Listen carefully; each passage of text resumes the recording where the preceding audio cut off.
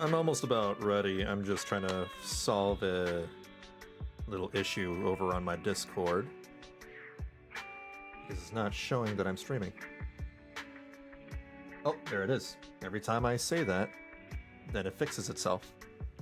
Convenient.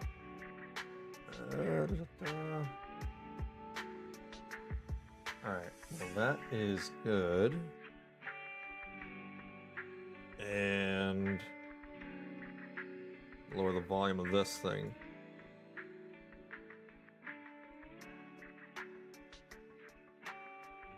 Okay, I'm about ready.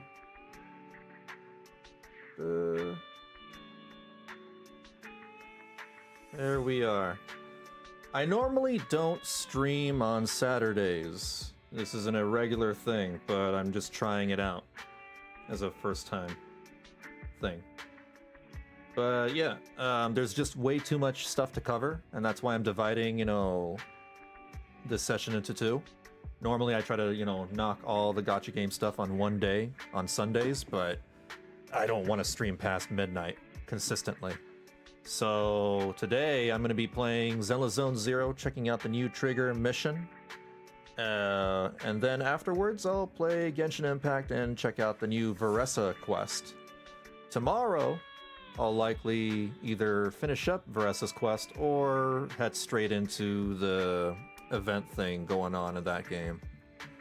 For various reasons, I can probably talk about this later, but maybe not right now. I've decided to switch the language pack for Genshin Impact specifically to the Japanese version because of ongoing controversies and, stuff going on with the English voice actors. You gotta love these times. So much drama. But anyway, before I get to playing the game, I actually want to react to and look at some videos that have come out on the Honkai Star Rail channel, Zenless Zone Zero, and maybe some Wuthering Waves leaks of the 2 new characters coming in the next patch. Give me a moment. I'm gonna close that. We don't need the music anymore. What is this? The kitchen is a battlefield, the grand restaurant. Trailer. This one's animated. Whoa, whoa, whoa, whoa, whoa. Actually, no, before that. Animated short.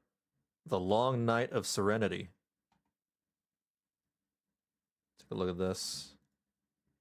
I don't want to die. Please, I'm begging you, just let me go. This is in 1080? I don't want to die, please. I don't want mercy like this. Just let me go. I need him. I don't...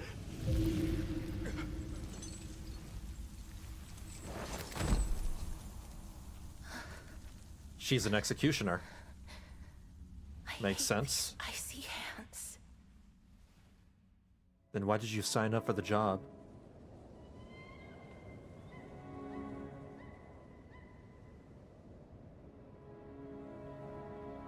Maybe go work for accounting.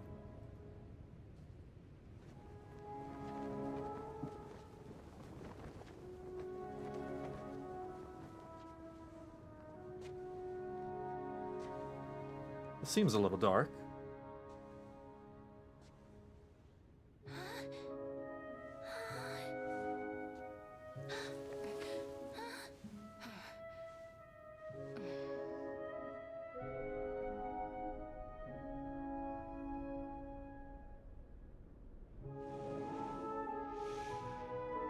Get it over with. End its suffering. Oh, she's putting the animal down? It's like euthanasia. Damn.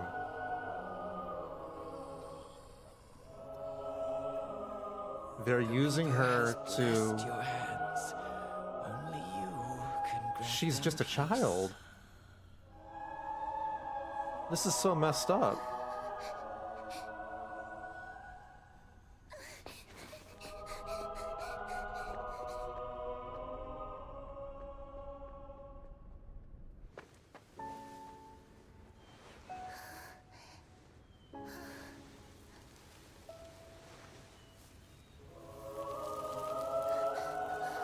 Even when she's wearing gloves.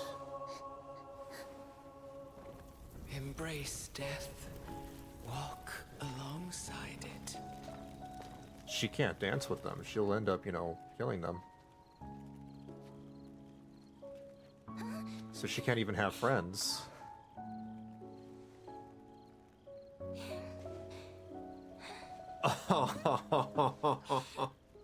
Oh, that's really sweet.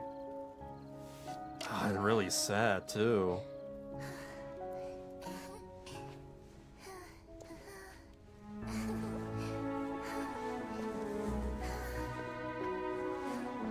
Damn.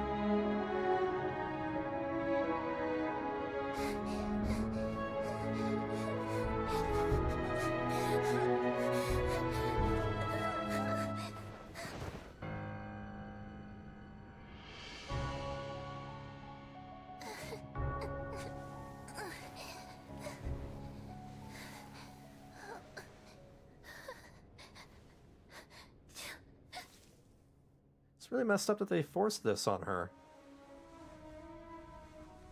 As a child, anyway.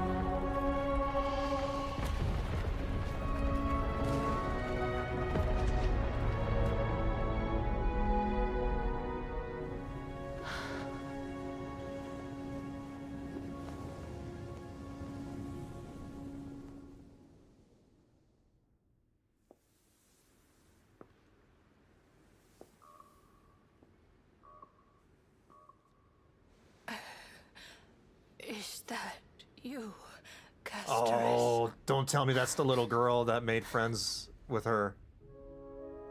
Yeah, it is. Have gone. So she even outlives them, too. Summon, crossing into their domain. Well, she is immortal, right?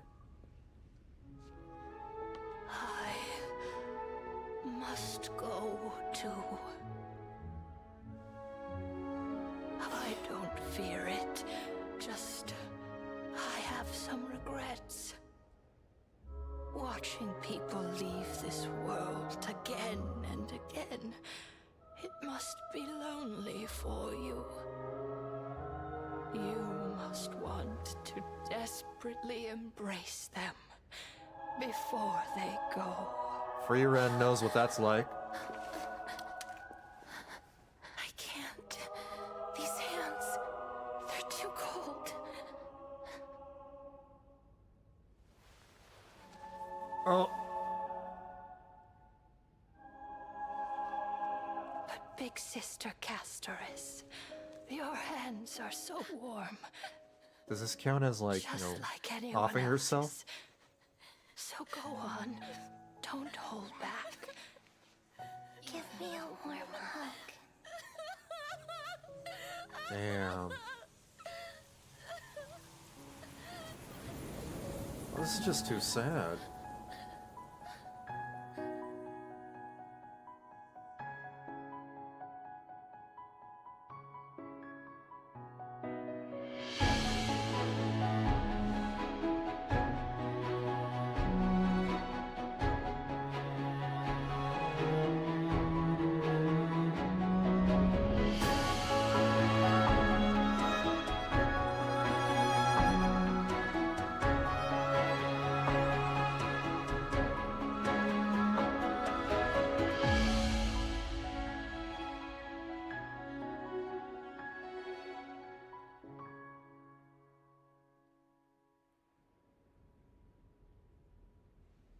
All her friends go.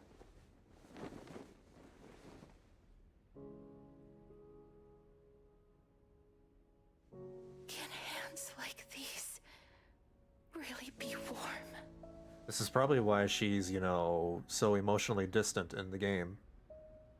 She's had it rough throughout her life.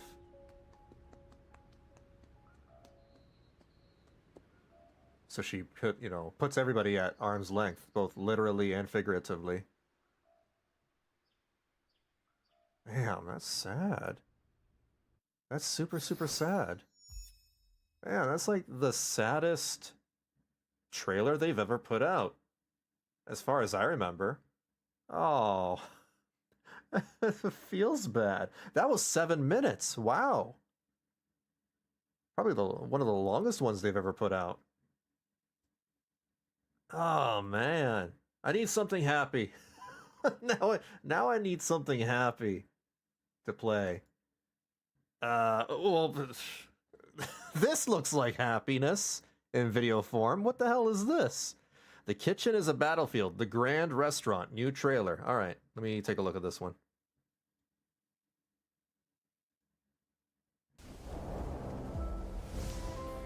Becoming a chef. The complete opposite. Means offering all of Vibe. yourself up to satisfy the taste Wait, she's a chef? of others. But will you be the one left standing at the That's a top? Goliath, where wishes are cooked and served on dishes. paved the way This for is you. not the If you same don't want to world. succeed me, then leave. The Mighty? Can I still do this? Of course. You just need Do you still need help? If Honkai Star Rail was a Ghibli movie. everyone. Go create your era. Does she kill the other? These two worthless students of mine. What? Aren't you supposed to be the Gordon savior of Ramsay the be kitchen? like, this meat was raw! This tastes horrible.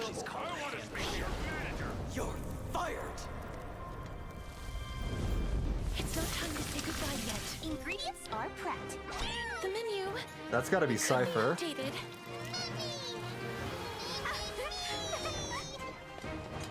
What is this? Welcome to the Grand Crisis. I still think Grand Restaurant is a better name. I agree with that. Grand Restaurant sounds better. That makes no sense. What the heck was this? This trailer did not really need to happen. I figured maybe, you know, they needed a palate cleanser for that dark trailer they had earlier. What is that? That's so silly. Okay, next one. Is there another one? Golden Epic PV, Life Awakens from the Night? Is that music? I'll check it out, why not? You once wished to leave behind a snowflake for her. I don't know if this is a music video or something else. Reaching out, I beg of you, please. But I your can't read hands that didn't fast. know how to draw the shape of life. Oh, that's the lady that she made friends Warmth with. lasts for but a moment, but the cold is endless. Like how your death-worshipping hometown now sleeps soundly in the blizzard of the long night. Like how the ocean, haunted by trickery, stirred up stormy waves. The sky pierced blind That's by their Nikador. lightning spear, spilled blood and tears. The titans who suffocated the world will also eventually enter death's embrace. You don't know why life blossoms. Only because the butterfly of the nether realm has already landed on the searching black tide on the bloodthirsty blade. Yo, Crow, how's it going? On your fingertips. I are death.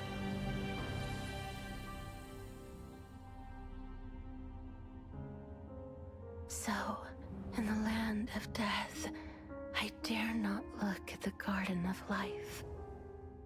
I fear that promises may be broken after they're made. I thought this was going to be a music video, but Tears may it's not follow that. after a smile. And then an eternal farewell may follow an embrace. One of the It's saddest better characters they've ever put out. to have stayed in place and never had anything at She all. reminds me of Zareth Even from so, Fairy Tale. Death is not the end. To walk toward that distant tomorrow, we make a promise. The flame chase journey won't end with my departure.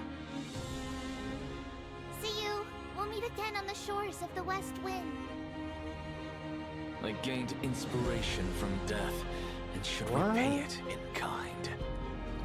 Golden blood from death must not be shed. Just treat it like a game of death. Come with us.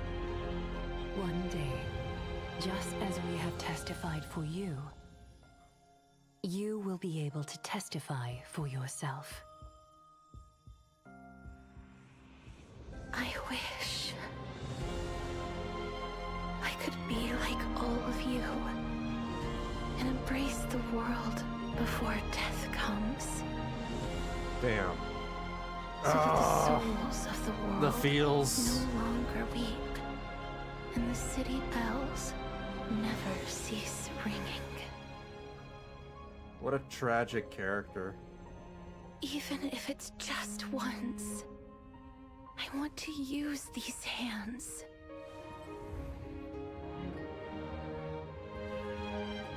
Hey, camera. To give a wilted flower new life. Spoilers? Even if Wait, the was that a snow spoiler? eventually melts, I hope you will leave behind a snowflake for me. I mean, technically, we've seen something like this at the end of 3.1. Something like this happened. But this is still... I suspect that the Trailblazer is probably going to die in 3.2.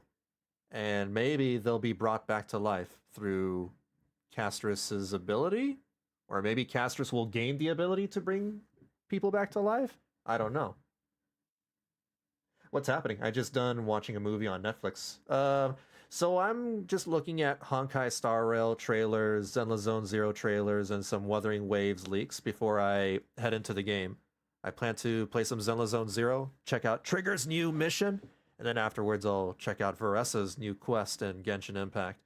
In this Honkai Star Rail trailer that I've been watching, this character named Castrus, she's basically like the Grim Reaper. She deals in death. And everybody that she touches with her hands end up dying. And she's never got to, embrace people. She never got to hug them. She never got to get close to people. She made friends, but she could never, embrace them or hold hands with them. She's a very, very sad and tragic life she's led so far. And because she's immortal, she outlives them all. So friends that she's made ever since she was a little kid, she's seen them pass away, as like old people. It's really sad. It's just one of the saddest characters they put out in this game. We're gonna learn more about her next weekend when the new update for Honkai comes out. I'll probably pull for her character. I'll most likely will. But now I want to look at some Zenless Zone Zero trailers. We got two.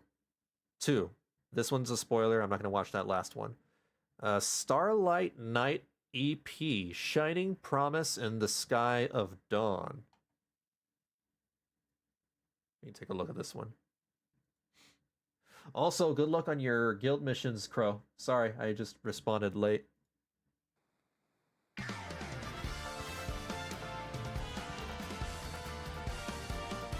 The Power Rangers. It's crazy that, people are still making Power Rangers and Sentai.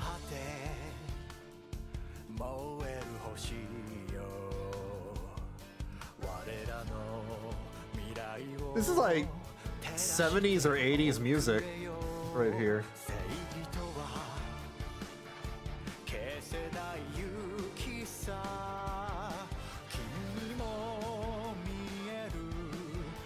This guy looks like a duelist from Yu-Gi-Oh!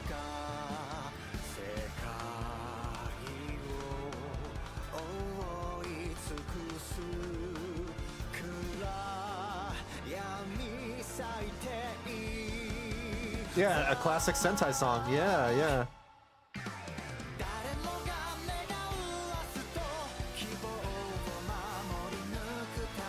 Even though I've watched Power Rangers as a kid, I never watched the original Sentai. This still feels somewhat nostalgic. And I've never even seen the original Japanese Sentai.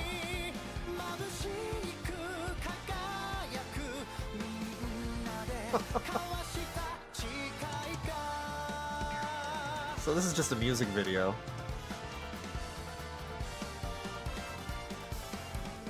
And just rerunning the same animations over and over again. Okay. I don't think I need to watch the rest of this, since it's a repeating animation over and over, but that's pretty cool that they, you know, went out of their way to make something like this. I don't know how this is relevant to the new patch, but I guess they just made this, you know, because they felt like it. Whimsy. It gives me a feeling, new character for kind of like a... Oh, you mean like a new faction of characters for Zenless Zone Zero? Oh my god, they could totally do that! Yeah, like a Super Sentai squad for the game. It stops repeating at the end? Let me see.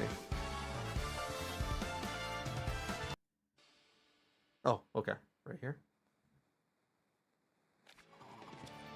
Oh, it's Billy.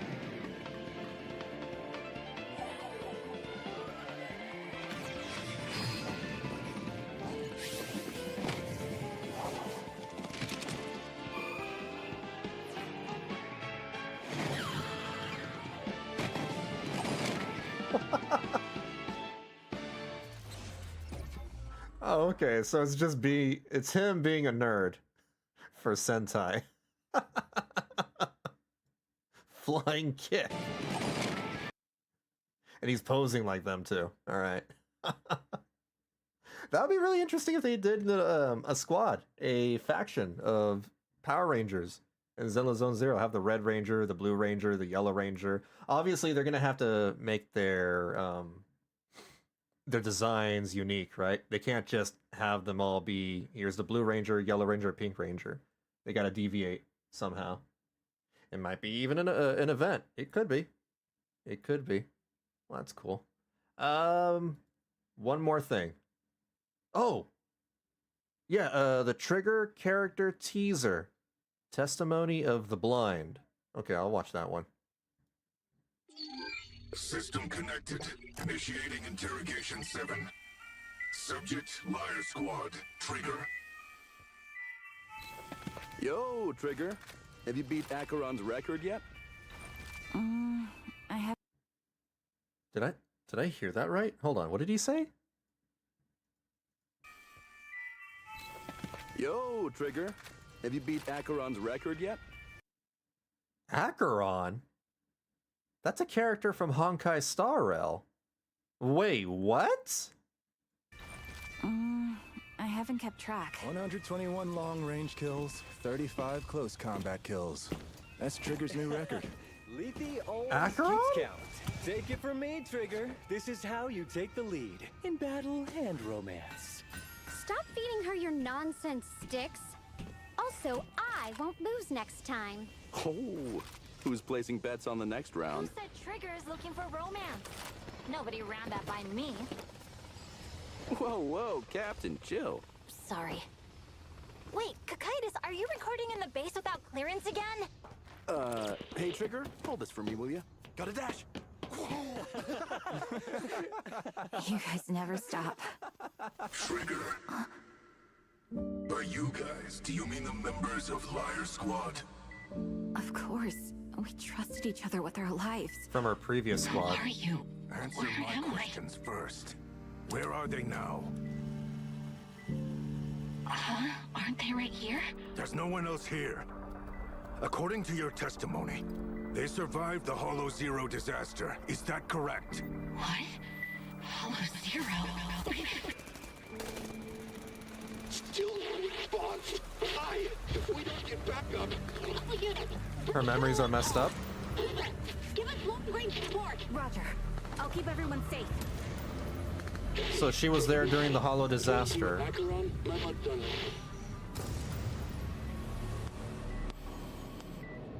Trigger, what did you remember? They were right in front of me. And Holo Zero. Focus, Trigger. Where are they now? Acheron, how's Trigger doing? Trigger! Rise! Hang in there! We haven't settled the score yet! Your teammates are all missing. You're the only one to leave the Hollow alive. Answer me! Where are they and what happened? They're probably dead. They're right here! Get back! Trigger! Pull yourself together! Where am I? Let me Enough!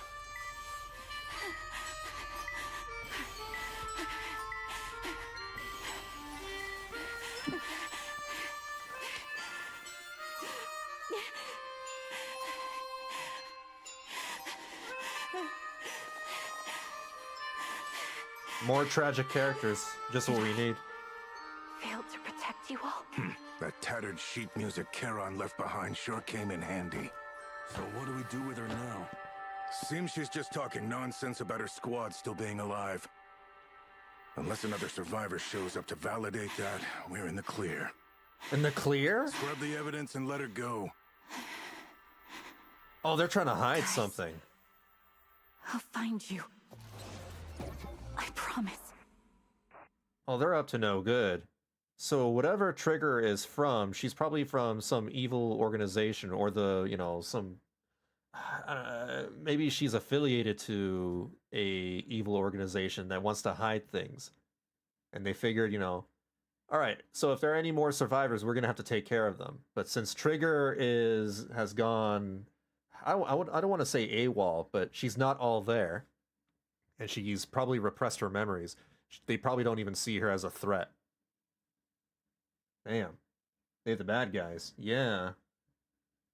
I imagine the Power Ranger guys, a vigilante team, and fighting the bad guys trying to use the black hole monster as weapons. Kind of forgot what those things are called. Ethereals? Maybe the ethereals? Or are you talking about the sacrifices? The, you know, the more dangerous ethereals? Damn. We're going to learn more about Trigger pretty soon. Before I get to playing Zenless Zone Zero, though, I do want to take a look at, you know, some character leaks for Wuthering Waves. Because 2.3 Wuthering Waves is going to release Zani and Chikona. And we already have some leaked footage of the gameplay of these two characters. So I'll take a look at Zani and then I'll take a look at Chikona real quick. Evil organization killed her squad. They might be looking for evidence against themselves. Yeah, that's pretty much what I figured what was going on. Okay. See, this is Zani's gameplay. This is 1080p, but the resolution doesn't look like 1080p. This looks like 720. That's cool. Wait, so she's not just a shield character. In her previous trailers, they shown her with a shield. Is this... So her shield transforms. She attacks with a shield, and it turns into a greatsword. Yo, this looks like greatsword gameplay from Monster Hunter. This is like Monster Hunter greatsword. Just a lot quicker. Very, very fast. Oh, it's a combination of Switch Axe and greatsword from Monster Hunter.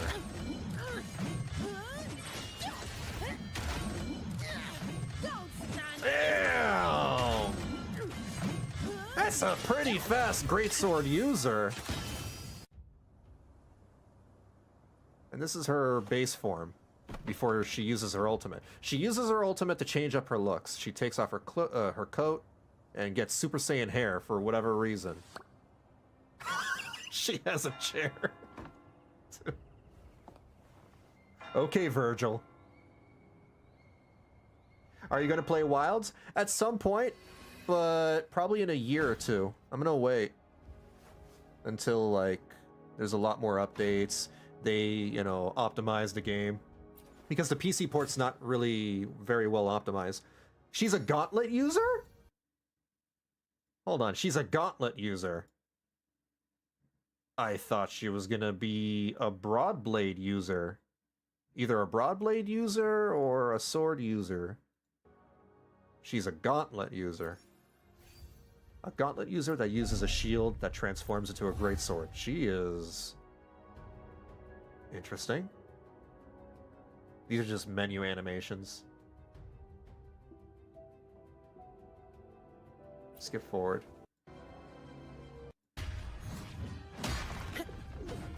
So again, this is her base form and her basic attack combo. She goes into a combo that leads to her sitting on a chair? That's her combo? She sits on a chair? That's part of her attack combo. This is... The devs must be playing Devil May Cry. They're probably big fans. Maybe both, yeah. She seems really cool. I don't have all day. The ultimate animation is really great too. It's insane. Her combat doesn't change all that much from what I can tell, except for her forte gauge. Maybe something about her forte, you know, changes. Maybe she gets a power boost. But I love the Super Saiyan look. Damn! You know, the sad thing is that this is what the Mavwika people wanted. The Mavwika people from Genshin Impact, you know, the Mavwika wanters, this is basically what they've wanted. They didn't want a motorcycle user. The motorcycle was fine, but the problem with that is, like, you know, there's a lot of emphasis on her motorcycle. So most of the time you're attacking on her motorcycle instead of attacking with her greatsword. Here, this is all greatsword. This is what Mavwika should have been. Don't stand in my way. Damn. That's cool. Reduce to dust. Yeah, she's really badass. She's really badass. Now, because I'm a free-to-player, and I don't spend money on these gacha games, I will probably most likely... What is this picture? You're not gonna coerce me into subscribing just like with that. But anyway. Oh man, I lost my track of thought. I am not gonna pull for her, I think. I think I'm more interested in the character Chikona. Yeah, I'm just not like as infatuated with her character design as other people are. I'm probably in the minority in this. To me, she's just lady in suit with demon horns. That's about it. I don't find her design super compelling or super interesting. I like her demeanor, and I love her attack combinations and her you know, everything about her combat and her kit. That's really cool. But I pull based on, you know, character design. That's just how I roll. That's just me. Speaking of which, Chikona gameplay. Let me take a look at this. One more character. So Chikona's coming out in 2.3 as well. Is this... It's only available in 720. Okay, so that's Chikona. She's a bard character. She has a singing staff? Wait, hold on. So she's a singer. She sings into a microphone. Interesting. So she's gonna be like Astra Yao. Maybe? She leaves behind clones from what I can tell. Apologies for the low resolution. Like, I can barely see what's going on. But this is like the best I could find.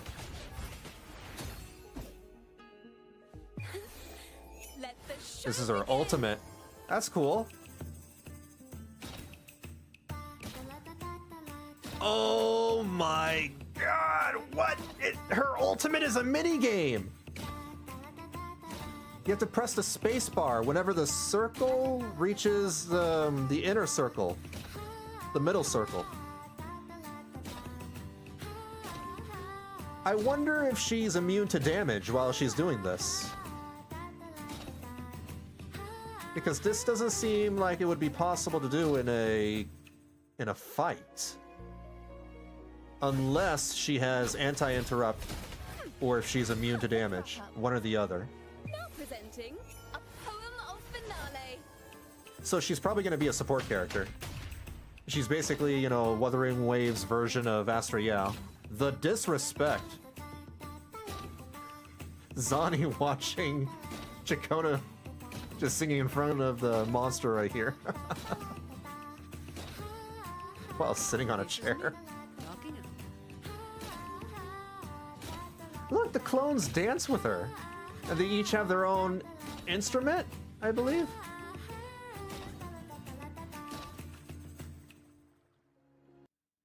Honestly, if she is hold on, wait. I'm just realizing they switched to Zani and Chakona is still out on the field. This is not co-op. I believe it's not co-op. So that means that Chakona stays on the field even after switching out of her. She's basically Astra Yao.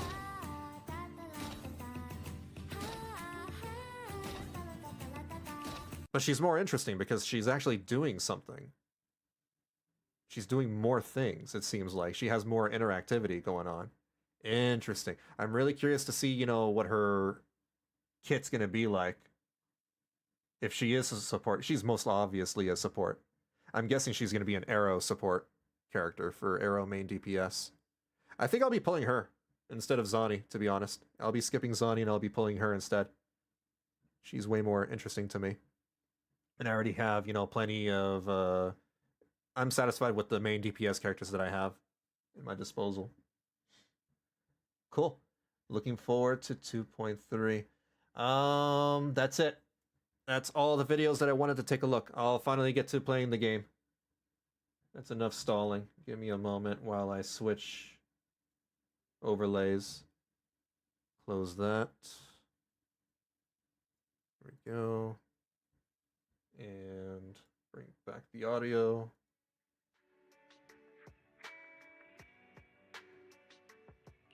Hold on, I'm trying to get the game to appear on stream. Here we go. Alright. Time to play some Zenless Zone Zero. To get back to what you were mentioning earlier, Crow, yeah, I plan on playing Monster Hunter Wilds, but it won't be for another year or two. Probably when they announce the inevitable expansion, when they have a lot more monsters, a lot more updates. I am interested in playing it. But I won't be streaming it. That's something I'm going to be playing on my own with my friends. It'll be me and the bros, you know, playing that. And I'm trying to avoid, you know, playing and streaming frustration games. Because I don't like, you know, the vibe that I put out whenever I, you know, play those.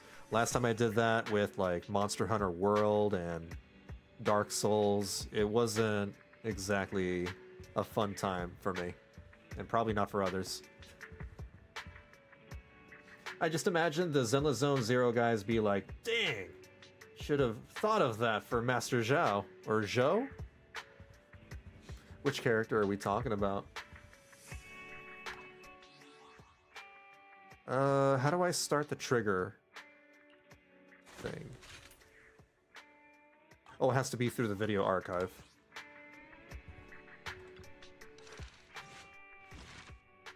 There she is. The Trigger Agent story Out of Sight has been recorded and can be viewed in the video archive. Okay. Select. Begin. This is a story that took place in the past. A story of a rookie proxy named Phaethon, who meets a young lady at a crossroads of fate. A prequel. Okay. So this is before, you know, the game started. That lady from the video. The green lady and that other one. Oh, okay. Chakona then. Gotcha. Chakona just reminds me of Astra Yao, and a little bit like Robin from Honkai. Singer characters and idols are getting to be pretty popular. Belle, we've been on 6th Street for a while now. How many Internaut commissions have we taken these past few days? We're still newbies, so you know how it is. It's okay. We're starting our proxy business and video store from scratch, side by side. It'll take time. These days, I've been focused on managing the store. So thank you for taking care of our internet business, Belle. They just moved in. They got their boxes out and everything. Having this cozy little home with you is already better than the life we had just after leaving the academy. As long as we slowly build our reputation, we'll eventually have a chance to uncover clues about the fall of the old capital. Belle, we'll take it slow. Yeah, but I still want to take on some commissions. I get so bored when there are no commissions. Belle, your enthusiasm is really something, but your troubles will soon be resolved. I saw how hard you've been searching for commissions, so these past few days I found an intelligence broker on internet who can introduce commissions to us. As long as we can establish a long-term partnership with this professional intelligence broker, we shouldn't have to worry about getting commissions in the future. As your older brother, I also want to be able to help you. Good job. Thanks. I think I've done a good job too. I arranged to meet him at the store today. He should be arriving soon. At that moment, a sudden knocking comes from the door. He's here. Just in time, Belle. Let's go talk to him.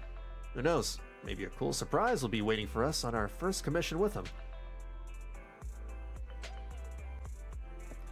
So they're doing commissions in person? Oh no, this is with the intelligence broker. As the front door is opened, a man in a suit walks in. Although he wears a friendly and reliable smile, there's still something slightly off about him. Hey, it's this guy. I know who this guy is. Belle, allow me to introduce our future partner, the intelligence broker I found on internet. Just found some random dude on the internet. Nice to meet you both. You can call me Shepard. I'm glad you two chose to work with me. By the way, are you just starting out in this line of work? Nice to meet you. We haven't been in the business for too long. I understand. It's normal for rookie proxies like you two to have a hard time finding commissions. But please don't worry. As an intelligence broker, I exist precisely for people like you. Let me check my notes. Your name is Faithen, right? What kind of commissions do you usually specialize in? We're great at anything! What an energetic response. These days, many young proxies lack the energy you have. That being said, combat-related commissions might be a bit tricky, right? You two don't seem like fighters, and hiring combat personnel can be expensive for new proxies. To be honest, I'm not sure I feel comfortable assigning you anything dangerous. We'll find our own way to resolve that. I believe you'll see it in the actual commission. The actual commission, huh? Well then, I happen to have a recently issued commission that could serve as the perfect starting point for our partnership. I believe this commission is of the perfect difficulty to assess your abilities. If you're interested, let me explain the details. Shall we move to a more convenient place to talk? The coffee shop? It's not suitable to talk about this at the counter, so you move to a small room with Shepard to discuss things in detail. Our first assignment together is a missing person commission. There's no need for combat or venturing into any hollows, so it's completely safe. Honestly, I can't think of a better way to test your skills. Not to be rude to the client, but guiding people through the hollows is what a proxy does. A commission that doesn't even require stepping in one seems kind of pointless for us to handle, right? Don't get me wrong, I'm definitely not trying to pass this off on you. Your ability to navigate the hollow is unquestionable. That's what makes a proxy a proxy. But this role involves more than just that, and this commission is a perfect opportunity to demonstrate those other skills.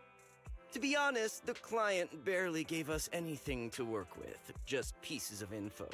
That's why this is a perfect chance to show off your skills in gathering intel, spotting details, and negotiating. All the makings of a top-tier proxy.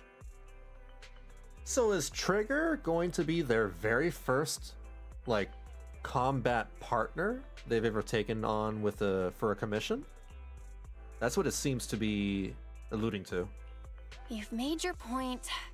Guess we can't refuse now. Let's see the job. Shepard nods in satisfaction and pulls out 3 items from his pocket. A harmonica, a sheet of music, and an old photo. It's Trigger! Old photo of woman with covered eyes. A somewhat aged photograph. Though the image remains fairly clear, a blonde young woman with her eyes covered leans against a wall. For some reason, her silhouette seems so fragile, as if she might shatter into pieces at any moment, filled with such profound sadness. The client has only provided us with these 3 clues. All we know is that the woman in the photo is your target. Just a photo. So even the client doesn't know her name, identity, or whereabouts? And what's the deal with the harmonica and the sheet music? The client doesn't seem to have any more info, though it's possible they just don't want to share. But the client did mention if you get stuck, you should try playing the sheet music with the harmonica. Well then, I'll leave this commission in your capable hands. Keep me in the loop if you make any breakthroughs. Just ping me on Knock Knock. Bold of you to assume that they can read music. I bet for the new chapter update, we gotta fight some evil proxies. Ooh. A single photo and a melody. Maybe? Probably. Feels like chasing shadows. Belle, where do you think we should start? Have we ever fought evil proxies before? Let's go to Port Elpis and look for clues. Maybe we should start with Port Elpis. A woman with her eyes covered isn't exactly someone you see every day. Remember when we went to visit the sea? I'm pretty sure we spotted someone like that back then. Remember? I was in a bad mood that day, so you took me to the port to clear my head. We bought some fries, but you were so busy staring at that girl with her eyes covered, a seagull snatched them right out of your hand. Why gotta call him out like that? Now that I think about it, that woman did look a lot like the one in the photo. I was just a bit distracted. I didn't mean to stare. Next time I'll make sure to watch my fries more carefully. Wonder why he was staring. Because she looked sad, or because he was interested? Well, thanks to you, we've got a lead now. Let's head to the port and see what we can find. Okay. Let's go to Port Elpis. Oh, I forgot to mention. I pulled trigger. Took me another 80 pulls. 80 pulls from trying to pull Anby and failing the 50-50 and deciding to stop there. And then another 80 pulls to get trigger. So in total, it took me like 160 pulls. It's a lot. But don't care. It was worth it. Belle, we've arrived. Time to find our missing person. However, it was a week ago when we saw that lady. We can't be sure if she's the person we're looking for. Even if she is, it's uncertain whether she's still around here. We better get started. Right. Since we don't have any other leads right now, let's try our luck here. I'll attempt to hack into the cameras to check if she's been around recently. As for you, Belle, take the photo and ask the locals and passerby around here. Hack into the cameras? How very illegal. Welcome to Tater King. Our fries and hot dog combo is a hot seller.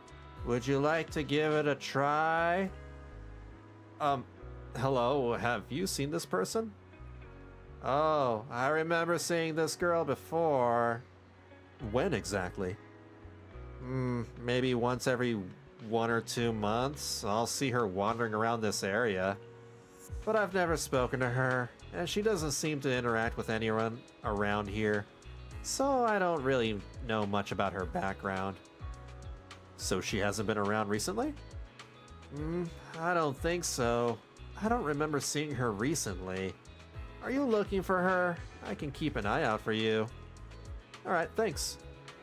By the way, would you like some fries? The seagulls here always try to steal the fries. Alright then. Those seagulls have been too active recently. Will they have a negative impact on the sales of our fries? Looks like I shouldn't feed them too much in the future. I try my best to make her sound like she's devoid of a soul. Because that's what it feels like when you're working in retail. In food service. You just lose your soul. What about over here? If we can climb the lighthouse and overlook the entire port, maybe we'll spot the blindfolded woman somewhere. Maybe.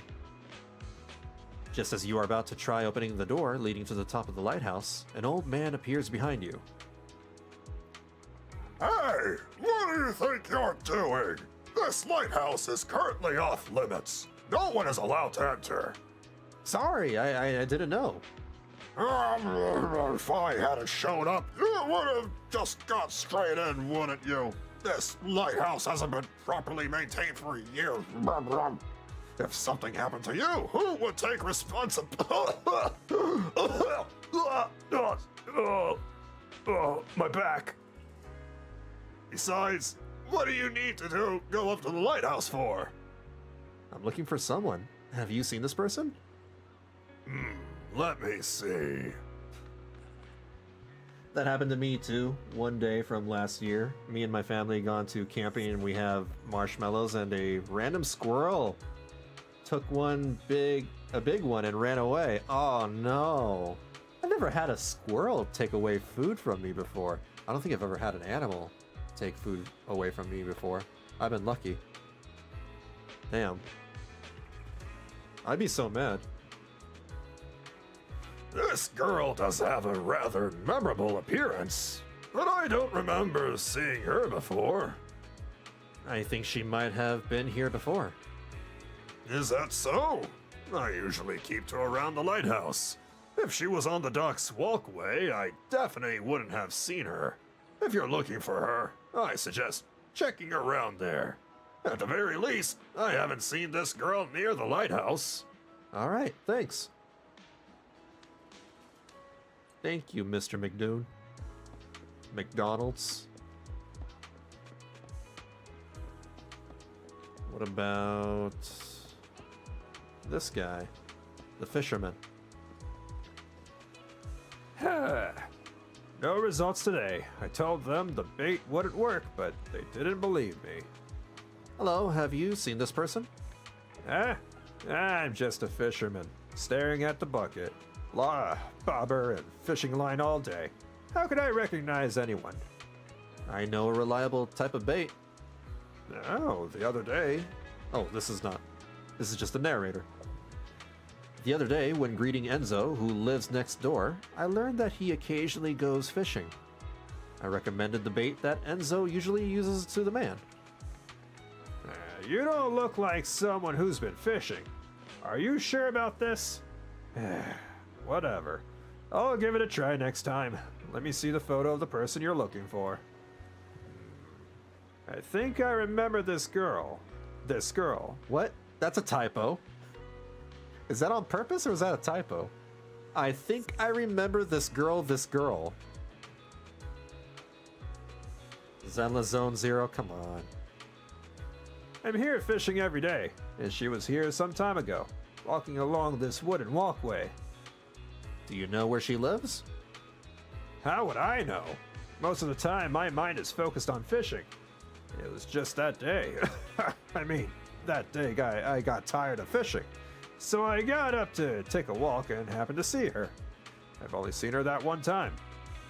If you need, I can help keep an eye out. But for now, I really don't know any more about this girl. Alright, thanks. Fishy. I've asked a few people, but none of the clues seem particularly useful. I should head back and discuss our progress with Wise.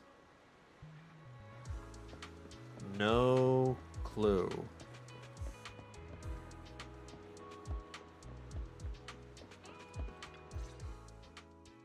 No luck on my end. Belle, did you find anything? I was wishful thinking to assume that a quick stroll through the port would solve this. But since we're here, Might as well give the harmonica a try. Whether it works or not, you owe me some fries before we head back. I'll do whatever you say, but Belle, would you mind giving the harmonica a try instead? I'm curious to how it sounds. Do either of you know how to play the harmonica? Wow, you sure know how to set me up. I'm telling you now, though, I can't promise what it'll sound like. You pull out the harmonica, and glancing at the sheet music, see a melody you've never heard before. Taking a deep breath, you let the notes flow and start to play. How the hell are you already good at this? It was pretty accurate? Whatever you think, it sounded good at least. The music continues for half a minute.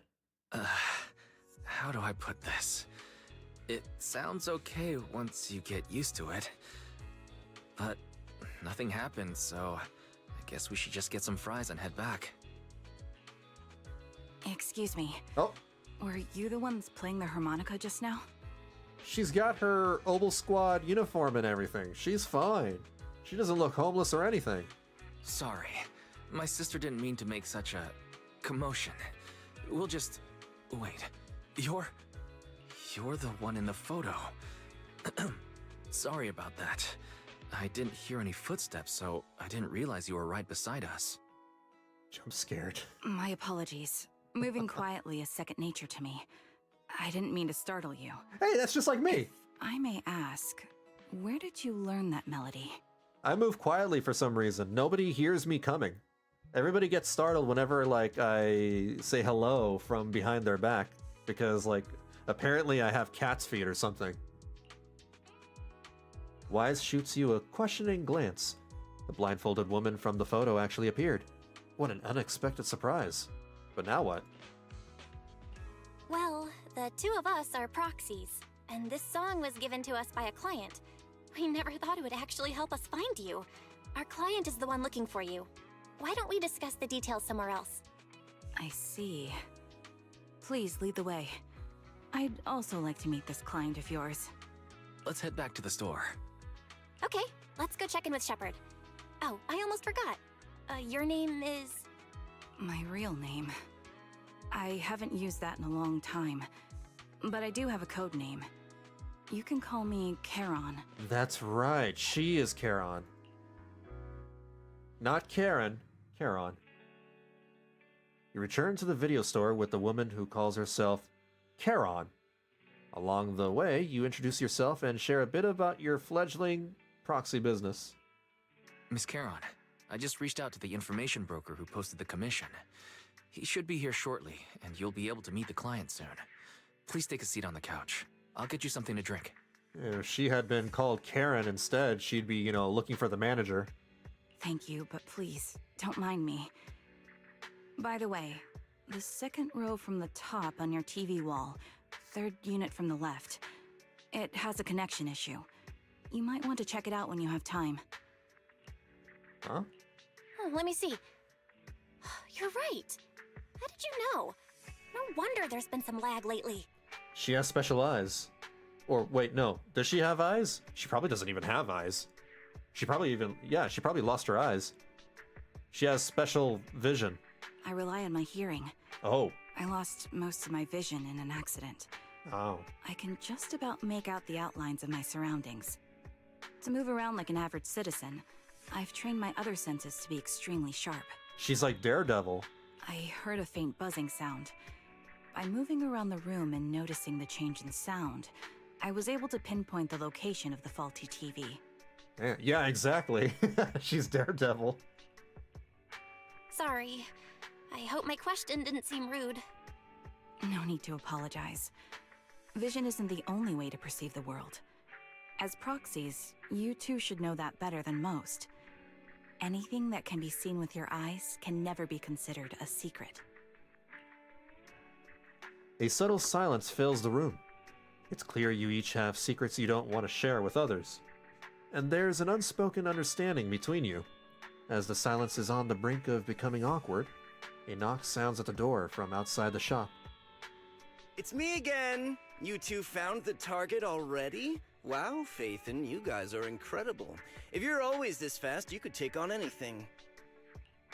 High efficiency? It's nothing really. By the way, didn't the client come with you? Karen here would like to meet them. Where to start? It's great that you were able to find the woman in the photo, but there's a new problem. The dude is a little shady. Yeah, I don't blame you for not trusting him, but he does give us commissions throughout the entire game. If you play the game, he gives you a lot of side quests. I can't get in touch with the client anymore. There's been no reply from his knock-knock account But since he is a little yesterday. shady. I brushed it off at first, but there's still no reply today. Just when I thought he might have skipped town, his account suddenly sent me a location, the edge of a hollow. Who sends something like that in normal circumstances? So he's not a bad guy, but he's not exactly like, you know, a great guy either. Sending a location from the edge of a hollow? That's anything but normal. And the client hasn't responded at all?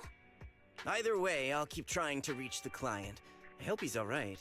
Let's stay in touch for now. We won't be wrapping up this commission for a while. Sorry, but I overheard your conversation. Could you share that location with me? If I investigate the hollow, I might pick up some clues. You're Miss Charon? No offense, but the hollow isn't somewhere just anyone can waltz into. Without a carrot or combat personnel, it's a death trap. You should wait. I'm a soldier. I served with the Eridu Defense Force under the Chrysoberyl Division. Even after retiring, I've made countless trips into the hollow. You can trust in my combat skills. The heart rates of you and the two proxies here seem to have just spiked. Don't worry. My military days are far behind me. I have no current ties with them. As for getting into the hollow, proxies, can I request your assistance? I don't know anyone else who could guide me. I'll pay the commission fee as best I can. If you don't want to be involved, that's fine. I'll think of something. Does she have money? We'd like to find the client ASAP too. I mean, who's gonna cover our commission fee otherwise? Besides, if we said no, you'd just head into the hollow alone, wouldn't you? How did you know? So that was your plan? You just remind me of how wise and I used to be. So desperate to find someone that we didn't even care if we were ready or not. Well, since Miss Charon wants to continue to investigate, I'm willing to act as the proxy for no additional fee. You can relax, Shepard. I see. That works for me. With the client still unreachable, You need that money, my though. hands are tied. Please, look into the hollow. And Yeah, be careful. They changed their tune once, you know, Fairy enters their lives and the electric bill skyrockets. I'm really sorry for troubling you both. Finding this client is very important to me, so I may have acted a bit out of line just now. No worries. Seeing how determined you are to find the client, we couldn't just sit by and do nothing. Let's work together to find them. Story, blind Serpoot? Oh my god, dyslexia. Blind Pursuit. Serpoot. Serpoot? Sounds like a knockoff of Puss in Boots. Okay. Let's go in.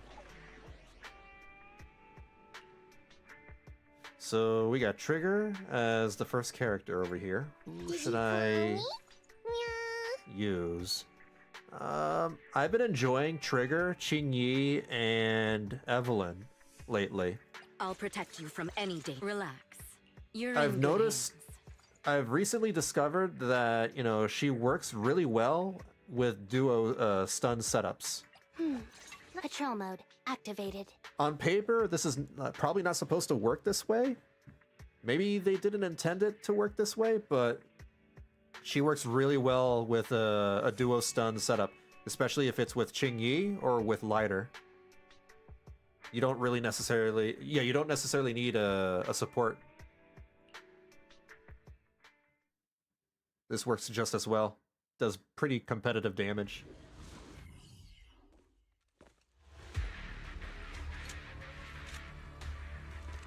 There we go.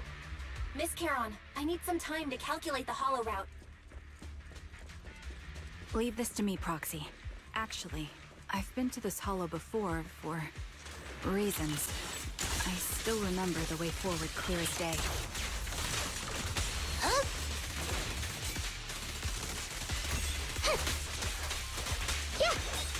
Well, why don't you wait just a little longer?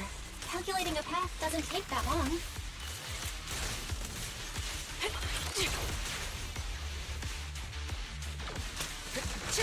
It'd be more efficient to retrace a path I've already walked. Please come with me, Prox. The path ahead. Whoa. It should be right around here. Whoa. I wasn't here too long ago. Easy work. I love her animations. One moment, Proxy. I might have misremembered. I just need to think. I'm sure you're well aware that hollows undergo periodic spatial distortions and reconstruction.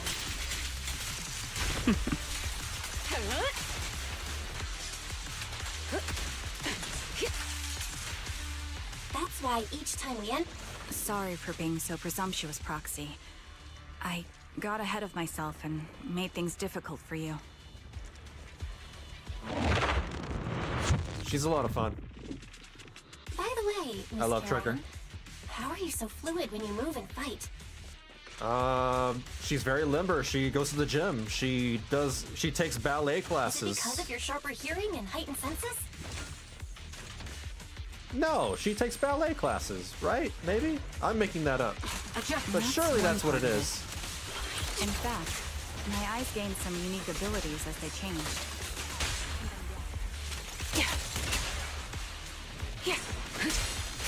I can't see most things clearly, but I'm able to detect the etheric fluctuations of nearby humans, ethereals, and other objects. What? Wait, something's up ahead. She can see that? Maybe it's like There's a someone on the mutation she ground. received after being in the hollow. It smells like blood. Oh! Oh, Rip Bozo, these two are dead. A man and a woman lie collapsed on the ground, with the unmistakable smell of blood emanating from them. Following the source of the scent, you see bullet holes on their bodies. I don't see anything. I don't see blood or holes. Check out their condition. No signs of breathing. Their heartbeats and pulses are completely gone. These two are dead. Cause of death appears to be severe blood loss from long-range gunshot wounds. Couldn't be Karen. Or Charon. Damn it. Time of death? Probably within the last 1 to 2 hours. Just before we enter the hollow. Probably yoga or something. She probably does take yoga classes, yeah. Which means... This isn't just a case of losing contact with our client. Someone's been killing people in this hollow, though I don't sense the killer nearby right now. There's still a chance they're active somewhere in the hollow. Proxy, don't stray from my side. I'll keep you safe. Those two... I really want to take their bodies out of the hollow, but without knowing the killer's whereabouts, moving them would be too risky. Proxy, mark these coordinates.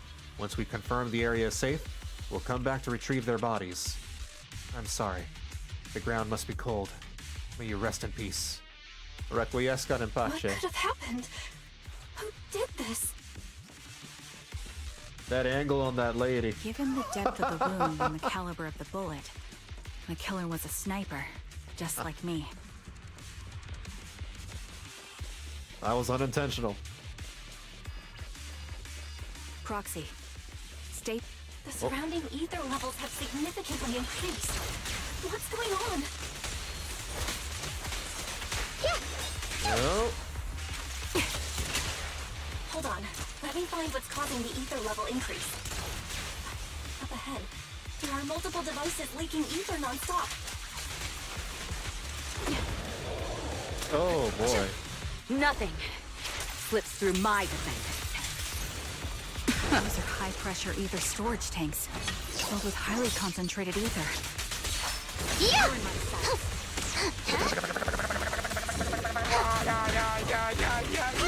As soon as the valve is opened, The ether will flow out at a fixed rate.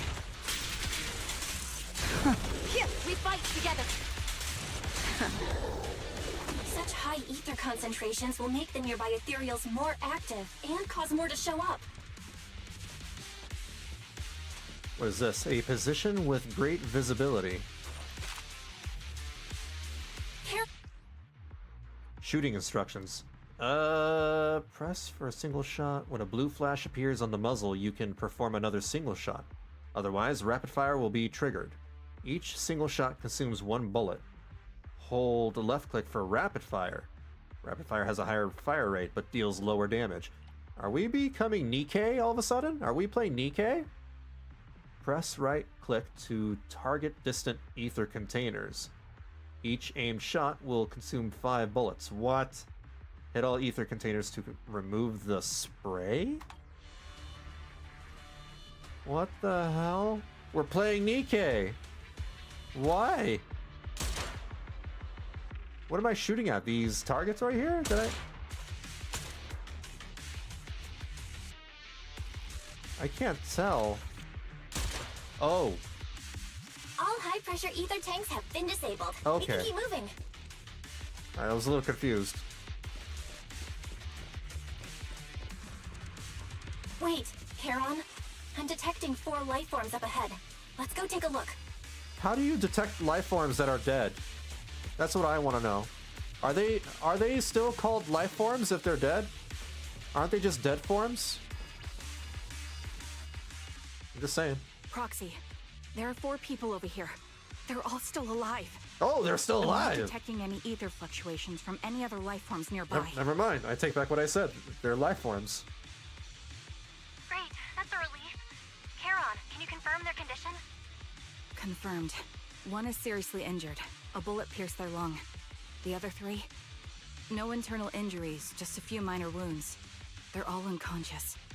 The one with severe wounds. His etheric fluctuations are nearly completely gone. He's beyond saving. Who are you? Help me. It hurts. So cold. I don't want to die. Oh boy. There must be something we can do. I'll contact the hospital, and we can get him out of the hollow. His internal organs are ruptured. He'll bleed out long before we can get him out. No rescue team can beat the clock when life fades this fast. So he's just gonna die. Am I dying? I just want to go home. Oh, that's rough, buddy. Charon doesn't respond. She sits beside the dying man, pulls out a harmonica, and begins to play a soft, familiar melody. The tune echoes throughout the hollow, heavy with the scent of blood. It's the song recorded on the client's sheet music. As the harmonica's gentle notes fill the air, the dying man stops groaning, simply listening until his eyes close forever. Oh, that was sudden. Charon, are you okay? Did you get hurt during the fight just now? I'm fine, don't worry about me. As I mentioned before, these eyes of mine have their uses, but they bring just as much inconvenience. The rejection reaction you saw just now is one of them. Staring into death.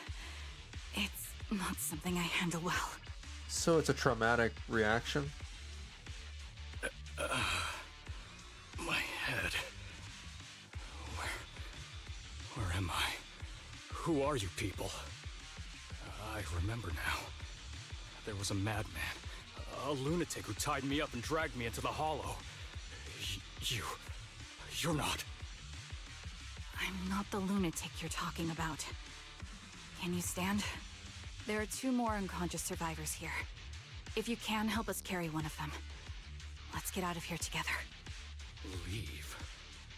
We can leave this place? What about that lunatic who shot at me from the shadows? We gotta get you guys out first. The culprit should be gone by now. Charon, let's get the survivors out. Follow me.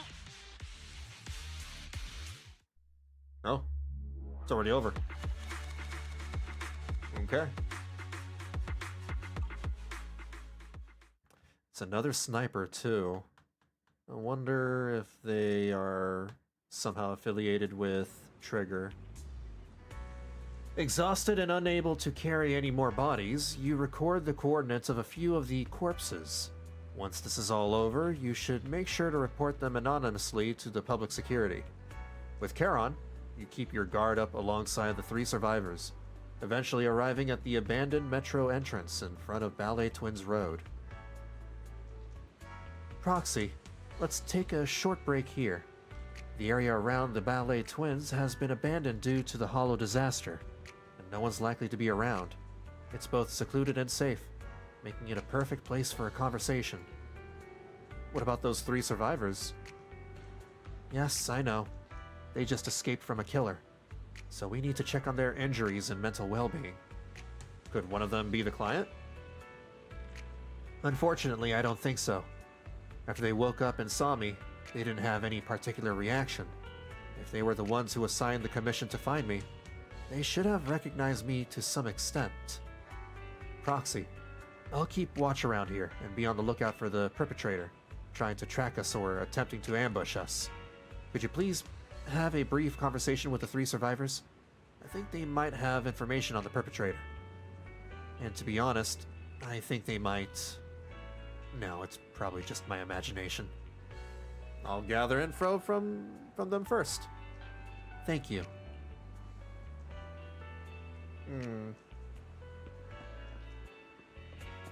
What about you? Introverted woman? Take a deep breath. If your emotions get too intense, the wound might reopen. I still feel like I'm going to throw up. The fear that someone's still trying to shoot me, it just won't go away. Are you guys okay? I'm okay. Did you save us? I'm just about holding up. I've more or less recovered from the shock. I remember you. You were looking for someone around Port Elpis, weren't you? Yeah, I think I've seen you before. Oh, how embarrassing. I never thought we'd meet again like this. What are your names? My name is Zoe. I don't know who Zoe... Which one's Zoe? That doesn't help. Is Zoe the one with the blonde hair or with the purple hair? Aaron. Just call me Aaron. Ugh. Okay, so I'm assuming Aaron is the one in the middle. Feeling nauseous again? I managed to hold it in. Did you want to ask us something? I have some questions. No problem. We'll answer what we can. How did you get kidnapped and taken into the Hollow? For me, you know, I was sightseeing at Port Elpis earlier. After that, I was on my way back home, driving along a deserted road when I seemed to have hit something, so I got out of the car to check. Just a few seconds after I got out of the car, someone hit me from behind and knocked me out. I still have a bump on the back of my head. You can feel it. Let me take a look. There really is a bump on the back of your head. As for me, I was sitting at home with my friend when someone pried open the lock and tampered with our food or water or something. I don't know what they did exactly, but shortly after we ate, we both passed out. Were we the only 3 rescued from the Hollow? Did you see another woman? Just the 3 of you. Ugh. Take some time to calm down. Alright. Anyway, thank you and your companion. If it weren't for your arrival, I don't think the perpetrator would have let us leave so easily. Why are we being targeted? I can't take this anymore. Why are they being targeted? Seems a little random. Gentleman. A gentleman. Thank goodness. I can't believe it. I'm still alive and out of the Hollow. What's your name? Oh, me? I'm Jesse. I'm so grateful you were there to save me. When that maniac was chasing me and sniping at me, I really thought I was done for. Must have not been a really good sniper if they didn't, finish the shots or finish the kill, right? they didn't end up killing you. Really, they have only just injured you and narrowly, killed you. Or narrowly missed. I have some questions. Questions? Go ahead and ask. Although I really don't want to remember what just happened. You did save my life. So, how were you kidnapped? And how were you brought to the Hollow? I was tricked. I received an anonymous message telling me there was a big job I could do, asking me to meet in an alley on 6th Street. I had just arrived at the agreed spot and was waiting when someone hit me from behind and knocked me out. When I woke up, I was already in that hollow, and my hands and feet were tied. What? Any more questions? What did you experience in the hollow? Although I was tied up in the hollow, luckily I always carry a folded knife with me. I tried to shake the knife out of my pocket and cut the ropes, hoping to escape, especially since the area was filled with ethereals. But suddenly someone shot at me from the shadows. I was so scared that I quickly dropped to the ground to dodge the bullets, but they immediately fired several more shots. I had no choice but to run for my life. The maniac shooting at me felt like they never intended to kill me right away. Instead, they seemed to be having fun watching me panic. Every shot scratched me, but none of them were fatal. I just kept dodging the ethereals and the sniper running for my life. In the end, I finally managed to hide in a place with fewer ethereals, but that maniac shot a tranquilizer into my thigh. I quickly passed out again. After that, I woke up for the second time to you all around me. That's psychotic. Take some time to calm down, my dude. Is that all you wanted to ask? Well, anyway, thank you all. If you had come any later, I think all three of us would have been killed by that maniac. So we got a psychotic, torturer on the loose. It's crazy. After a brief check on the three survivors, you share what you've learned with Charon. She then calls the three over. Thank you all for assisting me, even though I'm a stranger. You've given me valuable information. It's the least we can do after you saved our lives. If there's anything else you want to ask, go right ahead. I do have some questions left to ask. Before that, could the three of you introduce yourselves? I'd like to see if there's a pattern to how the killer chose their targets. Wait, if you're just gonna question them and ask for their names, then why did you have me do it? I'll go first. My name's Zoe. I used to be a soldier in the Defense Force, but now I'm just working a regular desk job at a private company. Don't let that fool you, though. I've earned my stripes. I'm Jesse, currently working as an internet information broker. I'm still pretty new at it, though, so I can't think of any reason someone would target me. My turn? I'm Erin. I was also in the Defense Force, but now I'm unemployed. Actually, I have a question for you all. So the killer is targeting people from the Defense Force? And maybe information brokers? Did you see my friend when you were in the Hollow? She's about my height, with shoulder-length blonde hair and a mole under her eye. We were kidnapped together, but I can't find her anywhere now. If I recall correctly, we didn't come across anyone like that in the Hollow, among both the survivors or the bodies. It's all right. I'll keep looking. I hope she's okay. We were always inseparable. We even planned to visit Scott Outpost together for Remembrance Day. I never thought something like this would happen. Remembrance Day? What's it about? Isn't that, the day after the Hollow disaster? As the name suggests, it's a day organized by the Defense Force for the families of deceased soldiers and veterans. People gather to mourn their loved ones who died in the fall of the old capital and find comfort in each other's company. I was close. It's basically Memorial Day. I didn't know the Defense Force did that. Huh. Maybe I should go check it out. If I can't find her anywhere else, I'll head to Remembrance Day alone. Maybe she'll show up there. Was your missing friend also a member of the Defense Force? Yes, she and I were in the same squad. Obsidian Division's Kartis squad.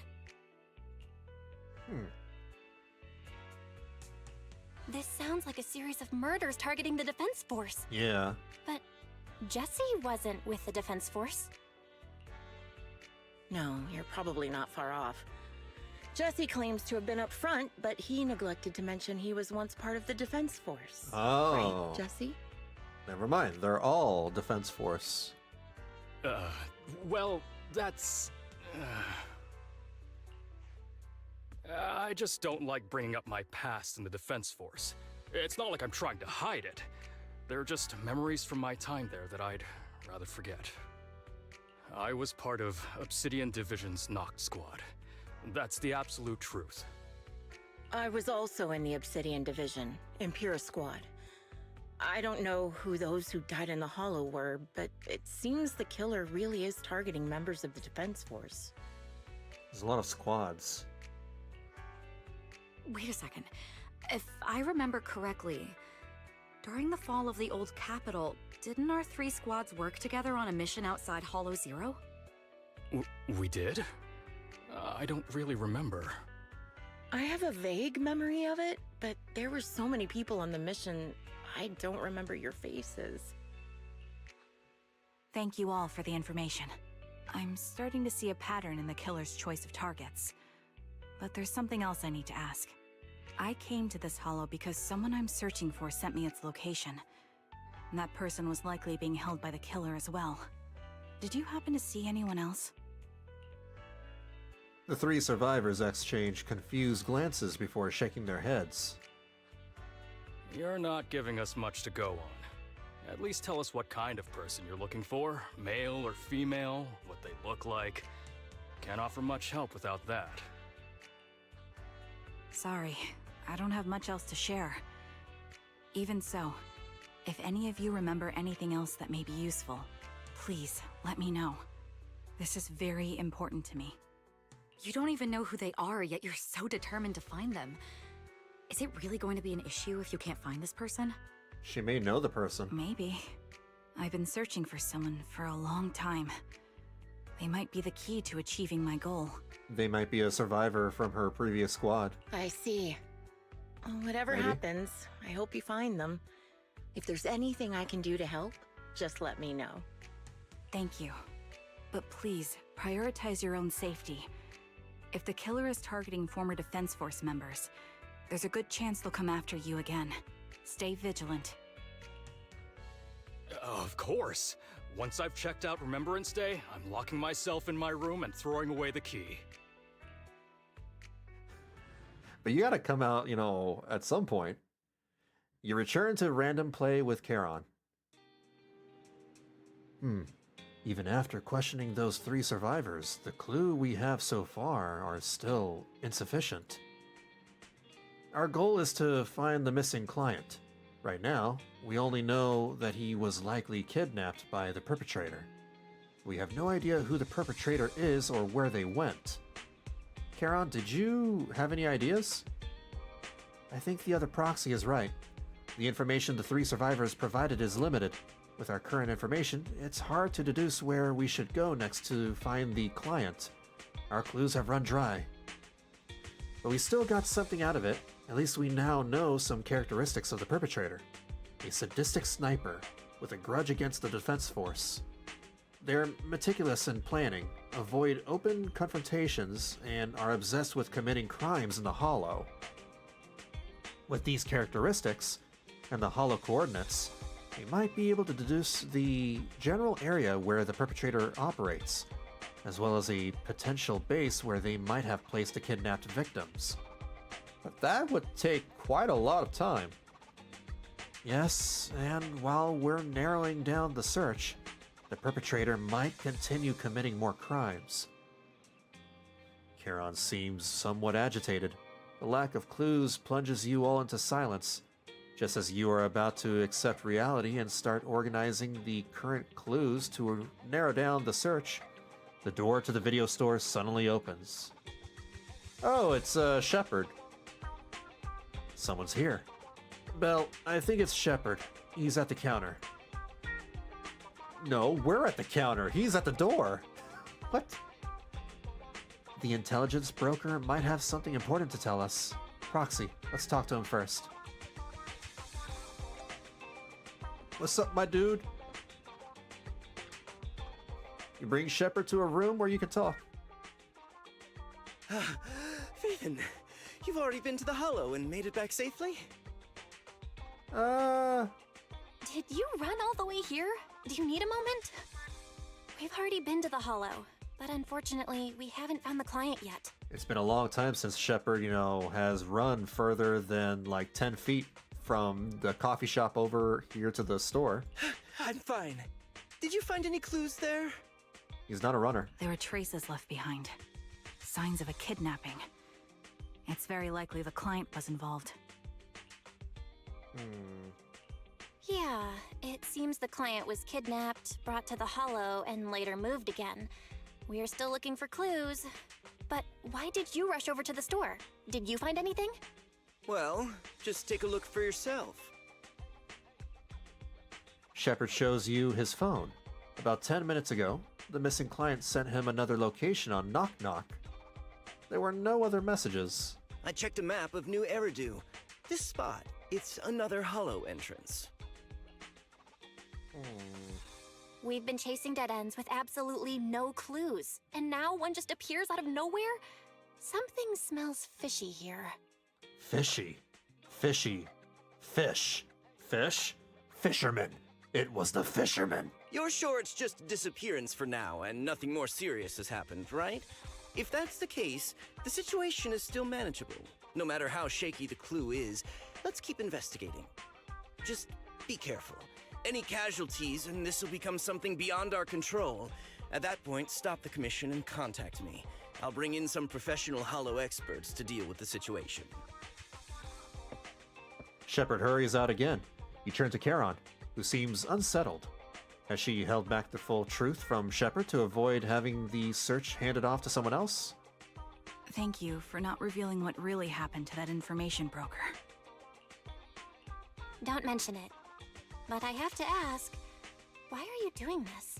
Calling for help might have been the safest way to handle the situation. It's the mystery client. The killer is a sniper who has no Maybe. qualms about taking lives. Judging by the victim's injuries, it's clear they know how to deal a fatal blow and how to inflict pain without causing death.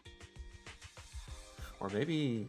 Ooh, what if the mystery client is also the bad guy? Most Hollow Raiders lack experience dealing with snipers. If they encounter the killer, it's likely to end in a difficult fight, or worse, casualties. And besides, Probably not. Asking for help from others would only delay the search. The client is at risk right now, so I think we should follow the clues and enter the Hollow as soon as possible to ensure their safety. I helped you keep this from Shepard, but I have to admit, it's just too dangerous. What if this lead is a trap? Who even knows who's really behind the client's messages anymore? I understand, I really do. But what if we're late and something happens to the client? Why is the client so important to you, Charon? Would you be willing to tell us? Are you so set on finding them because they're connected to the person you've been looking for? The client's true identity might be the very person I've been looking for. And if not, they most certainly have some vital information. Since leaving the military, I've spent years searching for my missing teammates. They were more than just comrades who trusted me with their lives. To me, someone raised as an orphan, they were family. Oh. I've scoured She don't even have countless hollows parents. in every corner of New Eridu to find them, but I've never found a single lead. Until I met you and heard that melody on the harmonica. It's called Homecoming. My squad leader composed it. Only our squad knew it. And yet that client of yours not only knows the song, but also gave you the sheet music. Oh, so it's starting to look more likely that they might be someone from her past. Please, Proxy. This client is the only lead I have left. I'm certain my teammates are still alive. If this trail goes cold, I don't know when I'll get another chance to reunite with them. If they're still alive, could there really be no trace of them after all these years? Wise's gaze towards you seems to convey such a question, but then thinking about how you're also searching for your teacher, it doesn't seem all that hard to understand. I get how anxious you must feel. Let's face this together. But this time, we really need to be extra careful. Thank you, Proxy. I feel much better knowing I have your support. You can trust me. I'll protect you if the killer is really waiting for us in the Hollow. We'll make it out in one piece. Invitation to kill. Okay.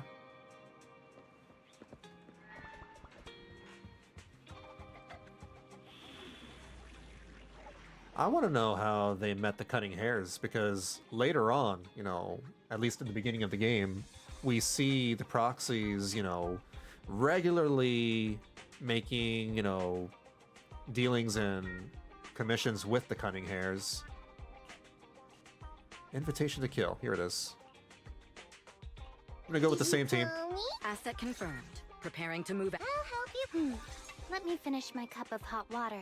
I don't get to pick my bang boo? Okay.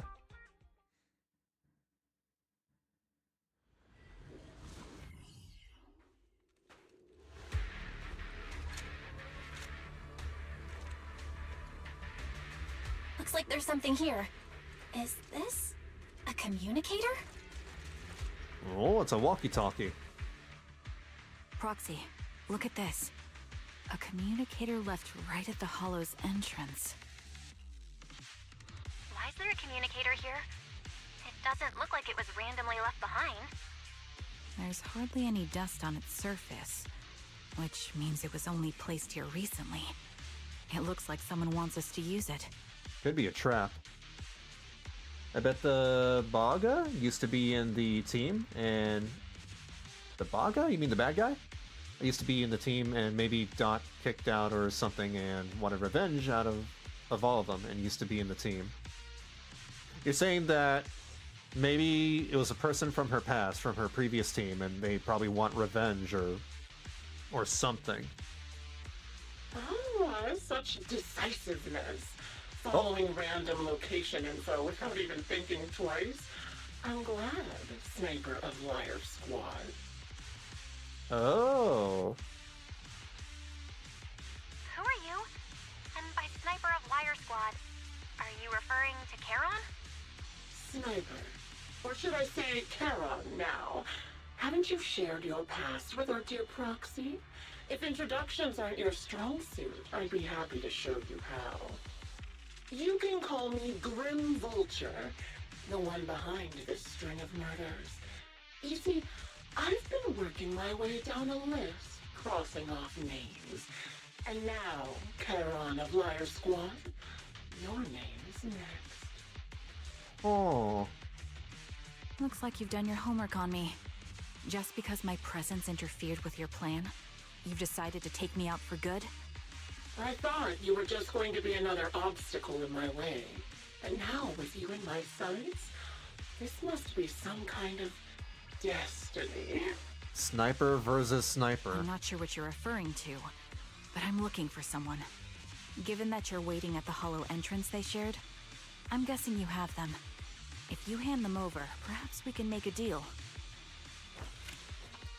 Charon suddenly dodges to the side, raises her gun and fires, uses her body to shield Eos. In the next instant, a bullet flies past her and hits the ground. Her shot flew off into the distance, and there's only one thing that's for certain. It didn't hit Grim Vulture. So your version of Some typos there again. is stalling for time to locate me and lining up your shot? Can't say I'm surprised. After all, My Hero Academia villain. Name wannabe. It does sound like a My Hero villain name. Grim Vulture. All for one. You seem to have rather unique eyes, but you'll never get the chance to hit me. After all, no one's better at counter-sniping than me.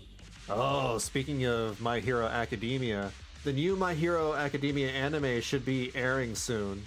I think it's called My Hero Academia Vigilantes. It follows a different set of characters. new protagonist. Seems talking won't resolve this, but I'm not averse to using force. Now that's the spirit. If you're looking for someone, why not search the hollow for clues?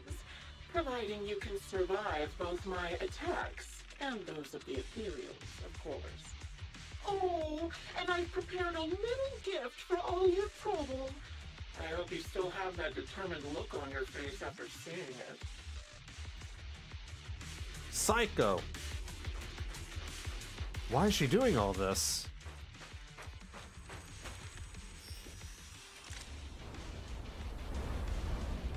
Oh, there they are. Watch out for Grim Vulture taking shots from afar. Whoa, I can see them from on top of that tower. Is there nothing we can do?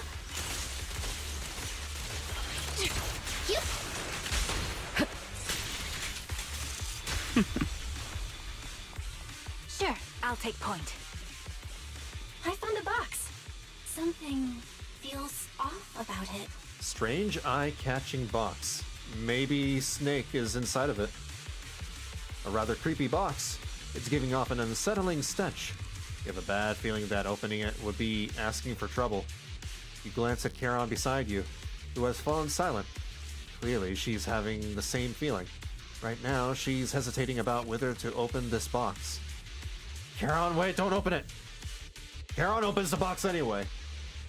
A blood-stained, tattered military cap, carelessly crumpled and stuffed in the corner of the box. Though the owner's identity remains unknown, the message it conveys can only mean one thing: death. Don't touch what's in the box. Charon reaches out and picks up the military cap from the box, her fingers tracing its shape. Her lips tremble. I'm okay, Proxy. If my sense of touch isn't deceiving me, this appears to be the outfit my former teammate wore, or a replica of it. So this is the surprise Grim Vulture mentioned. I see now. Let's keep moving, Proxy. Charon goes silent, yet as she chambers another round, you can sense her hands trembling slightly, while her grip grows even stronger. You still remember They stuffed a what's victim inside the box? Right? Your loyal teammate's cap, the one Styx always wore. Adjusting for wind. Curious as to how he died? I'll tell you. He took his own life. Well, it wasn't much different from being offed by ethereals. Ooh. Everything's under control. Ethereals had almost completely taken over his body. He was being corrupted, covered in ether crystals. His whole body informed. This person's evil! What the hell? He didn't want to become an ethereal. Another high-pressure ether tank. And a lot of ethereals have already been drawn to it. I'll take care of it. We got 1, 2, 3. We did it, Proxy. Let's keep moving. The second box emanates an ominous aura. That unsettling stench seems to warn you that its contents, just like the previous box, will give you an absolutely wretched experience. Charon's breathing grows heavy.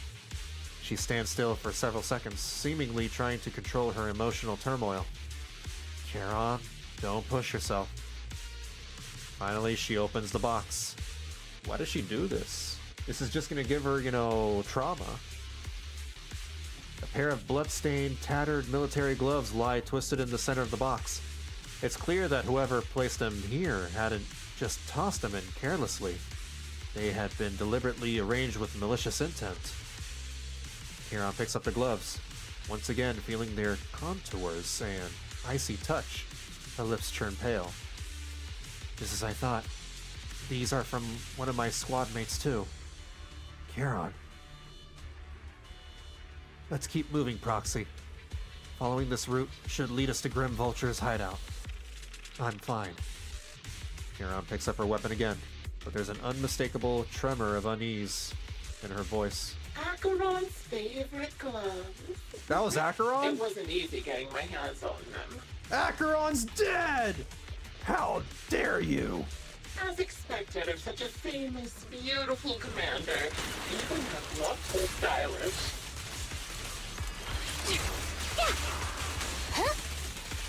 Such a pity. In the end, both her hands can be free. Don't you think that's a shame, little sniper? How did you take out Acheron? Such beautiful hands. She's an emanator. No longer thinking. Cereal's gnawed off her arms and part of her leg as well.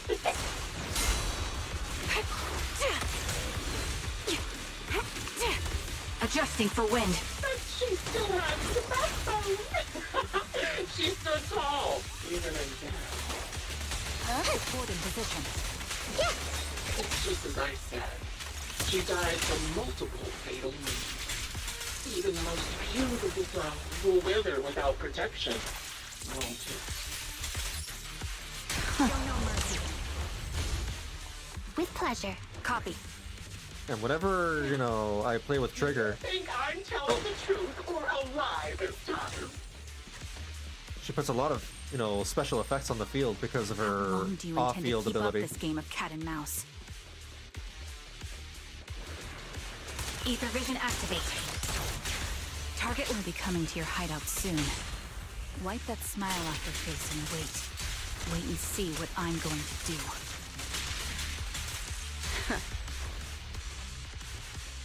Another one. Oh boy. There's still a third box. You grab Charon's hand, trying to stop her from opening it, but she lifts the box's lid almost mechanically. The third box contains a blood-stained corner of clothing, and a severely damaged piece of engineering equipment, also stained with blood. Charon picks them up. Her trembling fingers feel their shapes. She doesn't speak, neither about the plans for pursuing Grim Vulture, nor about which of her companions these items belong to.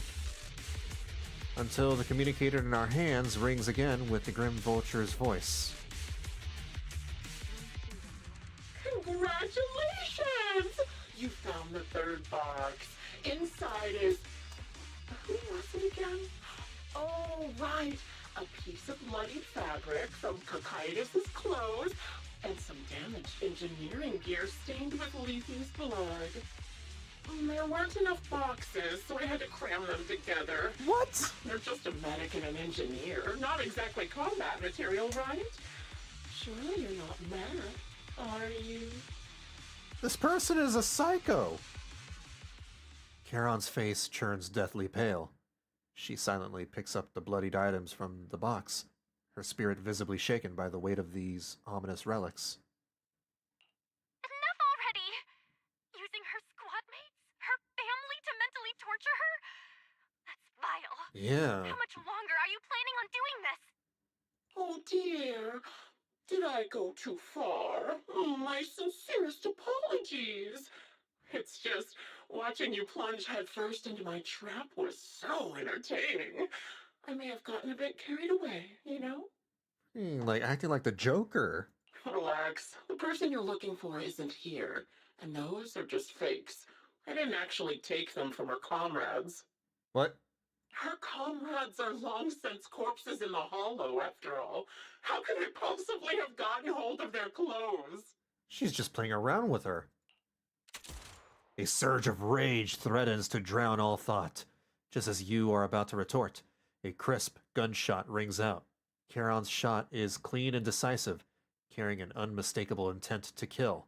But from the response on the other end of the communicator, it seems she missed her target. A decisive strike to be sure. But as I've already said, your awareness, sight, and experience mean nothing in front of a more skilled sniper. I didn't expect to kill you so easily. There was a subtle change in your ether fluctuations the moment I fired. That was all I needed. You knowing my past makes me feel sick. But after seeing that you're just a coward who feels fear from another's killing intent, it doesn't bother me as much anymore. coward, you say? How fascinating. You were little more than a hollow shell before, but now that you've bared your teeth, you've started looking somewhat respectable.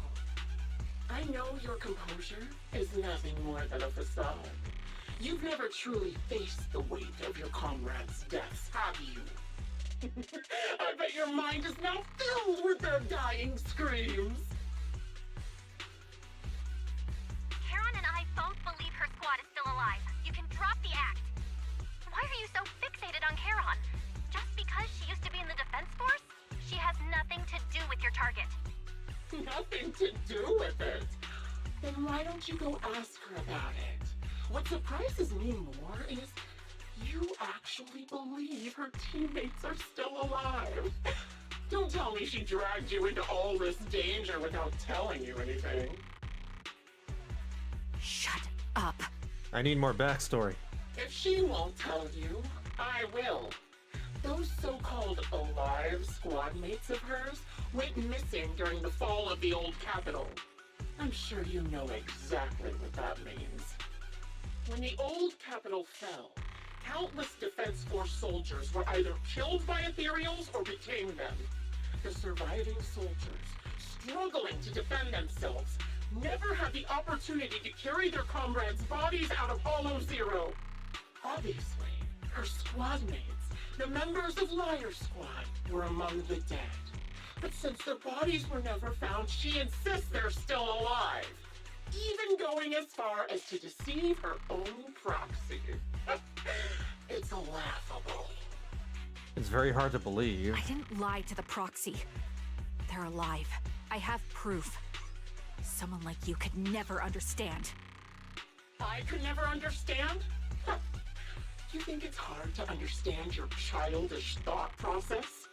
If you really have solid proof, why not tell me? Come on, let's hear it! My eyes. I lost nearly 90% of my vision during the fall of the old capital. But in return, I gained the ability to see what others can't. She can see their aura. Every second of every day for years, I've seen my squad mates. Not as fleeting shadows, but vivid and lifelike. They've never disappeared. She can see their chakra. Their Ryotsu. They're alive, waiting for me to find them. Why else would I have been given these eyes? That's your proof? They're key. Did you hear that? Proxy hiding in the bamboo. She spent years chasing after people who couldn't possibly exist, all because of some ghostly visions. You'd rather believe those visions of your teammates are real-time projections than accept that they're dead. What if I told you the way I described their deaths before was the absolute truth? Will you finally face reality? Or will you keep fooling yourself, believing in ghosts? I guess you'll keep deceiving yourself. Because that's how you survive. I'm not lying to myself. I really want to find your squad mates who have been missing for years and were officially declared dead? You couldn't protect them when the old capital fell, and now you're just making up stories to fool yourself. To give yourself some so-called reason to go on, to latch on to any stupid excuse. You're just a selfish, naive coward who did nothing and couldn't do anything when your comrades were dying. Who is this grim vulture? Charon stands there, speechless. Grim Vulture's relentless verbal assault has clearly struck home.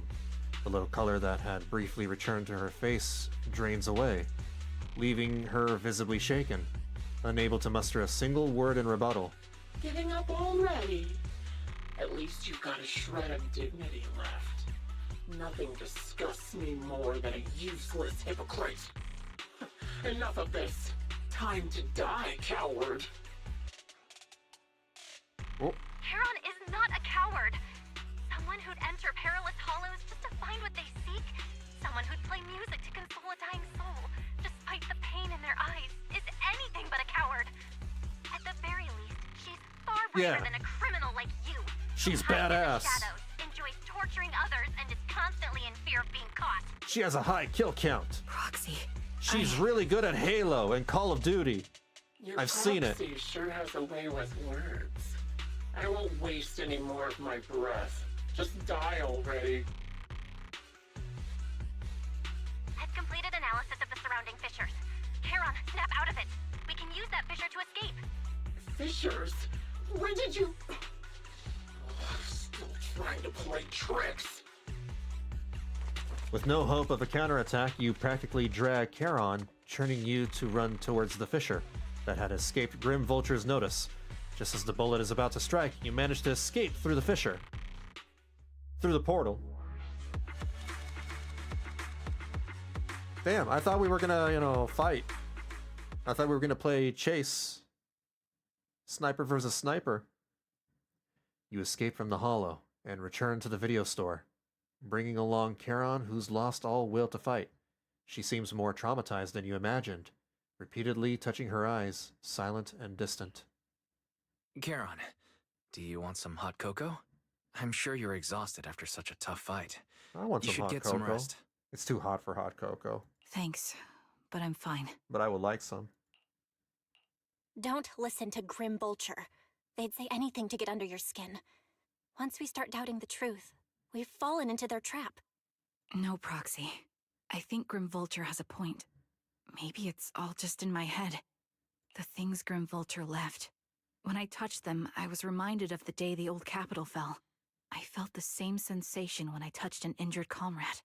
I tried to shake off that feeling, but the truth is, I can't stop thinking about the possibility that all my squad mates are dead.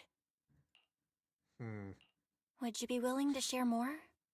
What really happened to you and Liar Squad on the day the old capital fell? That day, in the first hour Hollow Zero started expanding, Defense Force HQ thought it was just a normal Hollow disaster, and thought they could suppress it with a standard amount of troops. Liar Squad was among the first troops sent there. Before we left, our superiors promised reinforcements would be on the way to support us in combat, so we didn't need to worry too much about facing the Ethereals. But soon after we began the mission, we realized things weren't going to go like we thought. The Ethereals came at us like an endless tide. The Hollow expanded beyond control, and more importantly, the reinforcements never came. Would have been cool to, see some sort of like comic book slideshow of her description of that battle. The Defense Force troops outside the Hollow soon realized this was no ordinary disaster. Hollow Zero was devouring Eridu at horrifying speed. The reinforcement plan was called off, and the promised troops retreated. Honestly, even if they had come to help, it wouldn't have changed anything. I watched as members of the advanced force around me died one after another, or were corrupted into ethereals. Our squad slowly lost the strength to maintain formation. I was a weak point in our formation. An ether shot fired by an ethereal hit my eyes, corrupting them. Because of that and several other wounds, I shortly lost consciousness. There you go. That's how she got her eye powers. It was an ether shot. I'm not sure how long I was out, but just before losing my vision, I briefly regained consciousness. The last thing my eyes saw was my squad mate standing in front of me, looking back. When I woke up again, I was already back at base. The higher-ups detonated the Shiryu pillars, and finally managed to bring Hollow Zero under control. I don't know who rescued me from the Hollow, but none of my squad mates had made it out. For some reason, the image of my squad mates being the last thing I saw has stayed in my mind. It must be some kind of sign. A sign that they're still alive. Don't you think? They must have continued fighting after I fell unconscious, eventually getting lost in some hollow and losing contact with the main force, left to wander between the various hollows of New Eridu. That must have been what happened, right? I don't know. I mean, honestly, this could be copium. The Defense Force? Civilians? No one believes me. So I decided to find them myself. The reason behind these eyes. It's got to be to guide me to finding them still alive. Am I wrong, Proxy? Are these eyes pointless? It's just random. I knew that's what you thought. Interpreting what my eyes see as proof my squad mates are still alive is just Wishful thinking. But if they're really gone, why would I have been given these eyes, which bring nothing but pain? Honestly, there's no reason why you were given those eyes. You were shot by an ether thing, and then your eyes, mutated to give you a power. If they're truly no longer That's all there alive, is to it. how can I apologize to them in person? Tell them I'm sorry. Sorry for being so weak. Sorry that I failed to protect them. Their faces are all so blurry. I can't see their expressions. I can't even bear to look at them. If their final look at me was filled with resentment and disappointment, I wouldn't know how to handle it. Hold Charon's hand! Charon, listen to me. Even if everyone else thinks you're wrong, Wise and I will never dismiss your determination to find your squad mates. Give her a hug. You don't need to make any justifications, because someone close to us is missing too, and we desperately hope she's still alive. Even if the whole world doesn't understand, we will never give up. But I also think being consumed by this obsession, unable to move forward, that's not what those who matter to us would want. Belle is right. Listen, Charon, you're such a kind person. Maybe that's why you feel responsible for protecting everyone and blame yourself when you can't do enough. But you don't have to carry it all on your own. Yeah, right now, the best thing you can do is trust us. We can be sure that Vulture hasn't killed the client yet. As long as we have that lead, there's still hope. We'll support you. No one can dismiss your determination or will. No matter how things turn out, we'll stand by your side and we'll face it together. Proxy, thank you. We're all I in feel this better now. together. At the very least, I want to keep investigating. I'm not just going to stop here. With the tension easing, it's time to discuss the plan going forward. Just then, the phone rings. Sorry to Shepard. disturb you at this hour. Did you go investigate that new hollow? How's it going? Oh, never mind. The client just shared a new location with me on Knock Knock. They're pretty eager, huh? Which hollow is it this time? No, it's not a hollow. If I'm reading this right, this location is Scott Outpost. Oh? Scott Outpost? Isn't that managed by the Defense Force and White Star Institute?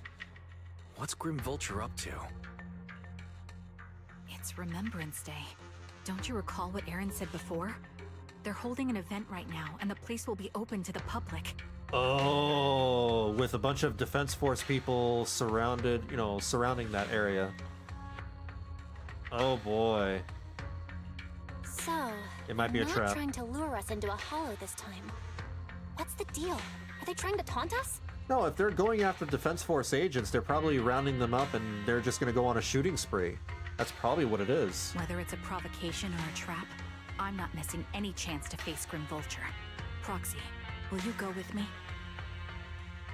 The official commencement of the Remembrance Day has been scheduled for tomorrow morning, meaning ordinary citizens still cannot freely enter Scott Outpost today. Under arrangements, Charon spent the night at the store. The next morning... Belle, you'll be heading to the outpost with Charon soon. Did you sleep well last night? I slept pretty well. I didn't stay up all night playing video games and watching anime. I certainly did not. I'm glad to hear that.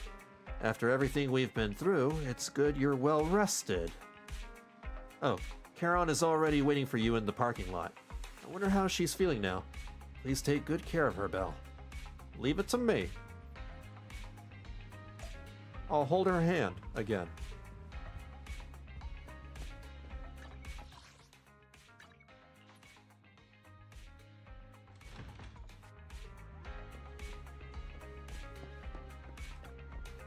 Good morning, Proxy. Did you sleep well last night? Yes, I did. Sorry, Proxy, for losing my composure in front of you yesterday. I think I've gotten my mood back in order now.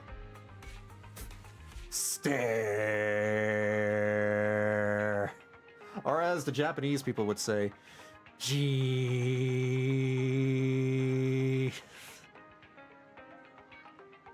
It seems I can't hide it from you, Proxy. I'm sorry. I think I'm still struggling to process this sadness and unease. I'm not sure where I should go from here. Take your time to unravel your confusion. Yeah, you're right. Instead of continuing to suffer, it's better to reach out and grasp all the hope we can find around us. Maybe things will eventually change. Let's go, Proxy. Today we're attending Remembrance Day as ordinary citizens, so we can't carry any weapons. I suppose Grim Vulture wouldn't be foolish enough to make a move inside a military stronghold. I think they probably would. Especially if they have no regard for their own life. I don't know, I wouldn't, write that off so quickly. Let's keep an eye out while we're there. I believe we should be able to find new clues. I don't know. You arrive at Scott Outpost with Charon. Many citizens have come to Remembrance Day. They must be the relatives of those who gave their lives during the fall of the old capital. For some reason, after coming here, Charon has been acting a bit strange. Gee. Proxy, can we explore this place later? What's wrong? No, it's nothing. Gee.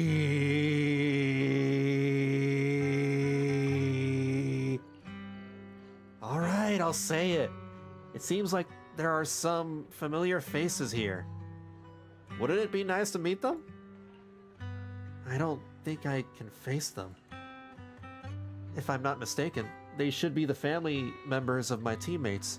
I don't know how I should face them. Try reaching out to them. I know, but I'll be there for you. Then it's a deal. I'll go talk to them. Proxy, you don't have to say anything. Just stay by my side and give me the courage to speak. I will hold your hand. Here.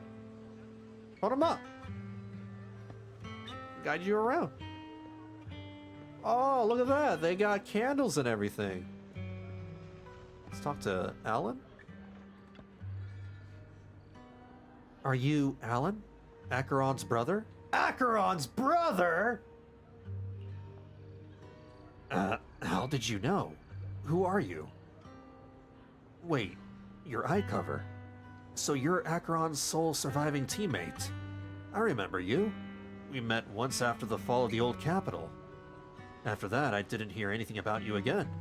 I never expected to meet you here. This plushie? It's Acheron's favorite plushie. Acheron's favorite plushie? Acheron collected plushies? How old? What? How old was she? She always kept it in the most prominent spot in her room. I brought it along here, as if bringing my sister's shadow to participate in Remembrance Day. I'm sorry, Mr. Allen. You don't need to apologize. I still remember one time when my sister came home excitedly, telling me that a shy new girl had joined the squad. That girl didn't speak much, but she was beautiful in battle. I was the happiest I had ever seen her. To her, you were a presence that inspired admiration and a desire not to fall behind. A beautiful soldier who gave her the drive to keep moving forward. She is rather beautiful. I would just want to, chime in. Keep going. You don't have to apologize to me. If my sister were here, she would surely say the same thing. I'm going to bed. Good night. Oh, all right. Take care, Cameron, and stay safe. Sleep well. I'll catch you later. Please don't mind me too much. The Defense Force has made a lot of preparations for the Remembrance Day event. Please take your time here.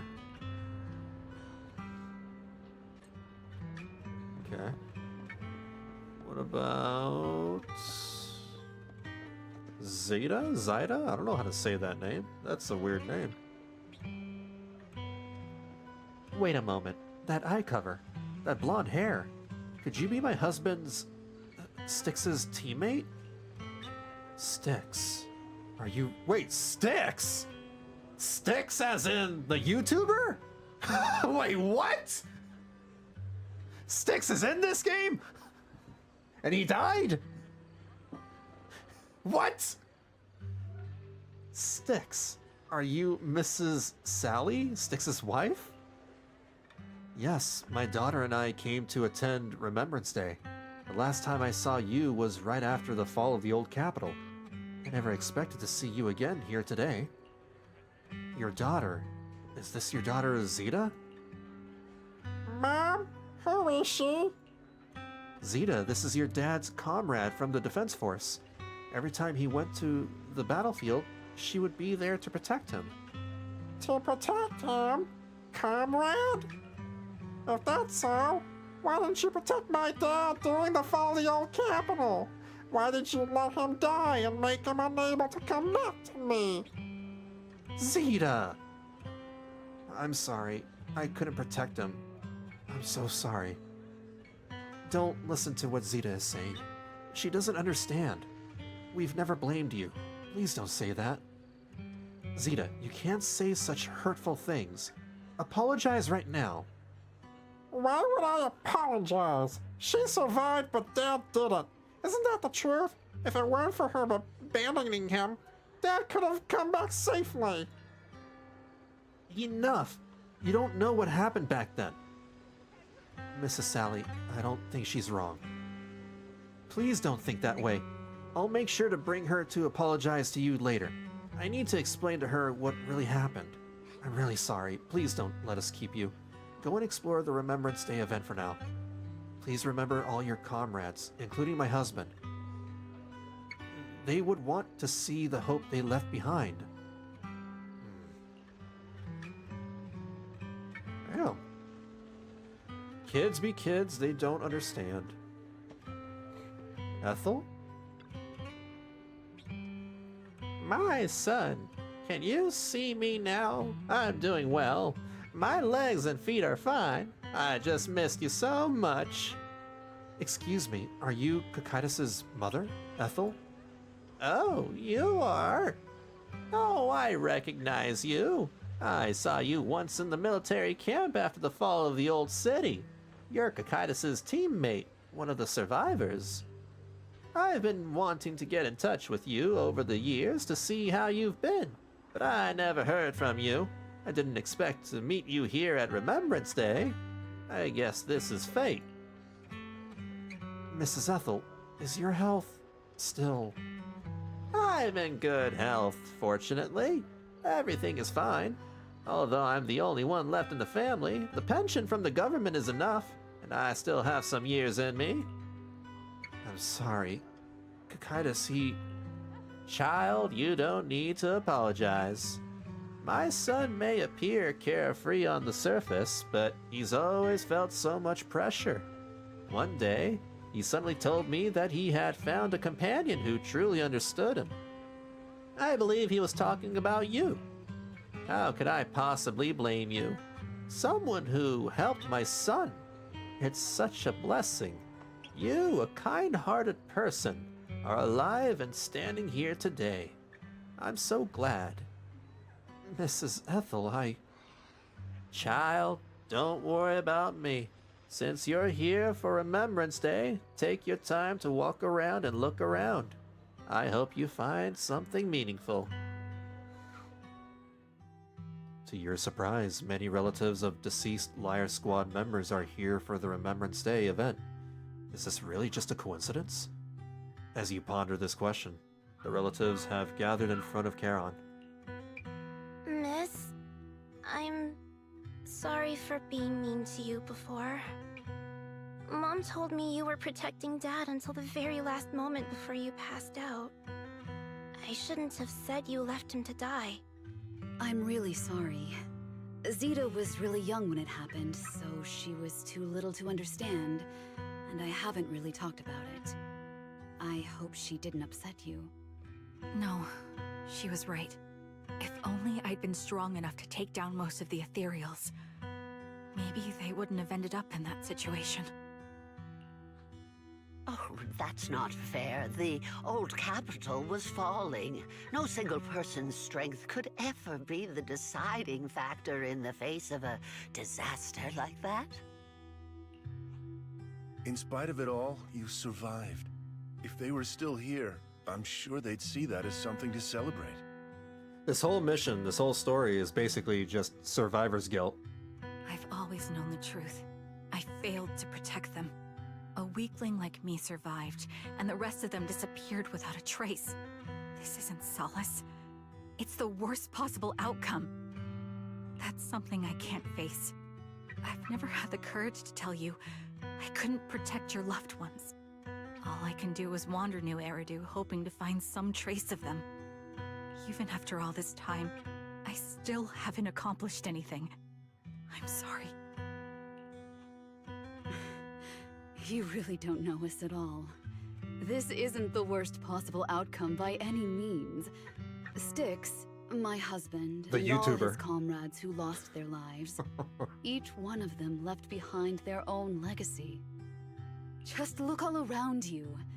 Everyone standing before you is a legacy they protected that is carried on to this day. After my husband passed away, Zeta and I received survivor benefits. And with all the odd jobs I've been doing, we've managed to get to where we are today. Styx always wanted our daughter to study art, and Zeta's interested in it too. Now, that dream has become a reality. She just got accepted into the art school in Janus Quarter. Very interesting that someone's parents, wanted their children to study art. Usually it's like, they want them to get into science or be a doctor or something. Mom and I have our tough days, but I often think of Dad's cheerful laughter, and that memory gives me the strength to keep pushing through. One day, it'll all pay off, just like it has now. Thank you for always being by my husband's side, even at the very end. Well, I suppose you must have heard about my condition from my son? Ethel, Kakaitis used to tell me about you. He often took leave or skipped work to earn extra money by part-timing, or to care for you when you were sick in bed. Aw, damn. What a good son. Yes, that's true, but I bet he never told you my Mama's illness boy. became so bad that I needed major surgery, and he worked his tail off to raise the money. Oh. Who would have thought? He would pass before me. Yeah, that sucks. I used the benefits from his death for the surgery, and that's the only reason I'm here today. In a way, his passing allowed my life to continue. I don't know if I would phrase it that way, but yeah, that's true. Every time I think about it, I feel like I need to keep my body healthy and live a few more years. The sights I see, I believe he can sense them from somewhere far away. When I was too weak to take care of him, it was you and your comrades who stayed by his side. Thank you for everything that you've done for him. As for me, well, I'm currently working as a fashion designer.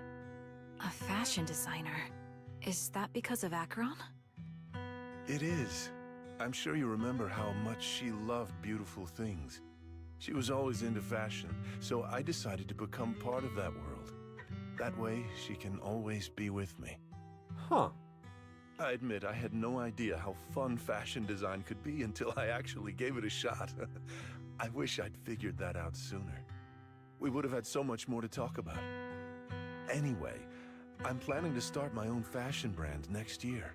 She used to say that after retiring from the army, she wanted to pursue fashion design.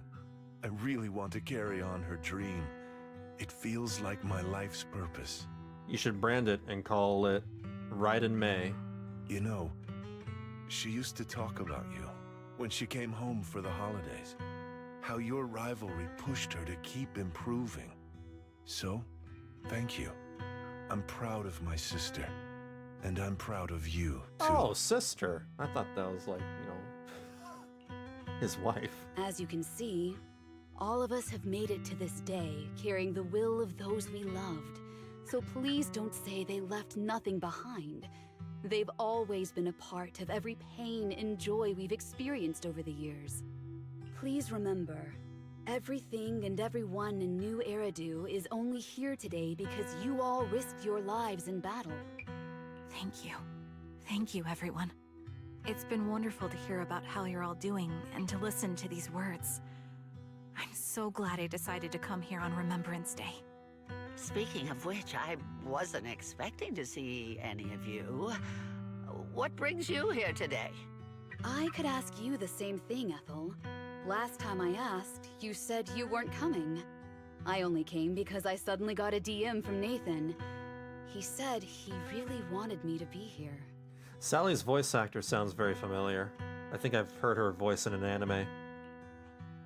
I'm Or here several. because of Nathan's message, too. He was pretty insistent, so I thought he'd be here. But I've been looking around for a while now. I still haven't seen him. So it's the same for all of us. I responded to his message, but he never wrote back. Isn't that strange?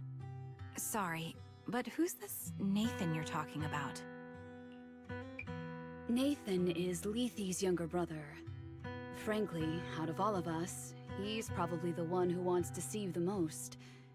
He used to be part of the defense force himself, and... The day the old capital fell, his squad was responsible for supporting the forces that had already entered the Hollow, which included all of you. He's told us that story so many times. When they saw how bad things were in that Hollow, some of the reinforcements called off their plans and pulled back. He tried to stop them, but there was nothing he could do. He always blamed himself and wanted to find you to apologize. But the truth is, the reinforcements retreating was inevitable. Shortly after their retreat, headquarters issued the official order. We all lost someone in that disaster. And for a while, we resented the reinforcements for their decision. But over time, we came to understand it, and we eventually let it go. There was no avoiding casualties in that battle. In hindsight, it wasn't wrong for headquarters to prioritize saving their strength. May I ask what the name of Nathan's squad was when he was in the defense force? The Impera squad of the Obsidian Division. Is something wrong? Nothing. It's just... I think I might have stumbled upon the answer I was looking for. You think Nathan might have been the person shooting at her? No, I don't think so. After 4 family members paid their respects and left, they continued touring on Remembrance Day. Kieran stood there in a daze, seemingly having understood something. At that moment, a sound came from the open space in front of the outpost. It seemed someone had stepped into the podium, and the citizens all gathered in the podium, preparing to listen to the person's speech. According to the schedule for Remembrance Day, it should be time for a representative of retired Defense Force veterans to give a speech. It looks like the speech is about to begin. I feel a bit concerned. Proxy, could we go over and listen to the speech for a moment? Sure. This section has been a little lengthy. Doing a lot of, expositional writing here. It's fine. So far, anyway. Is that Zoe on the podium? Is she here to speak on behalf of the soldiers? Is she here to speak for the soldiers? That seems fitting. She's cut medals after all. But I don't see Jesse or Aaron anywhere. Didn't they come? Everyone please, quiet down. Zoe, of Nemesis Squad, a representative of the veterans, will now deliver the Remembrance Day speech. Hello, everyone. I'm honored to stand here and speak on behalf of all of the soldiers of the Defense Force. Today, we gather to commemorate Remembrance Day, a day born from the tragedy of the old capital's fall. Many of us lost relatives or friends in the disaster, and I am no exception. Every member of my squad perished in that battle, leaving me as the only survivor. Losing the friends you cherish to the Hollow is a pain that never fades. It's a sorrow that will stay with us, now and forever. However, to the families of the fallen soldiers, hold your heads high with pride for your loved ones who gave their lives. They fought to the very last moment when the old capital fell. Death isn't the end, nor dishonor. It is their eternal mettle. They gave their lives facing an unstoppable disaster, exchanging their sacrifice for the world we have today. In doing so, they fulfilled their duties as soldiers to perfection. Without the blood they spilled, Eridu would not have endured, and new Eridu would never have risen from the ashes. Well, things could have been worse. In honor of the wishes of the departed, look ahead, people of New Eridu. Our thoughts and remembrance of those who passed will be carried in every flicker of candlelight and in every bouquet of flowers. Zoe's speech is met with a wave of prolonged applause, yet amidst the claps, she droops her head, her expression darkening. She stays silent, waiting for the applause to fade before lifting her gaze and scanning the crowd. Her eyes pause briefly on Charon, carrying a chilling aura. My speech was meant to end here, but since you all seem quite engaged, please allow me to share a little more. The reason you all agree with what I've said is because it offers a way to step away from the pain. That's what the living do. They seek ways to ease the weight of others' deaths, so they can find a way to start over. This is the new Eridu of today. A huge disaster consumed the old capital, and the people who survived it keep saying things like, treasure the moment and start fresh to numb themselves, hoping to forget the nightmare. No one talks about the soldiers who gave their lives in Hollow Zero. No one asks why they had to die. The brave gave their lives battling the ethereal onslaught, while the weak survived. She suddenly turned around, her speech. This is New Eridu, built by weaklings. Its order founded upon their way of thinking. Wait a minute, is Zoe the one that's been attacking? But no, she was also one of the victims. Your applause Unless makes she me was playing realize us. You all accept this logic. Each of you had loved ones who sacrificed their lives in the fall of the old capital.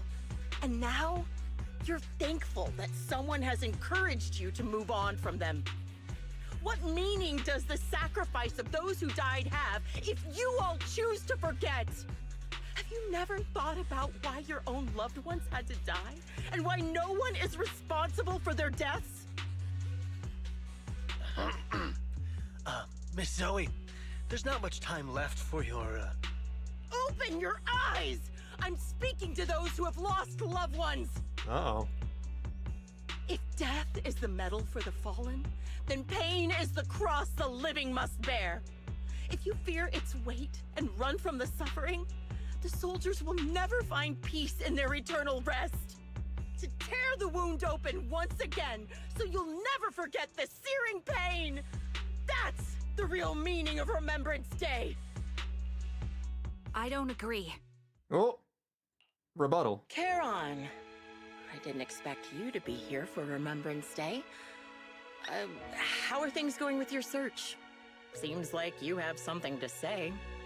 Among the people standing here, there's a woman who raised her daughter with the survivor benefits left by her husband.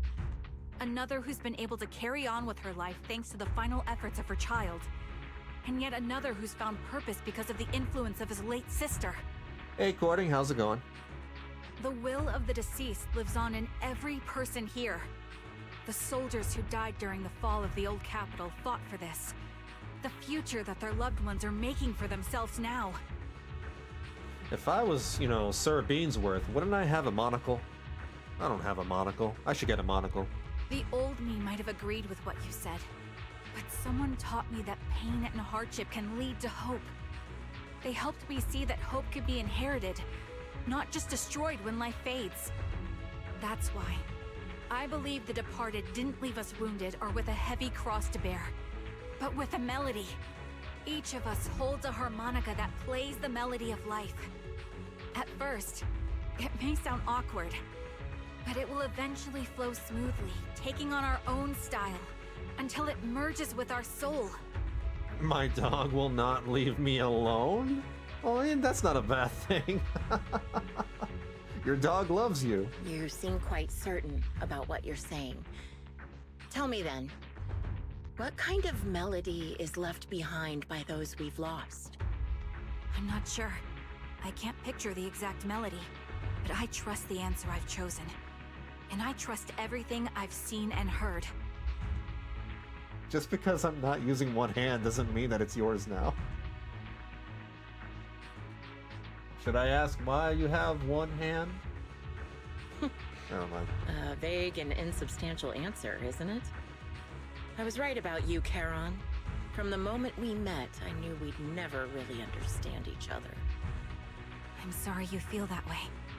Everyone, I apologize for taking up your time. Fair enough. My speech ends here. Please feel free to continue with your visit. Zoe exits the venue without sparing a single glance back, leaving the audience and the defense force in a state of confusion. Charon looks thoughtfully in the direction she disappeared. It's gotta be her. What do you think, Proxy? I think that's the evil sniper, the evil psycho sniper. Something was definitely off about her just now. Yeah. And the things she said, I'm starting to get a really bad feeling about this. You mean about her real identity, right? Looks like we're on the same page. Shielded by her identity as a decorated soldier, she seemed pretty confident that we wouldn't confront her directly on military ground like at the outpost. She arrived so brazenly and left without a care. If I'm right about this, she'll be trying to contact us again in no time. Dogs are, you know, super, like, they want attention. They're very attention hungry. Just as she finishes her sentence, the phone rings again. Shepard appears on the screen as you answer the video call. I'm just suddenly, you know, I hear the Skype Zoom call thing, the Skype call sound. Doo-doo, wop wop, doo-doo, wop wop, doo-doo, wop wop. He seems panicked and anxious to speak. But the moment he sees that you're in Scott Outpost, he swallows back the words and clears his throat instead. Looks like you're a little busy, so I'll keep it short. The client just sent me a location via Knock Knock, along with a picture of several unconscious, tied-up individuals. I don't even know if anyone remembers the Skype sound. I'll send you the location shortly. It should be an entrance to the Hollow in Port Elpis. At this stage, I don't have any further requests. My only hope is that you'll proceed with caution. A location with a picture of the hostages. Looks like Grim Vulture is losing patience and wants to put an end to all this. Charon, what's your plan? With everything that's happened, no matter what you choose, I'll stay by your side till the very end. Charon doesn't answer right away. Instead, she takes out her harmonica and looks down at it, as if she's trying to decide. In the end, she tucks her harmonica away. Harmonic? I've made up my mind. Typo. Proxy, please accept my official commission. Help me venture into the depths of the Hollow to rescue the client and any other hostages. It's time. It's up to me to stop Grim Vulture. Stop her from crushing everything in front of her with that heavy cross. I accidentally clicked. You leave the Remembrance Day event with Charon and return to the video store. She cleans her firearm multiple times and keeps adjusting her breathing. The showdown is about to begin. Proxy, thank you for accompanying me this far. In the upcoming battle, Grim Vulture has likely already set up a stage filled with traps. We may need to brace ourselves for a tough fight. Do you have any strategy in mind, Charon? To be honest, there isn't a fully viable strategy. The opponent is a sniper and can keenly anticipate the timing and trajectory of each of my shots, dodging in advance. That's like some superhuman ability right there. The Paimon situation is really something, huh? Oh, don't even get me started. Like, I was saving that as a conversation for later when I switch games to Genshin Impact. Yeah, I know. I'll talk more about it after I finish this mission, but suffice it to say, I've switched my language packs for that game. I'm now playing in the game in Japanese. I'm not listening to that game in English any longer until they replace Paimon's voice actor. That's what I've, decided on. It's very disappointing. Super, super disappointing.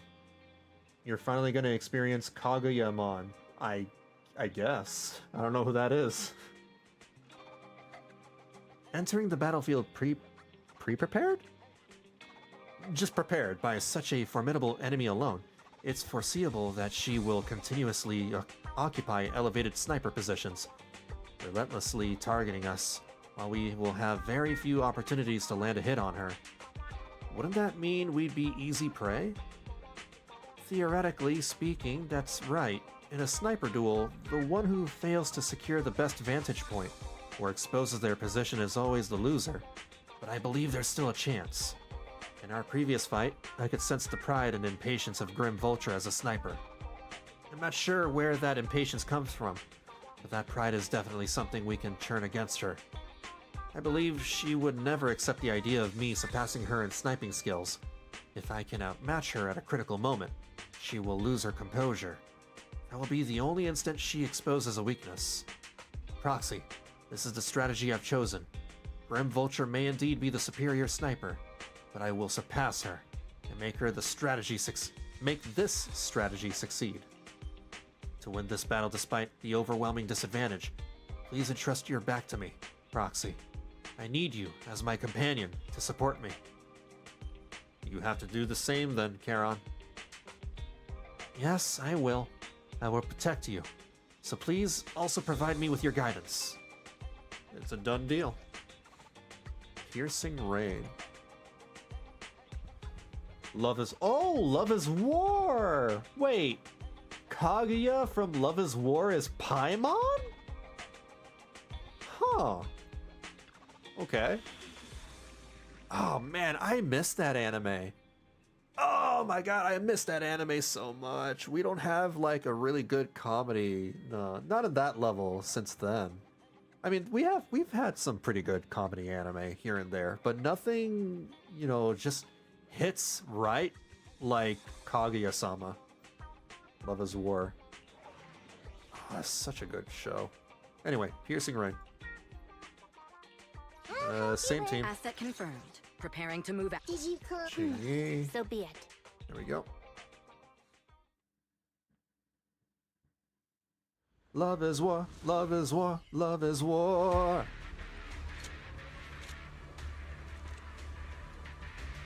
Charon, look! Another communicator. Another communicator.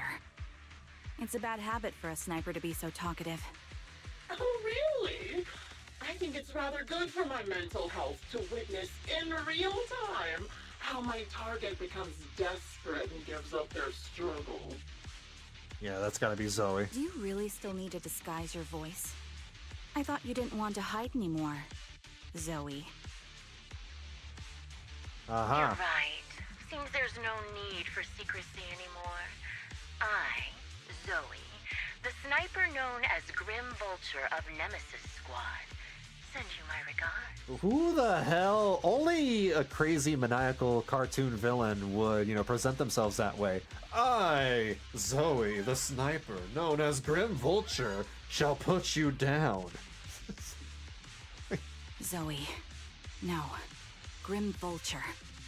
You, She's like gone me, crazy. were one of the advanced troops deployed to suppress Hollow Zero right after the fall of the old capital, right? Noct, Cartes, and Impera Squad. So far, all the victims have been members of these squads. They were initially supposed to enter the Hollow to reinforce the advanced troops. Nemesis, your squad, lacking reinforcements, lost everyone except you in the fall of the old capital. You blamed their deaths on the absence of reinforcements and sought revenge on them. That's my conclusion. Just like me.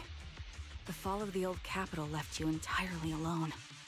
A sniper, the sole survivor, a mere pawn abandoned by the military. Don't you think we're very much alike? The Impera squad member, Nathan, the one you're searching for, he pleaded with me to let him go when I was about to kill him, saying he had to see you no matter what. He's the client. Caught my attention. I let him live to get all sorts of information information on you. I was so curious about you that I even set a trap, disguising myself as a victim to get closer to you. There you have it. It turned out we share the same story.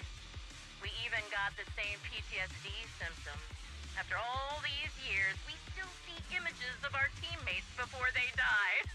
It's impossible to erase them from our minds.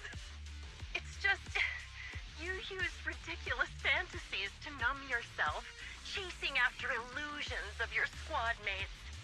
Well, I can't afford to be as naive as you. One night, when I was overwhelmed with the unbearable images of my comrades' deaths, vomiting and crying, I finally realized the meaning behind their appearance before me. They were pleading with me, pleading for vengeance against those who abandoned us, begging me to destroy the repulsive, hypocritical new order of New Eridu. So, I carried on their will. I began kidnapping targets and sniping them in the hollow. You're psychotic. They became corrupted and died in despair. Lady, you've lost it. Do you really think this is what they'd want? What else? Would they want me to be like you, playing at a game of finding my missing squad mates, accepting their deaths when I'm done playing, and then forgiving the very enemy who killed them? What a noble and virtuous gesture. Forgive on behalf of fallen comrades, coexist with New Eridu's order, and live peacefully among cowards. It's precisely because you and I are so similar that this hypocritical and cruel attitude makes it even harder for me to forgive you. After our first conversation, I was certain I must end your life myself to prove I'm right. Freaking like how a lot of conversations, you know, kind of end up on Twitter, don't they? That's exactly what I wanted to say to you, too. As dark as that is. Because we've suffered the same hardships. I can't accept the path of destruction you've chosen. Jesse, Aaron, Nathan, the client I've been searching for, and any other targets of revenge you've set your sights on. They all feel regret and struggle over the choices they made back then. It sounds like she never got a therapist. She should have gotten a therapist. But you can't see any of that. You didn't target the higher-ups who misjudged the situation, the dangerous ethereals who killed your comrades, or the ones responsible for the fall of the old capital. Instead, you went after the easiest targets. Grim Vulture, as a sniper of the Eridu Defense Force, you have failed in your duty. To preserve the will and hope left by my comrades, I'm going to put an end to your actions right here! That suits me just fine. A sniper should let the gun do the talking. Make it to the deepest part of the hollow alive, and I'll meet you with nothing but raw malice. It's a challenge. Since you made it here, let me reward you with a few things you don't know. Oh. Nox, Cartus, Impura, and many other squads. Did you know the reinforcements that were meant to back us up ended up deciding to retreat?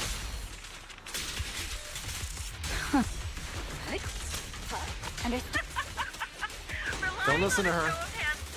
Isn't that ridiculous? Our lives were scarred in such an absurd way, like a kindergarten election for class monitor. Whoa. Power. Supporting position. So, when I killed them, I employed the same method. Adjusting for wind. I made the dozen or so people I captured vote on who I should kill first.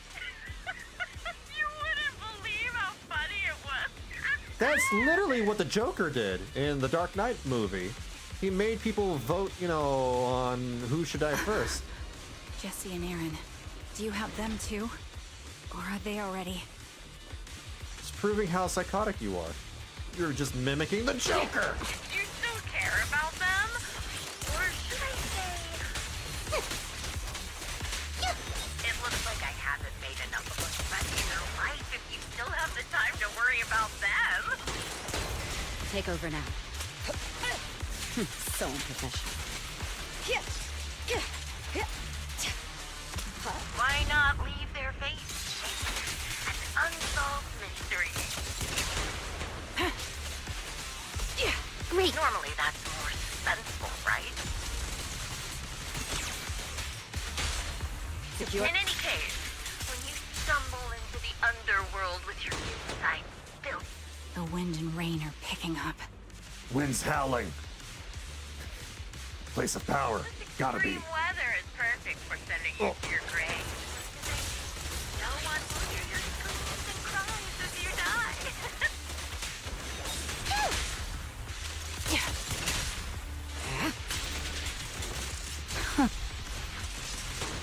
By the Owie. time the rain stops, the only thing left will be your cold corpse.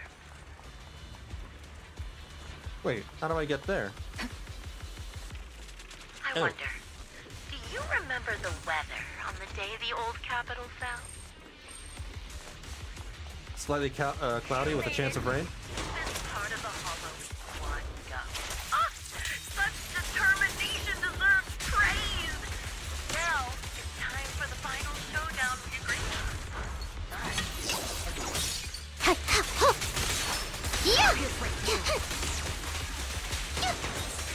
But really, is the only way to put it. What sniper would ever confront their enemy head on?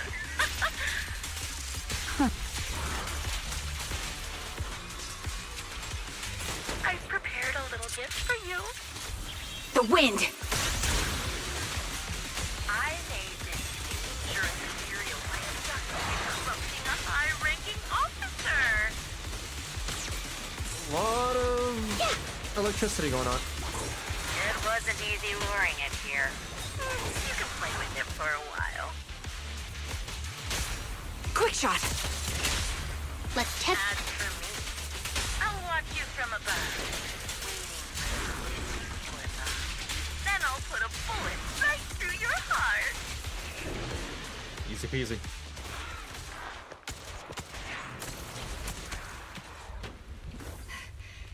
Uh-oh. Nice moves. The real failure as a sniper is the one who's been forced into a corner, like you! Look who's talking. You keep hiding.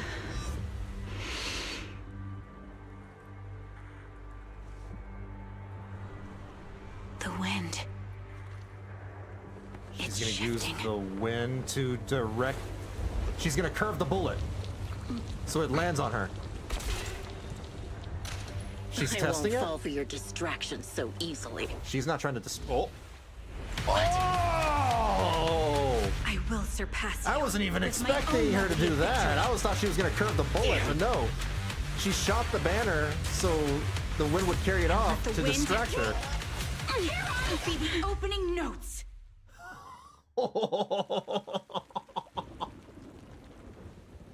Karen? No! That's actually kind of genius. Karen! Oh, she got shot right there above the heart. What's this? Oh no! She's fine. Lucky. Phew! That was cool. After the gunshot, the hollow falls silent once more, leaving only the countless biting raindrops attempting over and over to wash away the scent of blood that oozed from the wounds of the defeated, only to fail time and time again.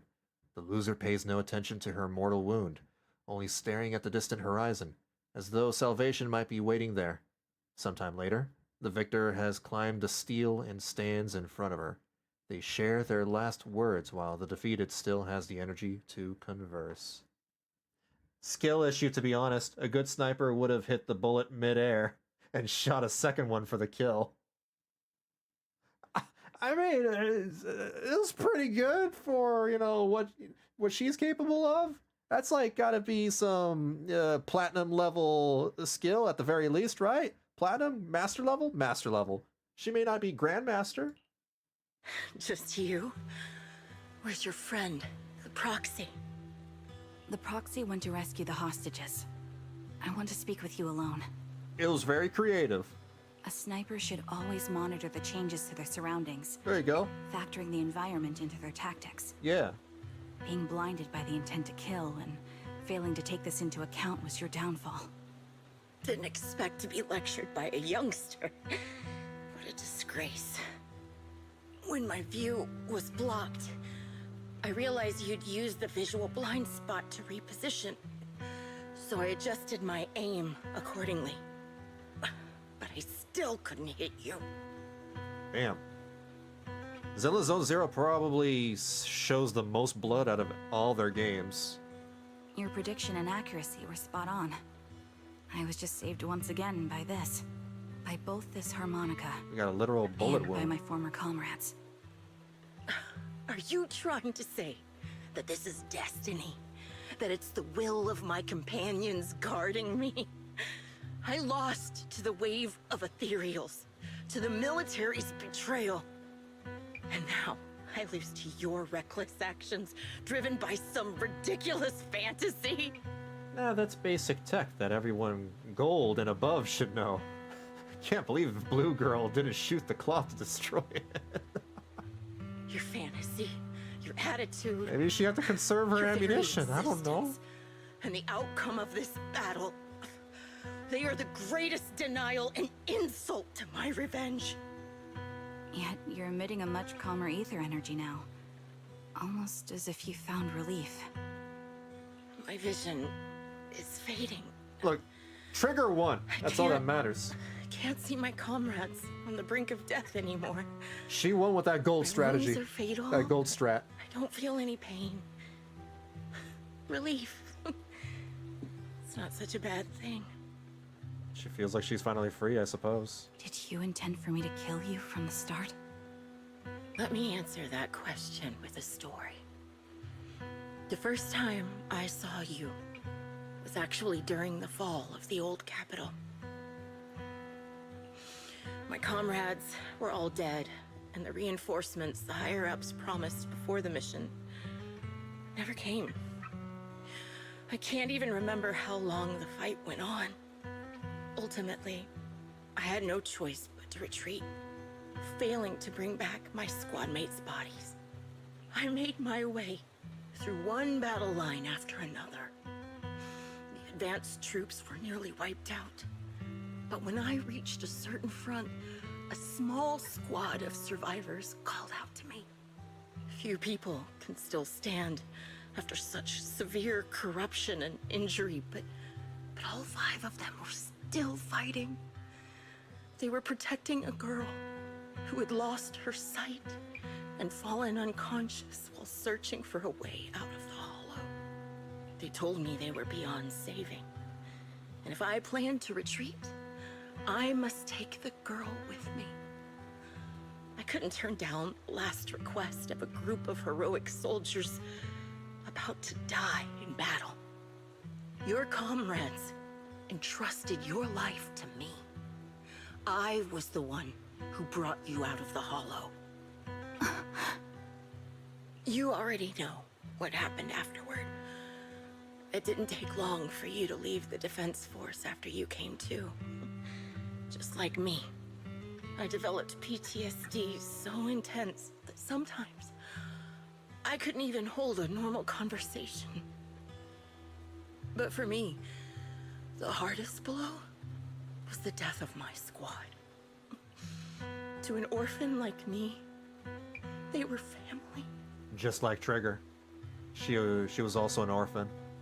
If the reinforcements had kept their She also word treated her squad and like family. provided support, they wouldn't have died for nothing. Don't you ever have that thought? To say I don't would be a lie. But I think deep down you know. From the moment we stepped into the hollow, there was no way we were getting saved. Given how quickly the hollow was spreading, and the ever-increasing number of ethereals, It would take the sacrifice of countless Defense Force troops to suppress it. It wasn't something that could have been accomplished in such a short time. The reinforcements would have only been a drop in the bucket. More sacrifices without results. Canceling the reinforcements, sending the advanced troops to rescue as many civilians as possible to minimize casualties. I think most commanders would have made the same decision. Objective and cold logic. I understand it, of course. But when you see members of the reinforcements living happy lives years later, can you still keep your composure? I couldn't. Even if the chance was minuscule, I wanted my squad mates to survive. But they turned that chance to zero, and still have the nerve to embrace a peaceful future. I can't help but resent them. By the time I realized what I'd done, I had already taken several lives. Damn. And she just, decided to not stop? Nathan. When I tied him up and was about to kill him, he begged me to spare him, saying he had something to give you, no matter what. That was when you re-entered my line of sight. I think I've said this before. That's a sniper We're very term. similar, yet we have completely opposite beliefs. After meeting you, I became even more certain. In the face of suffering, I chose destruction, while you were destined to choose to protect. But you're still entangled in your obsession with your squad mates. If this continues, you'll eventually sink into a void of despair. Your hope is like a bubble, ready to burst at any moment. Amazing that she has so much to say while she's mortally wounded and she's about to die, any second now. The version of you I want to kill is the complete one, who can firmly reject my answer. If you haven't found your answer yet, then I'll be the one to push you forward. I kill you, or you end me. Either way works.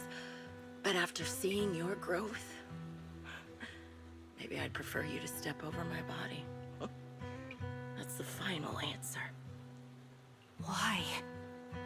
She's lost it. Emptiness and doubt. No matter how many targets of my revenge I took down, nothing changed. Aiming my gun at former comrades, drowning in hate and rage, all it left was a hollow emptiness.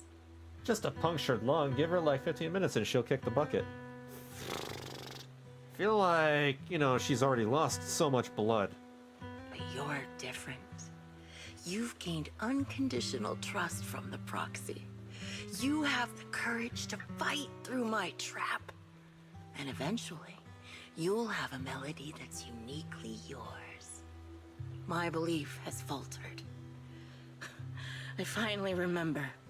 My squad mates were fools just like you.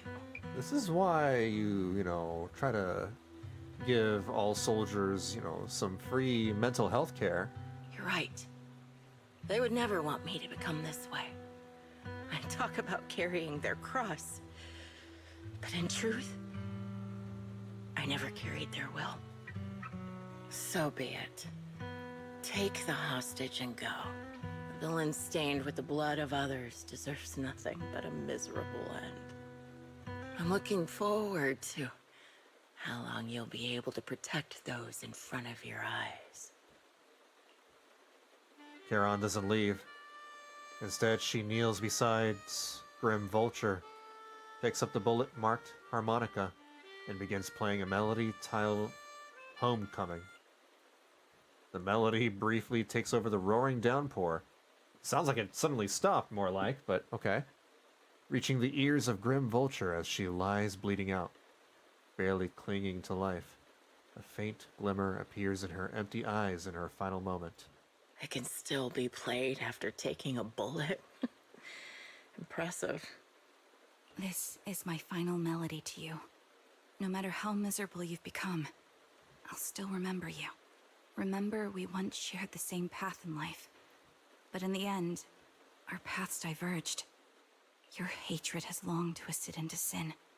But if not for you, I wouldn't have learned how to hate or found the true targets of my hatred. I used to know nothing. My teammates served as my teachers and taught me so much.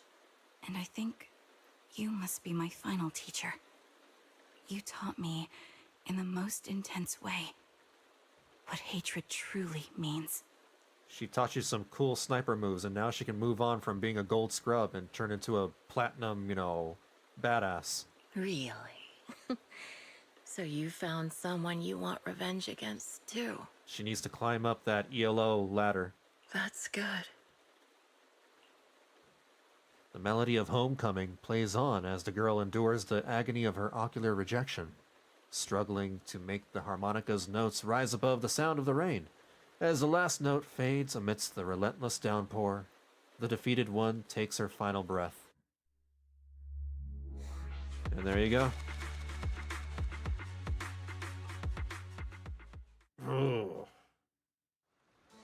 You rescue the kidnapped people, leave the Hollow, anonymously report things to PubSec, and update the Shepherd on the situation. This series of tasks that need to be done after such an intense battle leaves you dizzy. After requesting to meet the client with Shepherd, you receive his message, calling you to Port Elpis. Proxy, we've arrived at the port. According to Shepherd, he, the client, and the rescued Jesse and Aaron should all be here. Let's go talk to them. Karen, why do you seem... Oh, Proxy, you noticed. Even though we defeated Grim Vulture, I still can't seem to let it go. Just as I thought, when the wind changed and the falling banner blocked her vision, she could have retreated, waited for her sight to clear, and then resumed sniping. If she had done that, I would have had no chance of winning. But her pride wouldn't allow her to take an action that implicitly admitted her tactics were inferior. She still chose to engage in a shootout with me, despite the blind spot. Doesn't this just prove your strategy was successful? Yeah, you managed to tilt her, basically.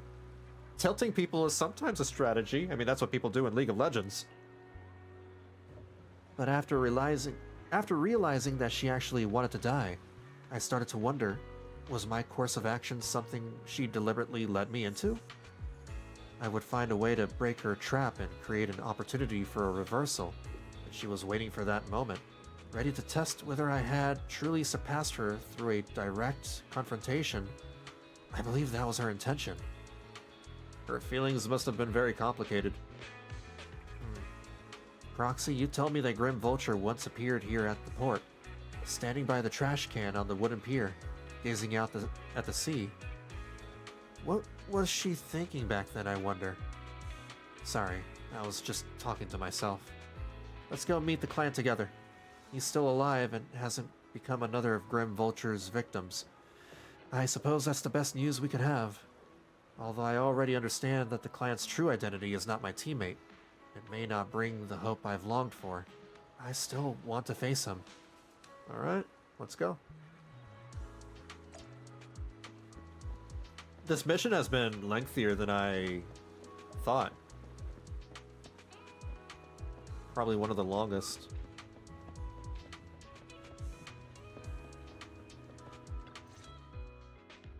So you're the sniper from Liar Squad. It's nice to finally meet you. And you must be the one who's been searching for me. Nathan, the younger brother of Lethe. It's good to see you safe and sound. Dude still looks old. That's right. I'm sorry for his hair. Causing all this trouble. I nearly cost you your life, becoming a target of a victim from the fall of the old capital. Maybe that's what I get not helping my brother and the rest of the defense force back then. When the reinforcements decided to retreat, I spoke out against it. I had family among the soldiers already in the Hollow, but I didn't have the courage to take that step. The one that might have cost me my life. I'm sorry. You don't need to feel regret or apologize. The outcome wasn't something you could have controlled. You cared deeply for Lethe, and even today you still think of him. To someone like him, who always cherished family, that's more than enough. Thank you. I heard you've been searching for the members of Liar Squad all these years. I'm nothing compared to your determination. Thank you for everything you've done, but please stop the search? It's time for you to start living a life that's truly your own. And that's why she joins Obel Squad. I hate to say this as a family member, but back then, they were already... I know. You don't need to say it. I've been drowning in a fantasy of my own making for years. But it's a fantasy that kept me from falling into the abyss. Nathan, Grim Vulture told me you have something you want to give me. Is that why you commissioned someone to find me? Yes. After learning about the bond between you and your squad, I knew I couldn't live with myself if I didn't get this to you. So I got on my knees and begged Grim Vulture, even playing this recording for her, hoping it would move her. Regardless of how things unfolded, what matters is that it wasn't destroyed, and I'm here, alive, to hand it to you. Nathan rummages through his jacket pocket and takes out a slightly worn tape. Liar's Squad's tape? Oh, 128 gigabytes. Damn, that seems pretty good for, like, a little flash drive. Damn. I found this while going through my brother's belongings. It's been tucked away for years. There's a recording on it, and I think it's a gift Liar Squad made for you, but never had the chance to give you. Actually, I don't even know how much flash drives can hold nowadays. The last flash drive I had was 8 gigabytes, and that was like probably a decade ago. How many gigabytes can a flash drive hold onto nowadays? Because we have terabyte, external hard drives now, or several terabytes. Thank you so much. Do you mind if I listen to it now with the proxies? Wait, with us? I thought we were just here to collect the commission fee today. Go ahead. As for the commission fee, I'll pay it to you both shortly, so don't worry about that. Nathan takes a step back. Charon looks at you, her lips seeming to tremble slightly. You gently hold her hand. Feeling the warmth and strength in her palm, she presses the play button. Hey, hello? Alright, it's a recording. This is a message from Liar Squad for our little sniper. I have an SSD that holds a yottabyte, so maybe a little less than... What the hell is a yottabyte? Is it like, space I have? What? Wait, what is a yottabyte? What? The largest unit of digital storage capacity it's equal to what? 1 septillion bytes? 1 zettabytes? 1,000 zettabyte?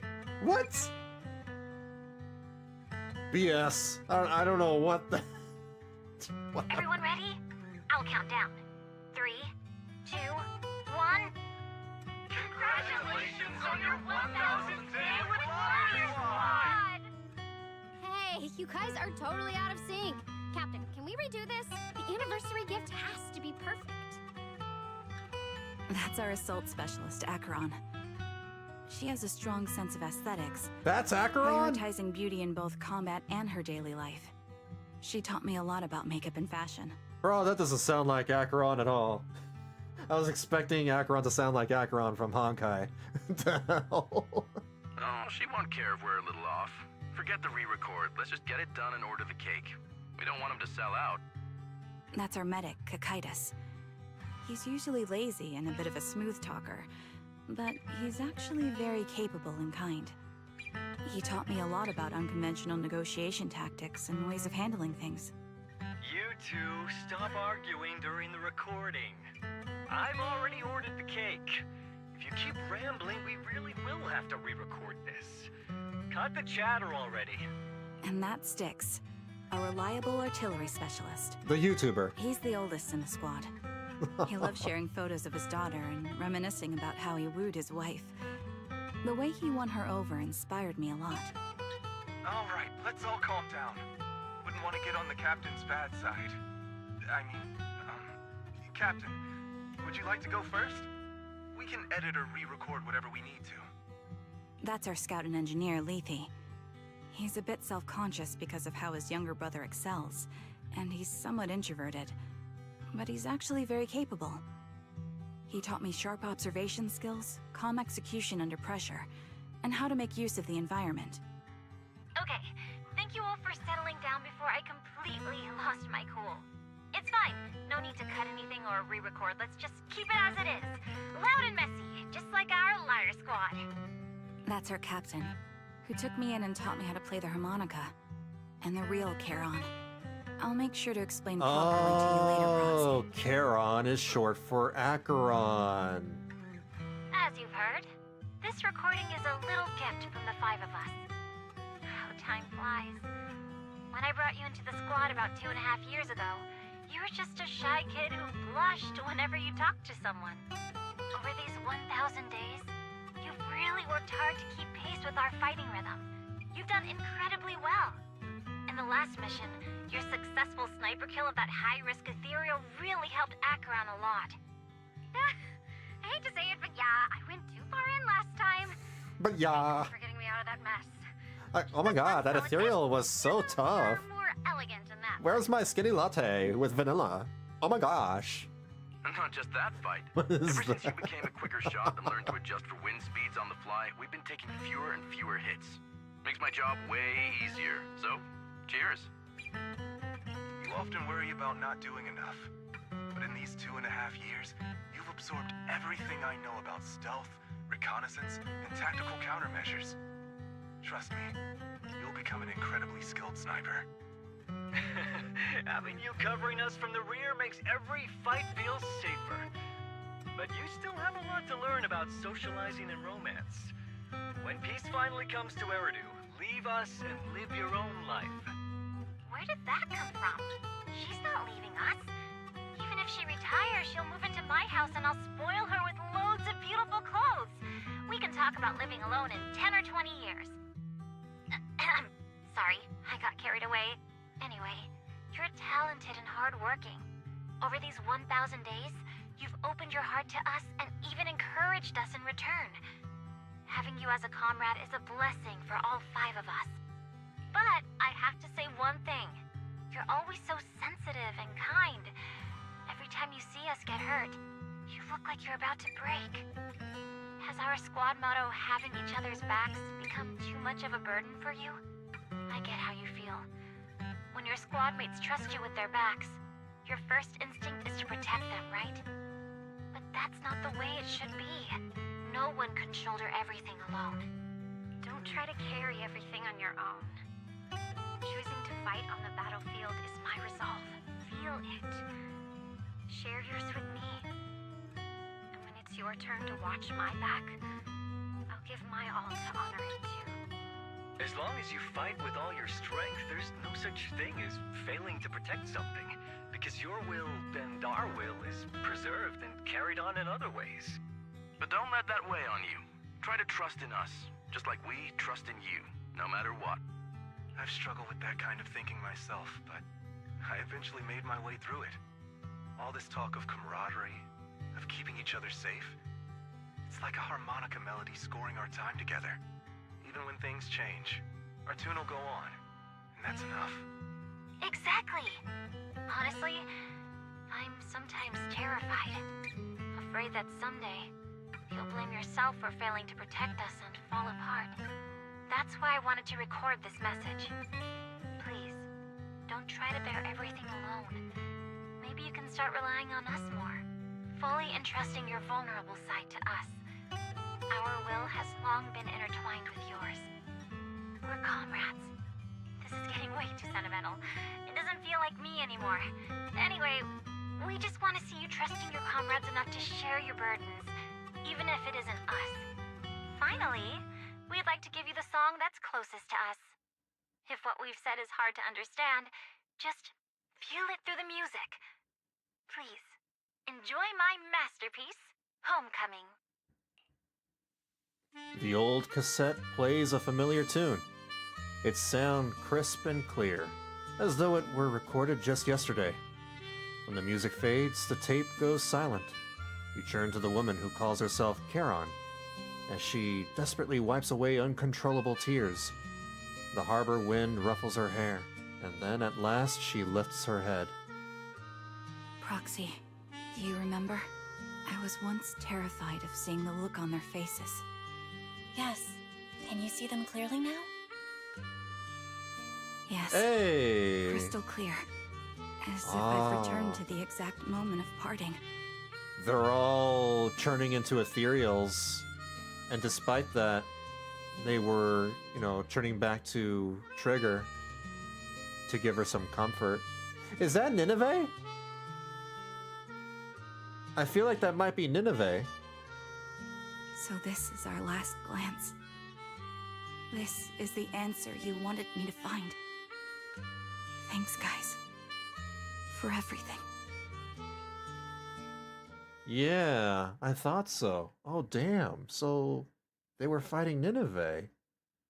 After meeting with Nathan, you spend a long time with Charon at Port Elpis, letting the sea breeze wash over you.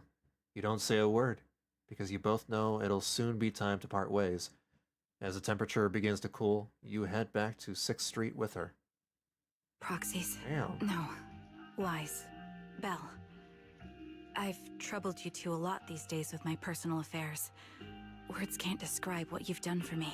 I haven't fought Nineveh in a long time. I've been fighting Geppetto. A lot.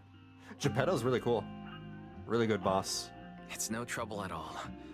To be honest, Belle and I have been a bit lost lately because of some personal matters. But meeting you has felt somehow comforting. Don't you think, Belle? Exactly. We got something out of the experiences we shared. At the very least, it's brought us clarity. I guess our wills have always been aligned, haven't they? Every time I listen to this music, I'm thinking about, that lo-fi hip-hop girl. Or that other meme of the girl just vibing and riding on the back of that person's motorbike as she, feels the wind in the night of the city. Yeah.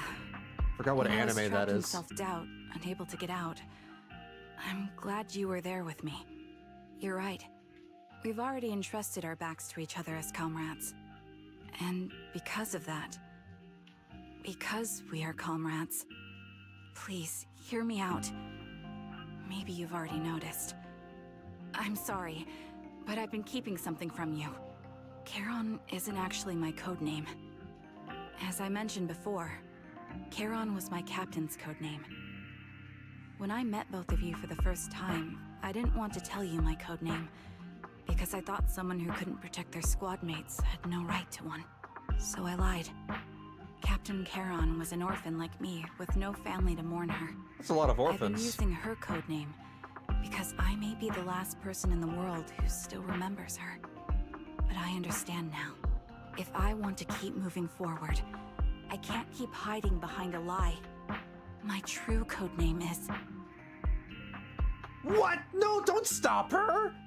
What is her code name? You don't have to tell me right now. Why? Why are you stopping her? At the harbor, Nathan spoke to you privately. Was he offering you a chance to return to the Defense Force? Bruh. Yes. He said he still has a friend in the Defense Force who's currently forming a new squad. And if my goals align with theirs, I could consider joining them. Oh, that's Obel Squad. So, what's your decision? Where will you go next? After everything that's happened, I think I do share the same goal as that friend of his and the new squad they're building. So I'll head back to the new Eridu Defense Force and keep chasing my new goal with a new team. And your new goal is? Your new goal? Are you going to look further into the fall of the old capital? Yes. My encounter with Grim Vulture has made me realize this should be the true form of my vengeance. Hey, our goals align because Belle and Wise are, they're looking into that as well. I'll uncover the real culprits behind the old capital's fall and make them pay for their crimes. If the ferryman who leads me to the truth demands a price, I'm willing to wager my life. Could it be our teacher? I have a gut feeling the masterminds will reveal themselves again soon. To protect the city my comrades cherished and sacrificed their lives for, I won't allow such a tragedy to happen again. By letting the will to protect guide my hatred, I now have a clear aim toward the truth. That's what I thought. If that's the case, then for now, we probably shouldn't learn your true codename or lean on each other too much. Man, I want to know her code name. Are you saying we're on opposite sides? No, we might walk different paths. Those paths will lead us to the same destination. It's just that, for now, we can't say any more than that. Why? To be honest, after facing an enemy as ruthless as Grim Vulture, we're reminded of our own powerlessness. Watching you fight back, almost losing your life to a bullet, that feeling. We're nowhere near strong enough to protect you, and we're not strong enough to open up about our pasts either. Sorry. Without a second thought or hesitation, Charon takes hold of each of your hands and brings them together at her chest. Oh, whoa? If this is your slightly selfish principle, I'll respect it. You were once my proxies, and I'll keep this memory locked away as something I cherish. If, as you say, our destination is the same, then we should continue on our separate paths, striving to grow stronger. The next time we meet, I'll reveal my true codename. I hope we can become true comrades. I want your presence to forever remain in the melody of my life. But we do end up meeting again. We meet during the Soldier Zero Ambi quest. Right? Yes, it's a promise. We'll meet again, Charon. You watch the woman who calls herself Charon walk farther and farther away. A Defense Force soldier waits for her at the end of her path. Hello. I'm the sniper from the former Liar Squad of the Chrysoberyl Division, recommended by Captain Nathan, originally of the new Eridu Defense Force's Obsidian Division, Impera Squad. Ah, I heard about you from my superior. You're the one who dealt with the serial murders targeting the Defense Force, right? Well, the new Eridu Defense Force is ready to welcome you back. Let me confirm a few details before taking you to base. Which squad are you applying to join? And did you have a code name during your previous service? I'm applying to join the Obsidian Division's Obel Squad. There it is. As for my code name, Trigger. I was Trigger of Liar Squad. Oh, I'm stupid. Of course it's Trigger. I feel so dumb. I feel so stupid. Yeah, she does tell us that she's Trigger. I completely forgot. Like, I was like trying to think. When I hear code name, I guess I thought, you know, her real name or something. I feel so dumb. Things have come to an end. Belle, do you think we'll ever see Charon again? For sure. Yeah, I hope so too.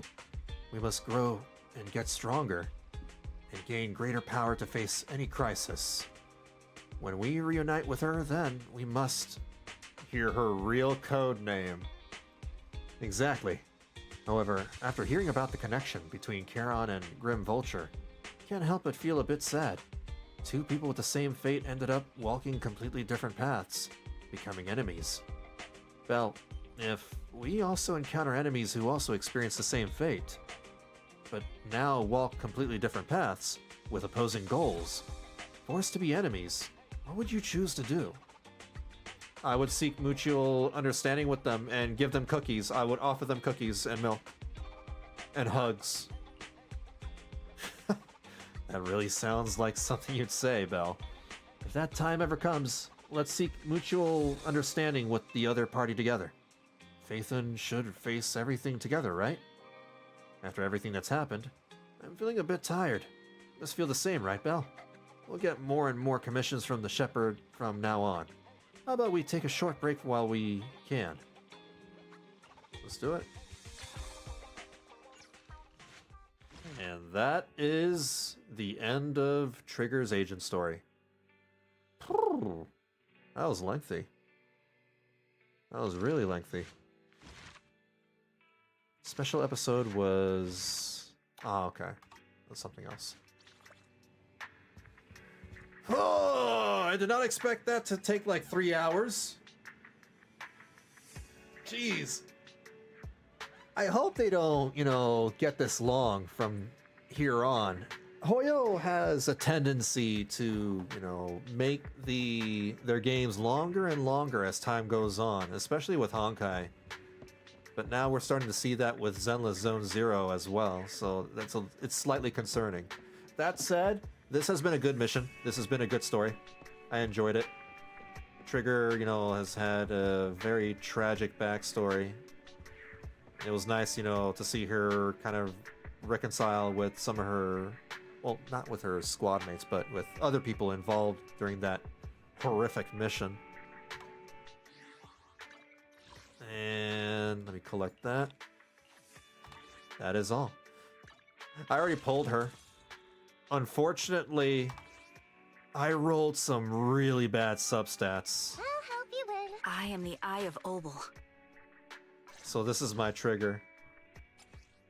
And I'm using the Shadow Harmony 4-piece and Woodpecker 2-piece. Unfortunately, this is the only good one that I have. The other pieces I have here, they're awful. Terrible. So I'm stuck, farming for their discs so I can get, better stats. Got 56 crit rate and 69 crit damage. I'm trying to get her crit rate to as close to 90% as possible, but man, that's proving to be extremely difficult. I would be happy just to get it to 60 or 70. Ugh. It doesn't help that the W engine I have is not exactly great, but it works. I mean, I'm doing absolutely fine with her in, missions and other things. I am the Eye of Obel. She's pretty cool. I've been using her with Qingyi and Evelyn, a lot lately, and it's surprising how the duo stun combo works so well, especially with Trigger. It's interesting. I'll do this on my own time. But I think we've played enough Zenless Zone Zero for tonight. I'm going to play a little bit of Genshin Impact. I'm going to do the Varesa quest and some of the tribal stuff, the tribal quests for her thing. And probably for a couple of hours. No, not less than that. It's going to be midnight. Probably for an hour and a half, and then I'll call it a night and finish things tomorrow. So for those who are watching the VOD, or watching now in fact, if you're just here for Zenless Zone Zero and you want to skedaddle, totally understand.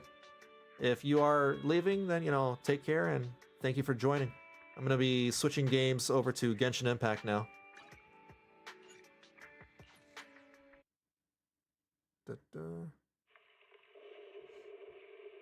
And I imagine those who are only interested in Genshin Impact would already, just skip forward in the VOD. Okay. Oop. That was my computer. Give me a second. Why did 2 copies of this pop up? Hold on. Let me close that and do that again. Again, that's my computer. Alright, Genshin Impact. Let's go.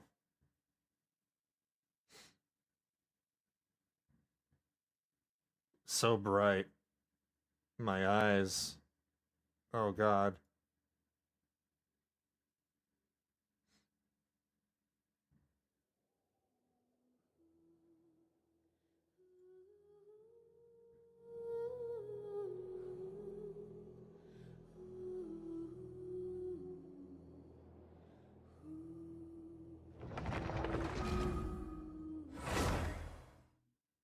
They should make a night version of that doorway. It's too damn bright. The loading screen, too. It's too late in the night for this. Genshin Impact.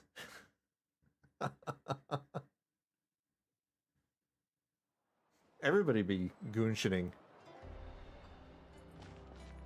Oh, I pulled Sun Yun. Or Shen Yun? I don't know how to pronounce her name. But I pulled her. I'm building her as a support. Just a healer support character. Basically replacing Jean. She's actually pretty fun because she enables characters to do super jumps. I've been using her ultimate and then jumping around with Mavuika's motorbike. And it's so hilarious. She just goes bouncy bouncy with her bike. It's so dumb. As I mentioned earlier in the stream, I decided to change the language pack to Japanese. Yeah, I'm listening to the game in Japanese now instead of English because certain voice actors in the English dub of Genshin Impact are acting up and attacking other voice actors and attacking players and fans of the game. They thought it so wise to, you know, basically act out and act very, very unprofessional. Especially the voice actor of Paimon. I saw that TikTok video that Paimon's voice actress, you know, released, and holy crap. It was hard to watch because I never suspected Paimon's voice actor to be such a Karen. They looked and sounded like a Karen. It was so disappointing. You know, calling the fans and players idiots and for blindly, you know, I don't know. She was acknowledging the problems, you know, and the criticisms that people made about SAG-AFTRA, but at the same time not acknowledging or not providing a rebuttal or not talking about why, you know, they would be in the wrong. She just, oh, well, you're wrong. I'm a voice actor, and, you know, we know more than you do, is the gist of the conversation of that video. And the way that they presented themselves, you know, going like, oh, you don't understand. I am an actor. It was so pretentious. It was obnoxious. Holy crap. Karina Boetker, I think that's her name. Yeah. Oh, what an awful person. Venti's VA releasing a preview for her new album where one of the verses is, shut the fuck up, was perfect timing. Wait, what? Really? Oh my god. I didn't know Venti's VA, you know, did stuff, or what is like Venti's VA a YouTuber, or they do stuff on YouTube? Oh man. It's a wild time for Genshin Impact players. Feel sorry for them. But I can't, you know, listen to Paimon's voice. It's one thing if it's like the other voice actors, you know, acting up because they're not, you know, in the game prominently like Paimon is. Paimon is everywhere and is throughout the entire game. I don't want to listen to that voice anymore until they replace Paimon's voice actor. And they probably will, because, I mean, Hoyo is not against, you know, replacing people at the drop of a hat, especially if they're acting up on social media. They've done so in the past, like several times. And once they catch wind of, you know, that video and the tweets and everything, oh, Paimon's voice actor is out. And they're gonna struggle looking for a job afterwards. Karina Boetker is gonna be, you know, driving for Uber Eats pretty soon.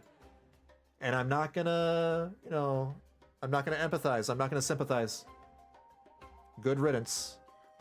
But until then, I'm playing this game in Japanese. Hey, morning Itchmug. You just, you know, caught my conversation about the whole drama, the controversy going on with the English VAs. I'm listening to the game in Japanese now. For the time being, until they replace Paimon. How do I start this? Oh. That was Shen Yun's voice. Damn, she sounds pretty good, not gonna lie. Wow. Anyway. Story quests. Right here. I think this is the one.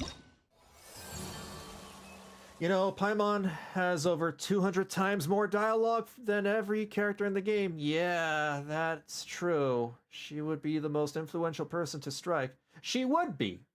But unfortunately, you know, she completely lost the plot when she started acting crazy. Everyone saw that video. She's nuts. Yeah, they're gonna replace all 200,000 voice lines or whatever. They're gonna do it. It's gonna take some time. What I suspect what will happen is that, you know, we won't see any changes in 5.5 and 5.6. Likely they've already recorded lines for Paimon for 5.6. But if, like, I suspect Hoyo may need to replace Paimon soon, at least by 5.7 or 5.8. And at that point, you know, they're gonna like replace the lines slowly, little by little, starting with the new voice lines. They're gonna obviously focus on the newer lines for the game, and then over time they'll work on the older lines. That's what I, think what will happen. I would come, but I went to sleep like 2 hours before the stream would start. Oh, you did? All good. I understand. You know, your health is the most important thing. Take care of yourself. Get plenty of sleep. I was testing out Saturday streams. I wanted to see, how that would be like. I'll try again next Saturday and do that with Honkai Star Rail when their update comes out. Navigate. So I have never been to this region. I have no idea how to get there. We'll find out. I'm starting the new tribal quests today and maybe even start Varesa's quest. I don't think I'll have time to finish it tonight, so I'll be able to finish it tomorrow, along with the event.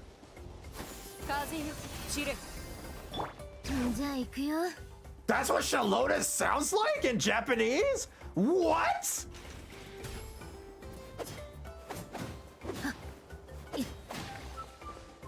Hold on.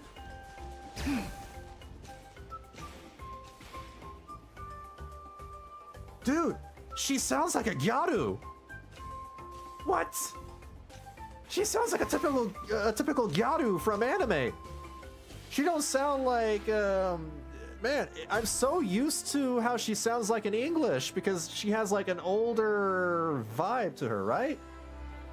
This is Gyaru Shalonen.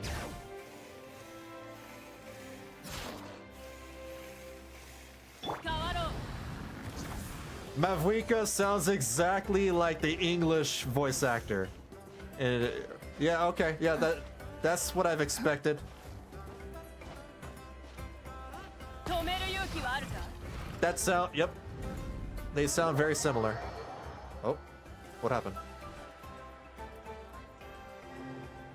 Oh, chosen of dragons, the sacred mountain lies before you. If that is, you blah blah blah. Oh, chosen of dragons, enter the sacred mountain. What's happening? Why is it suddenly an apocalypse?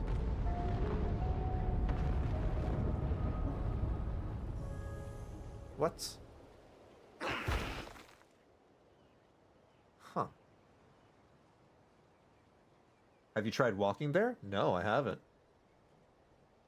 The only voice I am a bit iffy about in Japanese is Ito. But it... Oh, man! I'm gonna miss English Ito's voice! Oh, man! English Ito is so good!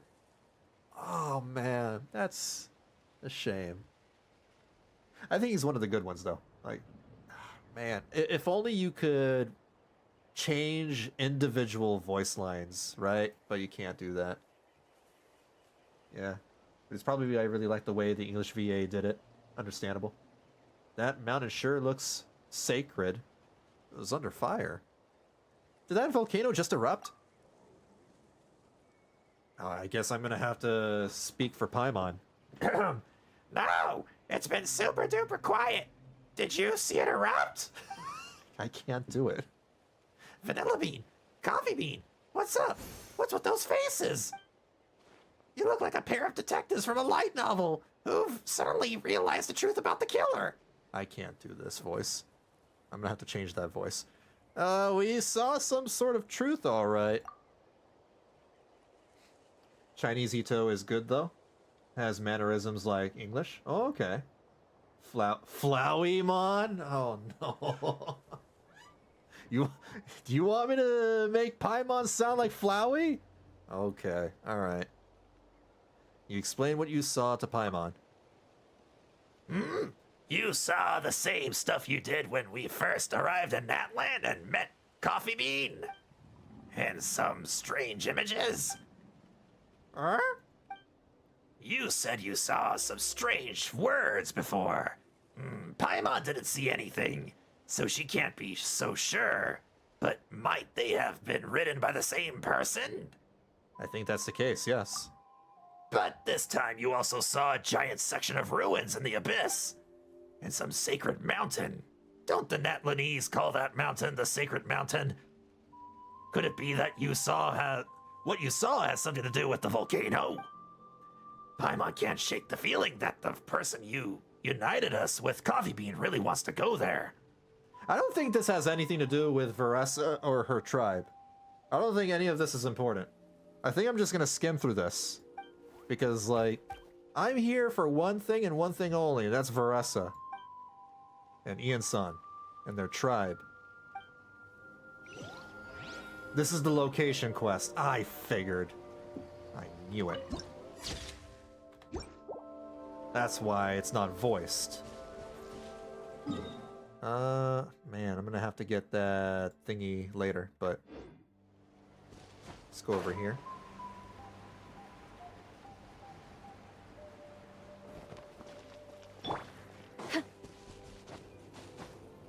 Oh, there's Varesa. Damn, I wasn't expecting to see her immediately.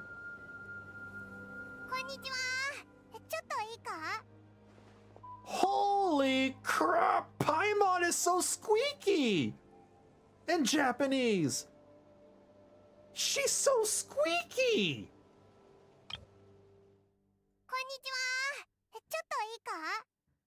Oh my god, that's so cute!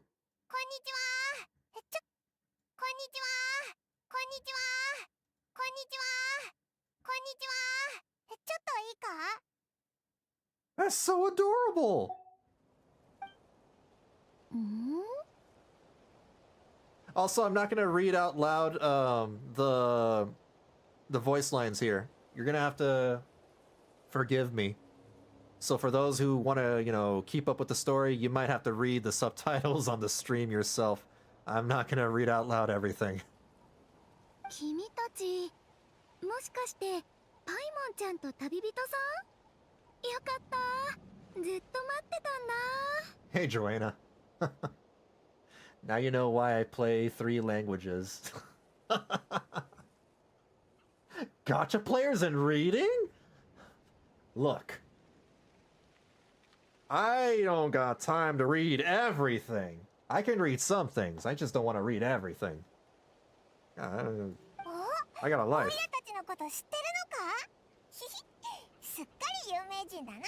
Oh my god, her he is adorable! Let's look.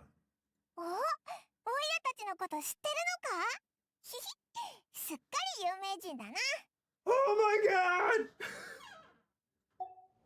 She's so adorable in Japanese! Ah! I want to squeeze her cheeks! Oh my god, what? でも、オイラたちが北条の国に来るって誰から聞いたんだ？ What the hell? あれ？知らなかったの？イアンサコーチが北条の国に君たちを招待するって言ってたから、私ここでトレーニングしながら待ってたんだよ。Dude, she's so much better in Japanese! 本当に来てくれるなんて。すっごく嬉しいよ。よかった。そこまで感激しなくても。君たちはアビスに立ち向かった英雄さんでしょ？その活躍はもうナタ中に広まってるんだよ。私、トマイニの物語は何回も聞いてて。That's right. Tomaini is my ancient name. Forgot about that. Apparently, Rie Takahashi is having vocal cord surgery or something. She's in like 4 different projects right now. Oh no! So no more squeaky Paimon? Damn. I hope she, is fine after that. 君たちが北条の国に来るかもしれないってイアンサコーチが言った時からずっと楽しみにしてたんだよ。あ、そうだ。私はバレサ。コーチから私の名前聞いたことない？おお、お前がバレサなのか。 My god, it's like I'm watching an anime now. アビスが攻めてきた時、イアンさんに北条の国に戻って支援する必要はないかって聞いたら、バレサが全部片付けたって言ってたぞ。 Oh, so Varesa was left behind to protect the collective of plenty? Okay. Which means you must be an impressive warrior yourself and a hero in your own right. そんな大したことしてないよ。全部赤トルおじさんの指揮のおかげ。私はちょっと魔物をお片付けしただけだから。 Oh, she has cow ears. Why is this the first time I've noticed? I noticed the horns, I just didn't notice the ears. あの時のことを思い出すと、今でもちょっとブルッとしちゃう。 Can you guys hear my dog barking? I don't know if you can hear my dog barking. けど、もう終わったことだし、北条の国は被害が少なかったから、復旧作業も終わってるの。最近は私たちの部族のみんながいろんなところへ支援に行ってるんだ。 Oh, you can? Okay. Someone's home, so she's gonna be doing that for a couple of minutes. 私が君たちを集落まで案内してあげるよ。 Is the Luchador Secret Service closing in? Not quite yet. Don't expose her. いいのか？じゃあ出発しようぜ。 Oh my god, that hee-hee! No, I don't want to go. Oh man, I wanted to replay it. I messed up. I pressed the wrong button. Ah! What? That tee-hee!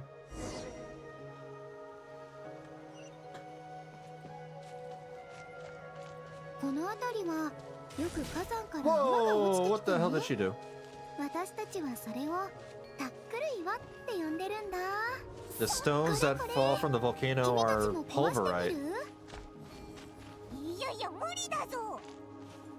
肩でも足でも頭でもどこを使ってもいいよ。 What? 僕もやだぞ。 What is this? Tankosaurus. When a Tankosaurus is sprinting, it can consume phlogiston to... Oh, it's basically a charge. Okay, I think I can understand what to do here. So I just...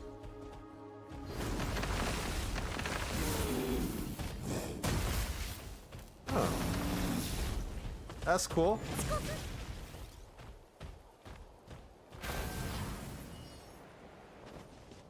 Rie Takahashi is Megumi, Emilia, Guild Girl, and I forget who else. She's having a busy season right now. Damn.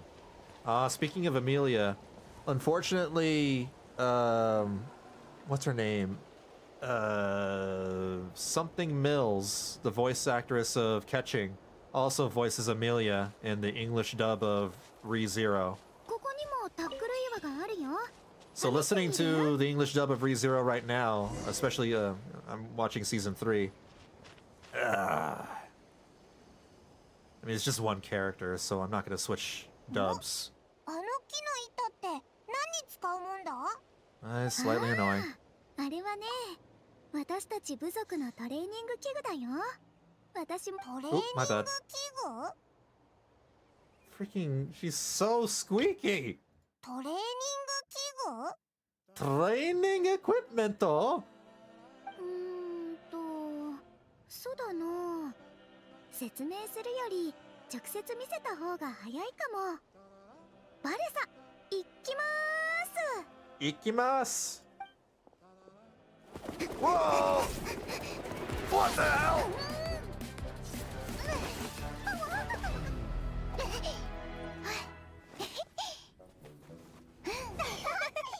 We can do that too. 着地成功。 I can do that too. Watch me chuck Paimon like a football. And then I can, you know, use my wind powers to just jump across. あっという間に飛び越えちゃったぞ。お前すごいな。 Hu Tao's English VA is, yeah, unfortunately, is one of them too. It kind of hurts, but I play in Japanese, so I get to hear Megumi. Yeah, I understand. Ugh. Dude, like, It's not everybody. Not all American voice actors are like this. But unfortunately, because, you know, they're screwing up, they're painting a picture, making it seem like all American voice actors are crazy or stupid. It's really upsetting.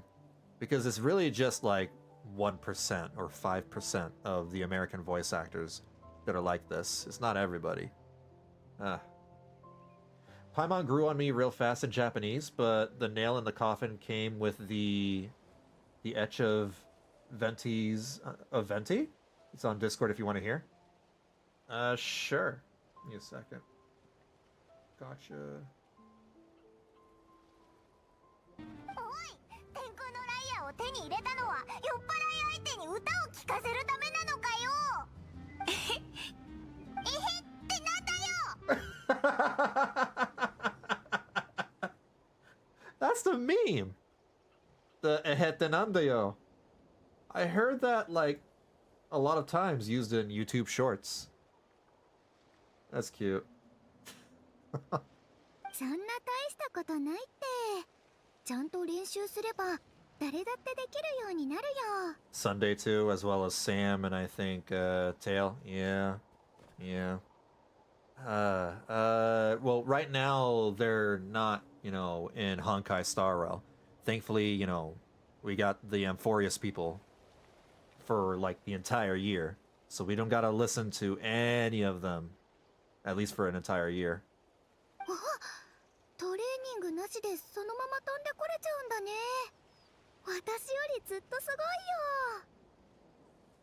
これはちょっと違うけど、まあお前の言う通りだな。Paimon can fly.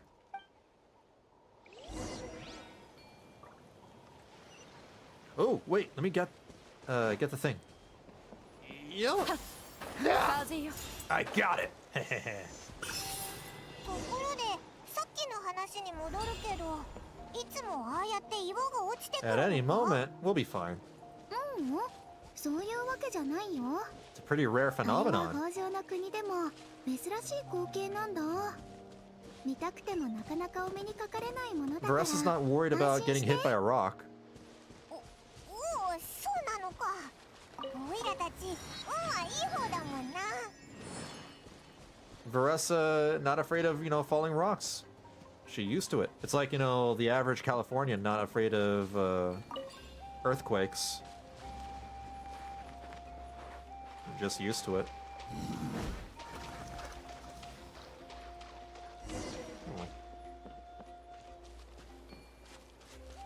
I'm gonna use my skates.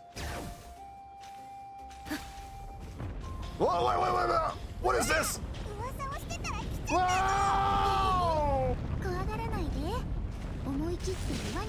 No! She just charged through them.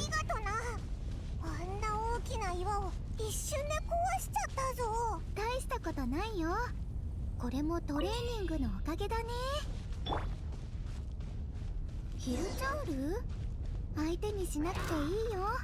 このまま突破しちゃおう。 I'm just passing through, fellas. I got no beef with you. All right. 手加減なしよ。 That's what Zenless sounds like? じゃあ行くよ。 Dude, Shalona is the biggest surprise out of all of them.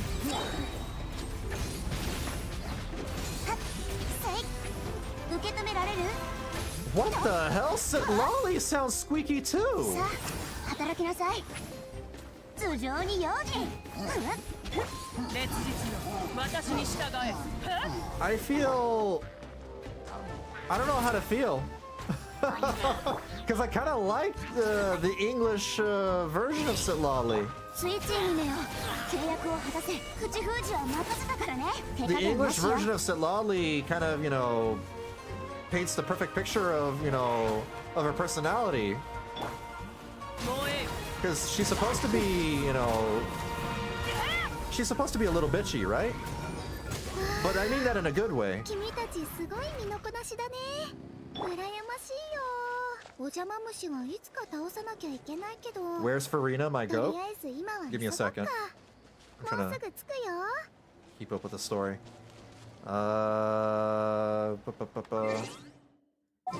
Let me see. Farina.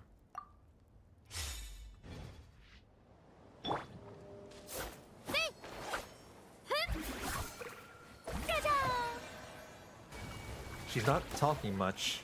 I'm gonna have to keep playing her. Probably need to wait for her ultimate or something. What the hell?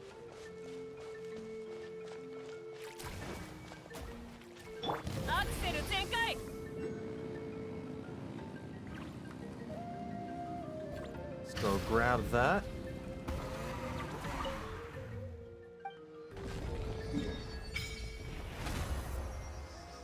The Collective of Plenty. Oh, Volcano. Nice.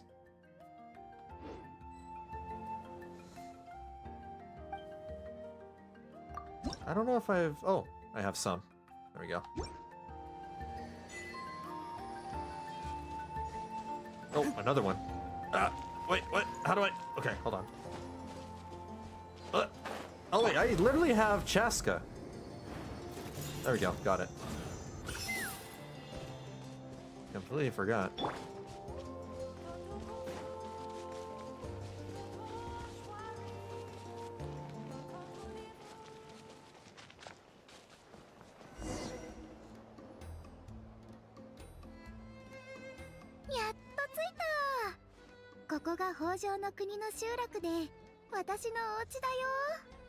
I still say Varesa, you know, looks out of place. I'm not a fan of her design. It's like her outfit has been put together haphazardly. It's all over the place.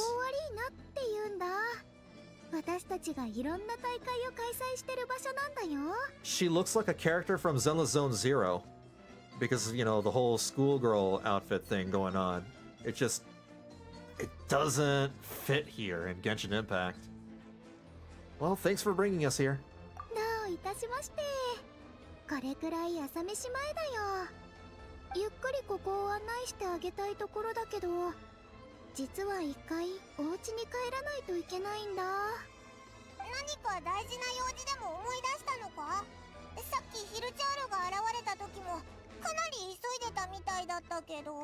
Hope we didn't hold you up.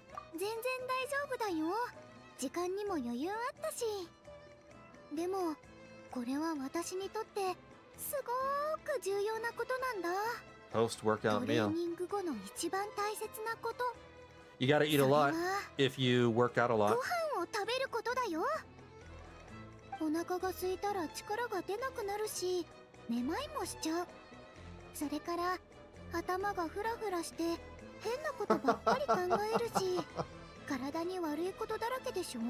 I'm glad to see more facial expressions.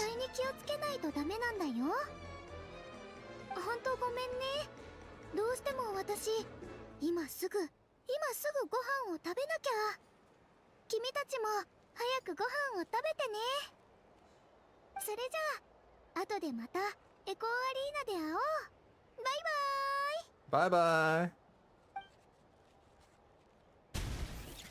That is so goofy looking. なんていうか不思議な子だったな。ふわふわしてるかと思えばすごい勢いがあったり。It's the spirit of youth. これぞ青春だ。って急に年寄りみたいなこと言うなよ。おいらもお前もまだ若いだろ。Is that Paimon trying to pretend that she's old? バレサも帰っちゃったことだし、おいらたちだけでこの辺をブラブラしてみようぜ。エコーアリーナには後で行こう。She's so freaking adorable. It's painful because she's so adorable. あんなに高いところならきっと見晴らしも最高なはずだぞ。Now I'm beginning to understand why people give, you know, even before this whole VA drama, even before the VA drama, I'm starting to understand why people were giving the English VA of Paimon a lot of shit. Because when compared to the Japanese version, oh my god, the difference is night and day. The Japanese version is so much better and fits the character a lot better. Way, way better.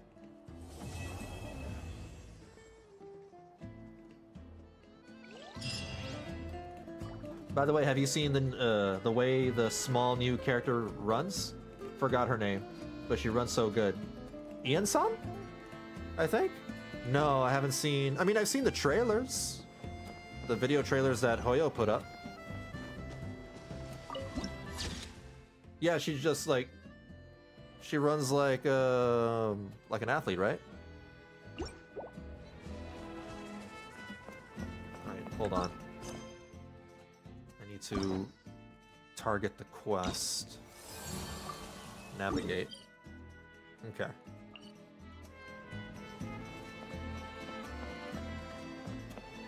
I think Ian-san will appear in the quest, so I'll probably see.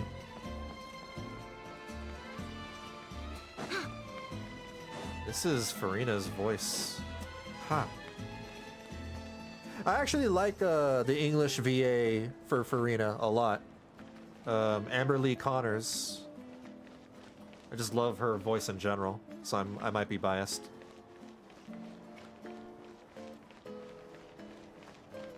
It's a nice place. Okay. She sounds like a tired Gyaru. Very sleepy. Oh, it's up here? Wait, where am I going? Oh, I see. Okay, so... How do I get up? Oh, maybe if I climb these hills. And then up here. Maybe? We've got a ways to go.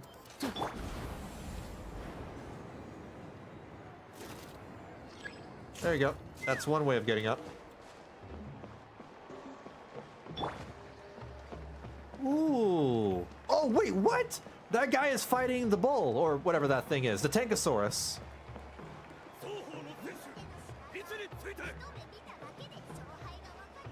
You can do it, my dude!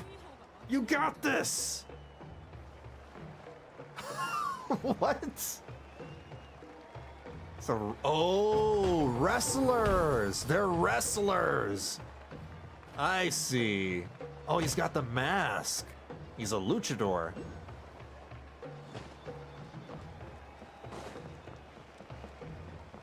Okay. あれ、もう来てたのか？うん。お家に帰ってお腹いっぱい食べてきたよ。うちのお父さん、料理上手なんだ。お肉にしろ野菜にしろ、どんな料理を作ってもすっごく美味しいの。Well, yeah, prehistoric. All the animals in Natlan are dinosaurs, right? Makes sense. 元気がみなぎってるわけはお腹いっぱいになったからか。えへへ、そうだよ。本当は赤トルおじさんも誘ってくるつもりだったんだけど、お家にいなかったから案内役は私一人でもいいかな。Farina's trial was genuinely hard to watch in Japanese. I love the English performance, but Japanese was on another level. I'll probably have to watch it on YouTube at some point. おじさんはここの族長さんで、北条の国を紹介するなら適任だと思ったんだけど、どの順路で案内するのがいいか正直私じゃわからないんだよね。思いついた場所をそのまま紹介する感じになるけど大丈夫？うん、大丈夫？もちろん大丈夫だぞ。 Everything's 大丈夫。それならよかった。じゃあまずはあっちに行こっか。Act 2. Let me grab that. No! No! No! No! No! No! Okay. That was close. Let me try that again. Wait. Okay, how do I do this? Control. Okay. Oh, I forgot the controls of Chaska because, I mean, it's been a while since I played Chaska. What? I can't go through here? It's an invisible wall. Ah, right. And here's the reputation person. Wait, where do I go? Oh, I've been going the wrong way. Vroom.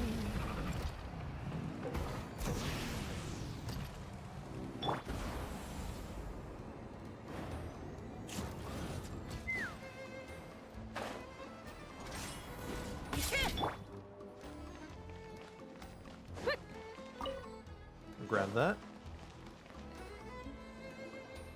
あそこが私のお家だよ。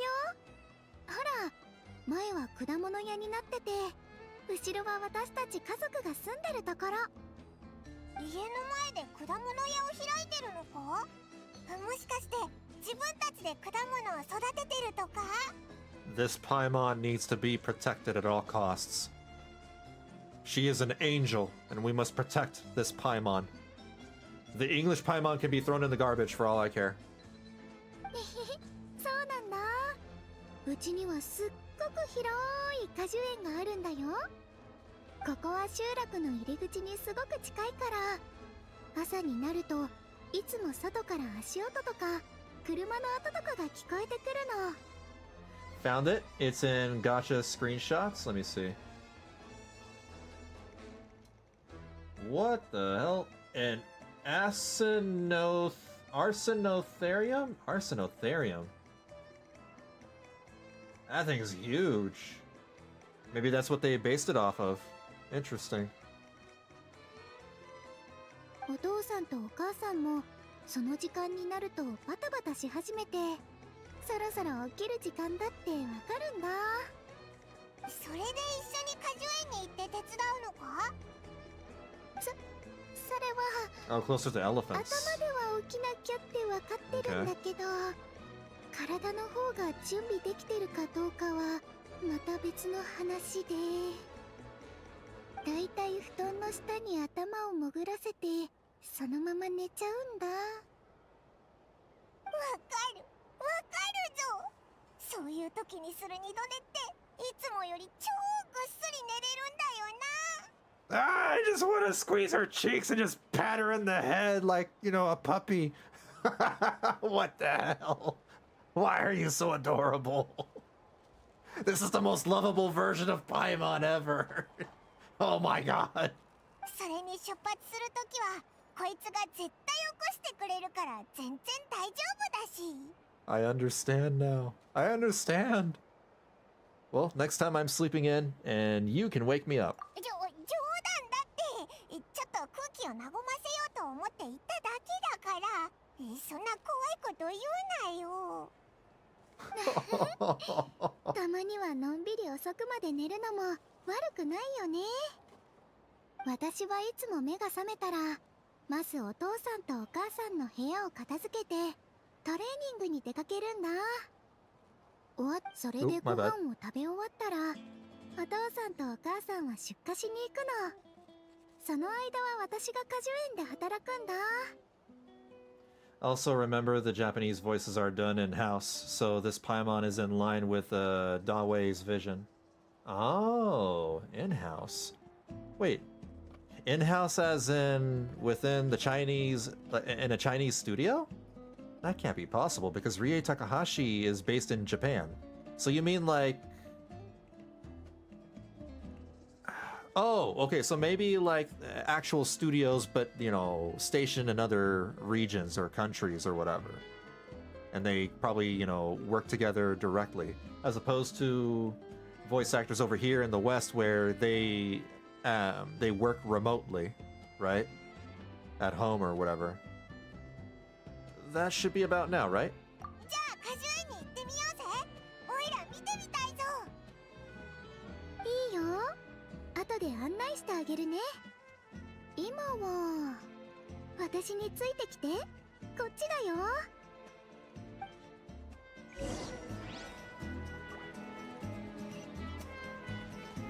This way.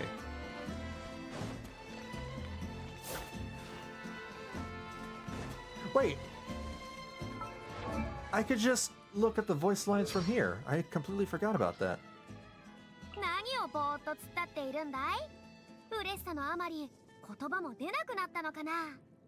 そう、この僕こそがフォンテーヌで知らぬ者はいない大スター、フリーナだ。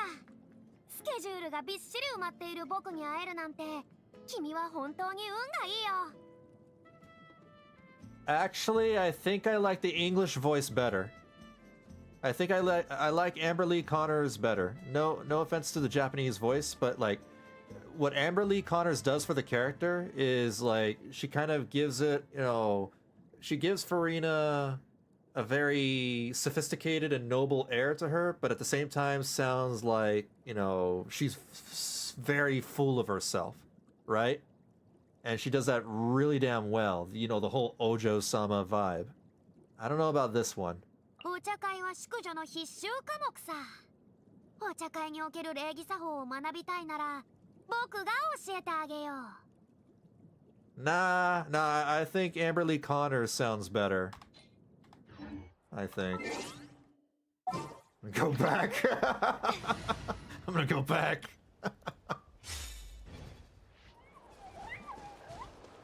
But I believe you when you say her performance, you know, must have been more impactful during that, you know, emotional scene. Because Japanese, you know, voice actors tend to give it their all when it comes to those things. Ian-san. あれ？イアンサコーチだ。これからトレーニングですか？ The Japanese voice actors get a lot more context of the scenes are characters? As characters, you mean? いや、今日はちょうど時間があるから庭の器具をメンテナンスしようと思ってな。よく来てくれたな、二人とも。 I mean, I believe you. ようこそ、北条の国へ。I just prefer, you know, Amber Lee Connors over that voice. That's all. 見てくれ。この前競技場でこれを買ったんだ。I bought this. Wait. Oh, that's right. I have. Oh, so Ian-san's a fan. あ、それって前に見たあの落書き。今じゃ手に入れるのが難しくなっててな。ずっと並んでようやく買えたんだ。私もこの落書きを描いた服を持ってるよ。ベッドの横にかけてあるの。 What? You're a fan too? How embarrassing. Nah, that's me all right. 今度私の服にサインしてほしいな。 An autograph? 大切にするから。 Well, I mean, you don't have to hold back. I'll write it, you know, to my most beloved fan, Cowgirl. That's your name, right? そうだ。二人ともここでの予定はもう決まってるか？オイラたちこの辺りをちょっと冒険してみようと思っただけで、これといった予定は特にないぞ。 That's what we do. We travel. 来る途中でバレサに会ったんだ。すごく親切に道案内してくれて、ここについてもいろいろ教えてくれたんだぜ。 Bruh. Like, even Varesa has, like, what do they call them? Easies or something? I don't know. I'm not hip with the kids. I don't know the shoe brands. Whatever. She's got freaking sneakers. She's got freaking sneakers. I really don't think this character belongs in Genshin Impact. Come on. 気にしないで。当たり前のことをしただけだから。 I mean, I say that, but I really like Mavuika's design in her leather biker suit and her bike. So what do I, you know, I don't know. ここ数日のトレーニン I'm グは biased, I 計画 guess. 通り行ってるか？バレサ、怠けてないよな。 I actually love a lot of the designs in Natlan. I love Mavuika's design. I love Chaska's design. I love Shallona's design. A lot of the Natlan, you know, character designs are top tier, S tier. Despite what everyone else says, you know, I disagree. I think they're great. But there have been some L's here and there, like Varesa. Does Varesa have a tail coming out? Oh my god. She's like Shallonen. She just has it coming out like that. Okay. はい、すべてできました。今日のランニング3往復も完了してます。 I didn't know she had a tail. よし、いい感じだな。これからも計画に沿って進めていくぞ。食事に関しては、今のところまだ制限する必要はないな。On the other hand, Natlan is the only nation she fits. Like, look at the green pixel guy issue. Oh yeah, that's true. I feel like, oh man, you got a point. I guess you got a point. Yeah. You know, I would hate Kenichi's design, but I kind of accepted Natlan as this weird, you know, cross between all these, the amalgamation of all these South American countries put together, and at the same time, you know, they're a little more hip and modern than the rest of the world. That's, you know, what I've put into my headcanon of what Natlan is. So I kind of accepted Kenichi, you know, as he is. With Varesa, she just stands out way too much. Her design is just so far out there that even, you know, it feels even too much for Natlan standards. But I agree with you, you know, out of all the regions, she would even stick out as a more sore thumb in other regions. She would not fit in Fontaine. She would not fit in Mondstadt. Natlan would probably be the closest, but even then, like, ここにある器具は好きに使ってくれて構わないが、筋力トレーニングをするときはくれぐれも気をつけてくれ。できれば誰かに補助してもらった方がいい。A spotter? 了解です。心得てます。そういえば、体を鍛えるには食事も大事だって聞いたことあるぞ。バレサの食事メニューを決めてやらなくていいのか？ Natlan, it's this weird mix of modern and old, and somehow it works if you accept that Natlan is just like that. Yeah, I'm fine with Natlan being like that. There may be like some points here and there that kind of overextend into the weirdness. That's me with Varesa, basically. But for the most part, you know, I dig 話 it. せば長くなるんだが、なんというか、バレサは教え子たちの中でも珍しい天才タイプなんだ。彼女が私とトレーニングし始めた頃は、他の人と同じようにメニューを組んで、彼女の父親にはバレサ専用の食事メニューも書いてあった。それでね、お腹が空きすぎて目がチカチカして指導を受ける気力も残らなくなっちゃったんだ。 Gotta get that protein shake. すまない。私が組んだのは標準的な食事量だったんだが、どうやらバレサの消費量には全然追いついてなかったみたいだ。Yo, that skirt is just way too damn short. Holy moly, that is the shortest skirt in the entire game. You know who they're pandering to. 私はバレサの過去の食習慣をよく研究した。そうして今の彼女専用メニューが徐々に完成したんだ。うんうん。コーチってすごく丁寧で、コーチングしてもらえると毎日ちょっとずつ成長できてる気がするんだ。それで今いる教え子たちの中で Made a 一 mistake. 番パフォーマ I ンスが keep 高い hitting the のは left バ click レサな button んだ。 by トレー accident. ニングでかける負荷の大きさだけで言えば、私でももうバレサの域には届かない。Oh. コーチはお前だろ？それに帰化聖夜の巡礼の勝者なのに。 The student has surpassed a master.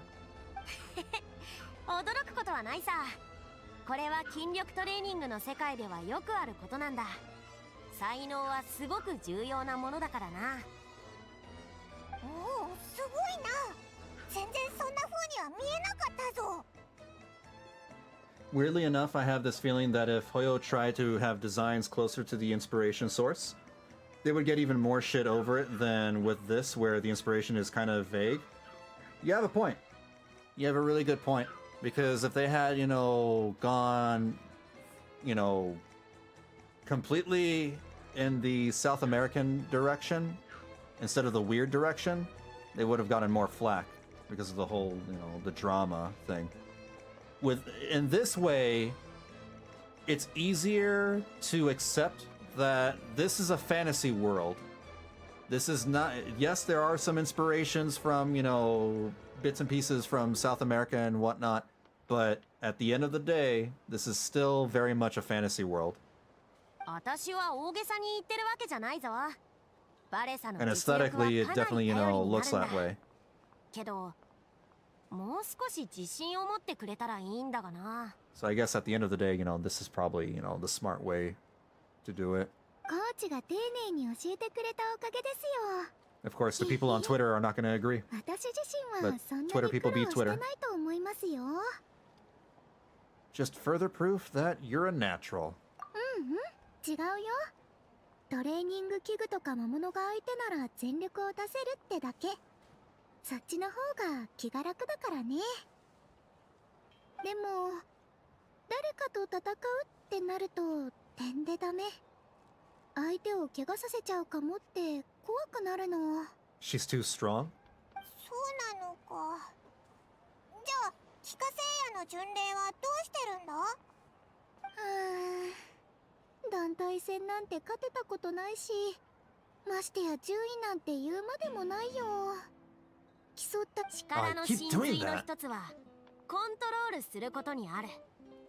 ここにあるバーベルを使って例えよう。 It's gonna take me some time to getting used to, you know, not skipping what they're saying because, you know, I don't speak Japanese, so I don't know where the Japanese voice line is going to end because I don't, you know. Yeah. バーベルは持ち上げるときだけじゃなく、下ろすときにも力が必要なんだ。本当に力のある人なら、その強弱を自在にコントロールできる。つまり、ただ力強くなるだけじゃなくて、力をつけた後、どう使うか考えることが肝心なんだ。If our game about driving trucks have to think about what animal is paired with a person on a mural would be considered racist and whatnot, imagine this. 頭 Yeah. では分かってるんです。トレーニングの時はいつもそうしてたし、問題なんて起きたことありませんでした。なのに、いざ誰かと戦うとなると、 I mean, なん like, だか自分のことを信じきれなくなっちゃうんです。 I don't really pay much attention to, you know, those opinions on, especially on Twitter, because, you know, they're usually from the same people who would love to sexualize and make love to anthropomorphic animals. I don't know. It's alright. It'll come with time. ありがとう。もっと頑張ってトレーニングすれば、きっと克服できるよね。じゃあコーチ、私たちはこれで失礼しますね。2人を果樹園に案内してきます。ああ、豊穣の国を楽しんでくれ。Okay. Skong 2025? What does that mean? What's Skong 2025? Pulverite. Oh, I already know about that. Head to the orchard and talk to Varesa. We're gonna get to training. And grab that waypoint.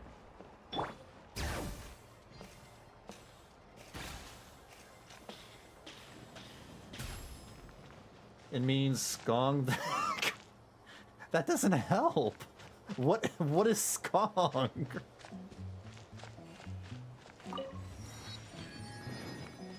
There's music.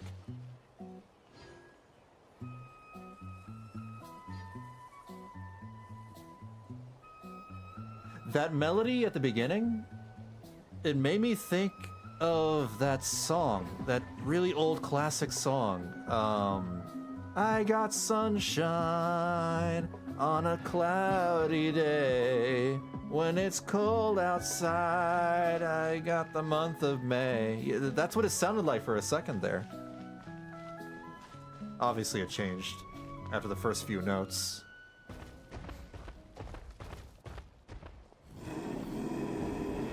Whoa, boy. 留守番ありがとね、ワナナ。 Oh, sorry. こっちおいで。 Whoa, girl. あれ My bad. また前よりムキムキになった？ A growth spurt? The heck? How big did they get? It's coming on. Oh, Silk Song. Yeah, that's right. Yeah, that's crazy. I didn't think it would happen. But Silk Song is coming out this year. And what's even funnier is that they announce it in 3 frames. 3 frames. They're like, Nintendo was showing, you know, games one by one, like, here's this game, and then here's this game, and here's this, and here's Silk Song. All right, and then moving on to the next one. Like, what? That's how you're gonna announce the release date? Like that? In 3 frames? That's insanity. That's so crazy. My $650 handheld. Oh my god. It's not gonna be $650. I think they'll keep it at $450. There's no way they're gonna raise it as a bonus leg. Oh, it does. There it is. Aw. My brother owes me $50. He said it wouldn't come out before I get my degree. ちょっと筋肉を見ただけだって。力比べはしないよ。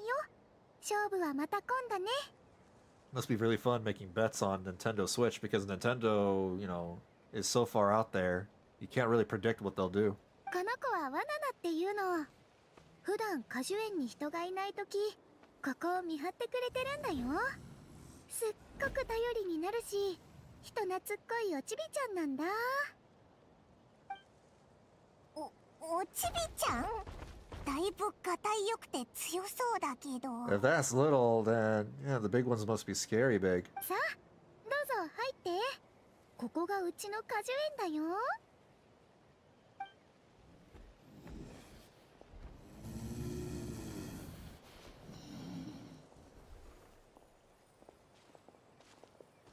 わあ、想像してたよりも広いぞ。あっちもこっちも果物でいっぱいだ。 Paimon, calm yourself. Calm yourself. She's just too adorable. Go ahead, eat everything, Paimon. You deserve it. You deserve everything. Eat the apples, eat the fruit, you can eat all the cake you want. I'll pay for all your meals. You deserve it. She's too adorable. ここが豊穣の国って言われるのは火山が近くて土地が肥沃だからっていうのもあるんだ。ここでは何を植えても美味しく育つの。ここの果物はすごく人気があるんだよ。外で売るためだけじゃなくて自分たちが食べる分や親戚とか友達にあげる分までたくさん取っておくんだ。 Oh, that's nice. なるほどな。今までなんで火山のふもとに住む部族がいるのか疑問だったけど、そんなメリットがあったのか。Pre-orders got delayed. I mean, if that's true, that might kill the console, to be honest. That'll be interesting. That'll be very, very interesting. Turns out the reason Silk Song took so long was a complete change in art style. It's a bit brighter, probably, for visual clarity, as well as the leaves. The leaves, they're round now. They rounded the leaves. せっかくここまで来たことだし、果物を取って食べてこっか。 Took them so long. They had to like work on that, you know, very meticulously. They had to keep silent. お前さっきご飯を食べたばっかじゃなかったか？ Varesa's an eater. 果物は食後のデザート。ご飯とは別腹だかんね。4、50個くらいなら食べても平気だよ。 A few dozen. 私がちっちゃい頃からね、お父さんはうちの前で果物屋をやってたんだ。お父さんの服をちょいちょいって引っ張るといつも果物を1個くれたの。私、食べるのがすっごく早くて、飲み込むとすぐにまた1個って繰り返してたら、その食べっぷりを見に来る人がどんどん増えて人だかりができたんだ。 Not as adorable as Paimon. Paimon's cuter. それでね、お父さんの話によると、私があまりにも美味しそうに食べるから果物を買いに来る人まで増えたんだって。お父さんの役に立てたのがすっごく嬉しくて、もっともっとたくさん食べるようになっちゃったの。しかも果物を買ったお客さんが私の頭を撫でて、こんなによく食べる子は将来きっと大きくなるよって褒めてくれたんだ。私はただぼーっと周りの人が喋ってるのを見てただけなんだけど、しばらくするとお父さんもつられて笑い出して、手伝いに来てくれたお母さんも一緒に笑って、すごく幸せそうな光景だな。羨ましいぜ。 Don't worry, Paimon, I'll just gather all the fruit from now on and just, stuff them down your gullet. でもね、みんながうちの果物を買ってくれるのは本当に美味しいからなんだよ。自慢ってわけじゃないけど、一度食べてみればわかるから。 There's also slopes that you can slide on. Probably took years to make. Hornet's new running animation probably took years too. It's crazy. But they are an indie team, so they only have so many people to work on the game. そうそう、ちょうど数日後に熱湯の宴が開催されるの。そのデザートにうちの果物をたくさん提供してるんだ。熱湯の宴？うん、大食い大会みたいなイベントだよ。すっごいたくさん食材を用意しなきゃいけないんだ。だから気にせずいっぱいもいじゃって。私も一緒にやるよ。無駄にはならないから大丈夫。よし、どれどれ、どこから始めるかな。あれ、なんであんなところにキノコがあるんだ？ There's 2 mushrooms. おお、あのキノコはね、果樹園を作った時にいつの間にか生えてきたの。水やりも肥料もなしにぐんぐん育つんだ。肉厚でジューシーでとっても美味しいんだよ。 They're safe to eat? 炒めたり揚げたりするだけじゃなくて、生で食べても美味しくってね、果物みたいな味がするんだ。 Fruity mushrooms. 果物の味がするキノコ？ That's そん new. なの聞いたことないぞ。 Maybe it absorbed the nutrients from the nearby fruit? 多分そうだと思う。果物みたいな味がするんだったら、それはもう果物ってことだよね。見た目なんて気にしない気にしない。 I mean, as long as it's healthy. さあさあ、好きなだけもいで。キノコも一緒にちょこっと取って、後で料理して食べよう。 Collect 58 fruit and vegetables within 135 seconds? What? じゃあ行くよ。 Alright, okay. Oh god. There's so many. Ah! To jump and get these apples.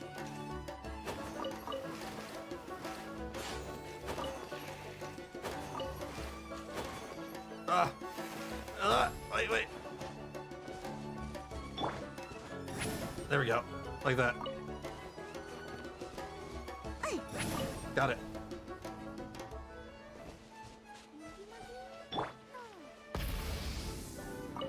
Gotta be careful not to set the fields on fire. Is that all of them? There's gotta be more. Oh. What? Go. Yeah.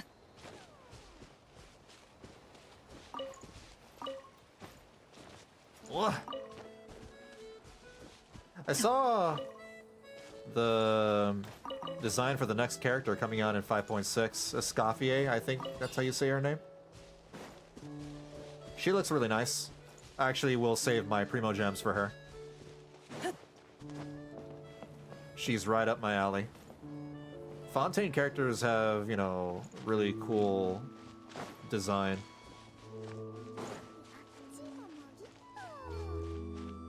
I don't understand, some of the hate towards, Escoffier, but again, that hate is mostly from the usual website. People will hate, just for, the reason to hate.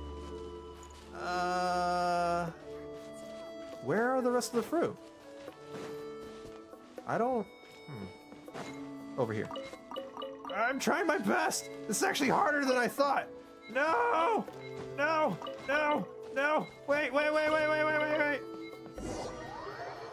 Did I lose? I lost. No!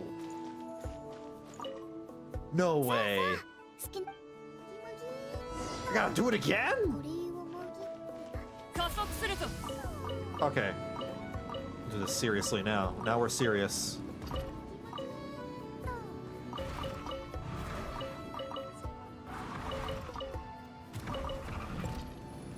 Come on. You're driving up the tree.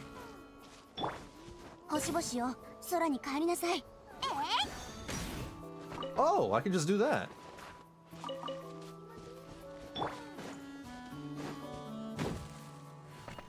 Mine. Okay. There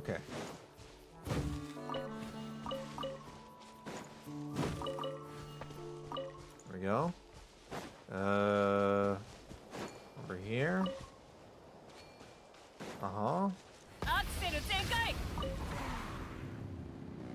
These count, right? Oh, wait.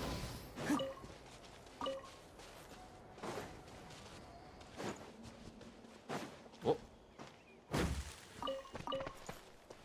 Come on, 10 more.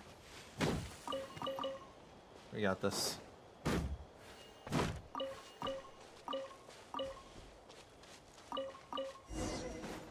We got it.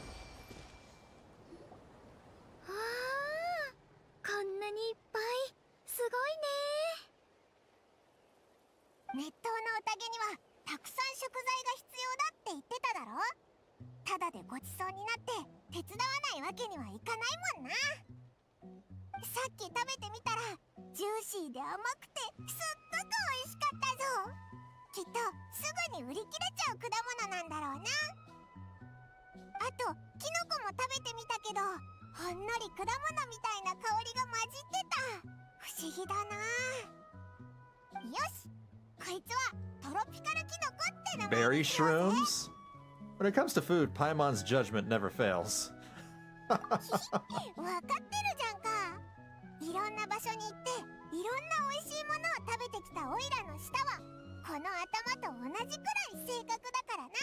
She tried everything.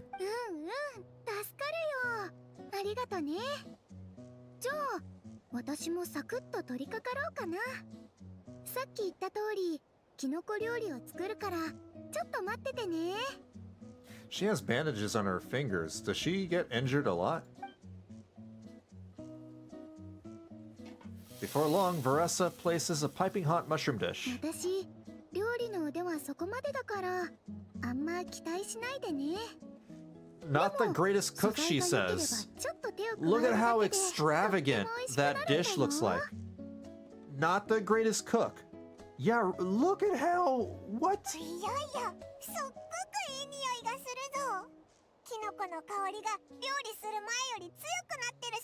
Umami.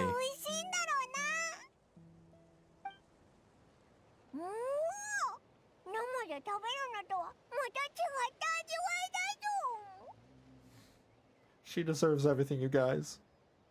I just wanna, like, I just wanna have her as a little sister. I wanna protect her. I like them both. You can have your fill. このキノコって北条の国ですごく人気なんだけど、まだ他の場所ではあまり知られてないんだ。 Not a great cook? That's freaking crazy.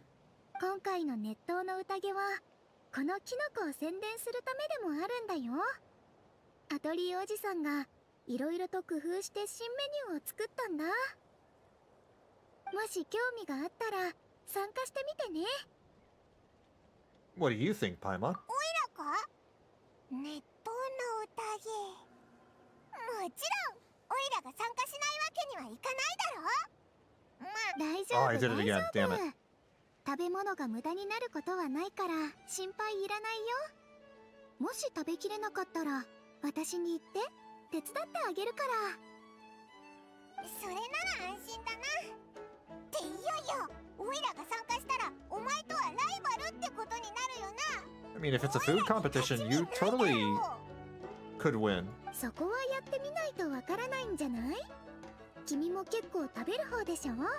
Yeah, what the hell? You would be the winner here. それに勝ち負けなんて重要じゃないよ。 You're the world's biggest eater. 工場の国のグルメを楽しむチャンスだと思ってさ。確かにその通りだな。 I guess I'll tag along. I don't think I can eat more than 1 or 2 dishes, though. よし、じゃあオイラたち2人とも申し込むぞ。待ってろよ。このパイモンの実力を見せつけてやるぜ。 I can barely go through half a box of pizza nowadays. Man. Act 2 is complete.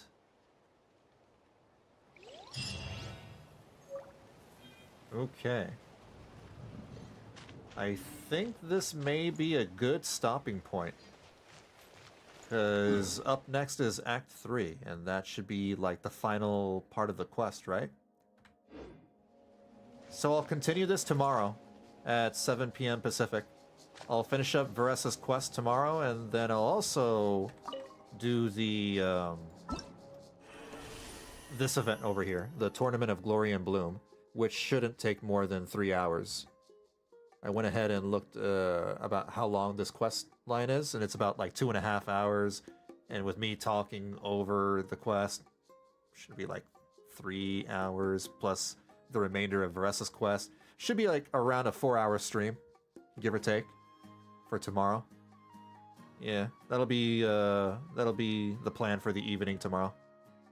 Oh, I get a free Auroron. Not like I use them. Okay. Alright. So, as usual, you know, for those who are watching the VOD or new or whatever, they just don't know, you can go to twitch.tv/Vanillabean117/schedule to see, you know, what my streaming schedule is like. On there, I usually list down, you know, when I stream, what games I'll be streaming, and what platform I'll be streaming on. I like to stream all the gacha games on YouTube because that's where my gacha game audience is. And everything else is streamed on Twitch. And if you want, you can look at, you know, my older VODs on my YouTube channel page. I have them listed on, you know, organized in playlists. You can also look at, you know, just the live streams and the live tab on my YouTube channel page. My YouTube shorts also have a shorts tab, if you're only interested in watching the shorts as well. Everything is organized there. I trust you to navigate, you know, on your own. Find your way through there. What else? Is there anything else I want to talk about? I recently enabled YouTube memberships on my YouTube channel. I didn't know I could do that, but I guess I could.